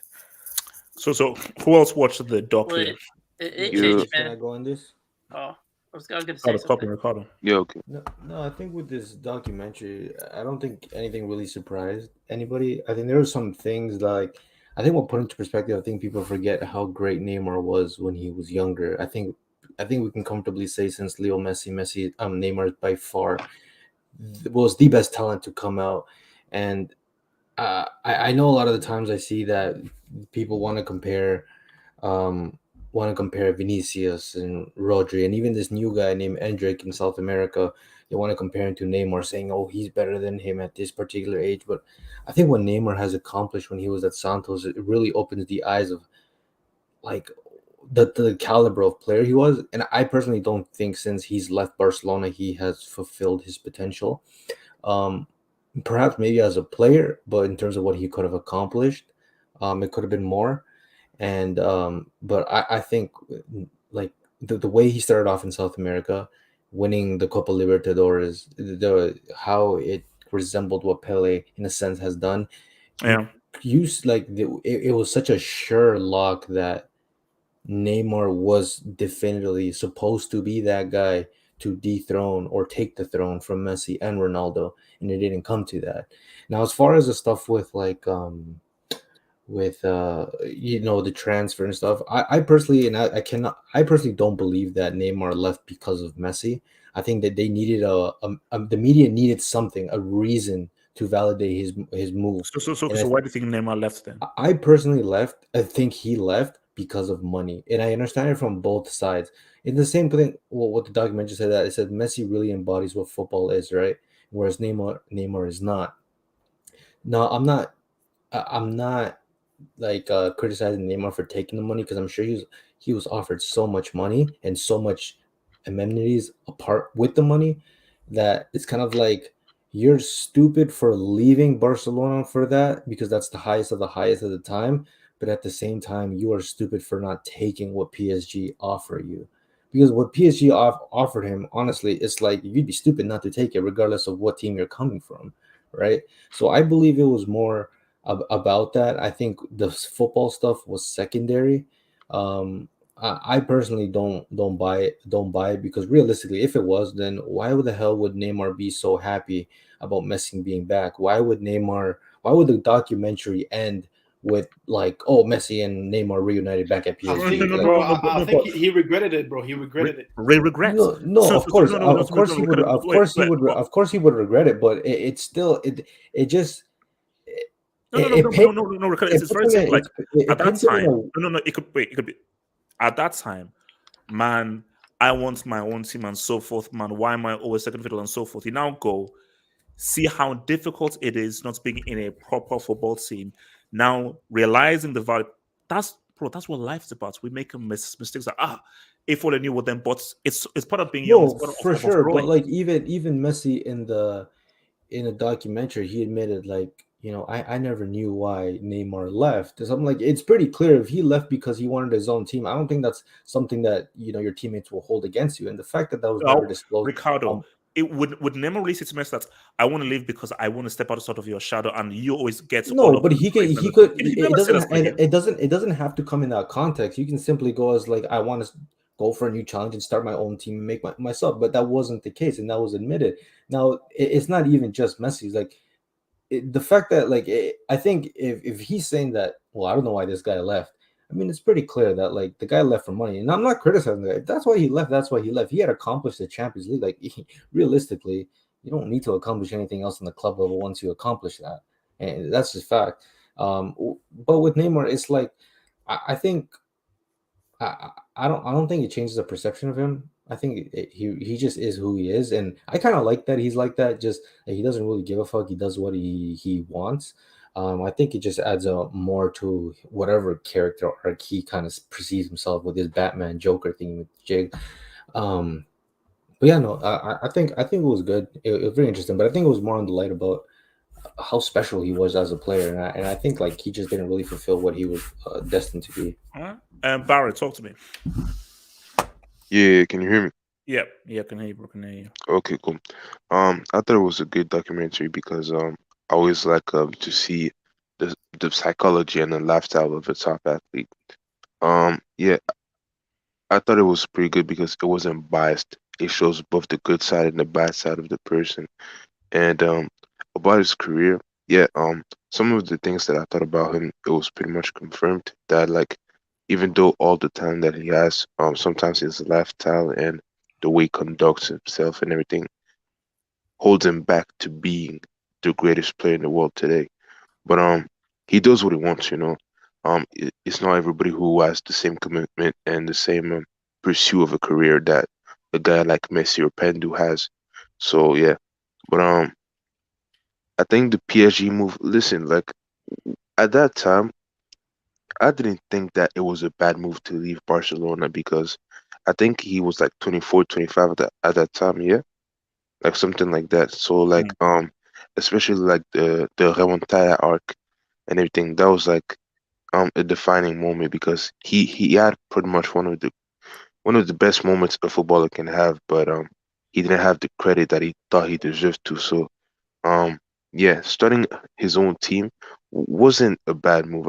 The PSG move was a bad one because the fans are fickle and the organization is not right. Like it's a new club. Like PSG are as old as my parents. Like my parents are like 50. Yeah. So like they don't have like the experience of like a Real or your Barca. Yes, the culture of a winning club during the 19 like the previous start of the old century. But yeah, I thought it was a good documentary overall, and yeah, I can't complain about it. It was pretty good overall. Ricardo, if Neymar stays at Barca, what would Barca do? If Neymar had stayed and he hadn't had left, if he had stayed at Barca with Emerson? I think they would have gone on and accomplished far more. I mean, like, I think the like to me the reason why Barcelona has failed since Neymar was the. Oh, Ricardo, man. Oh, bro.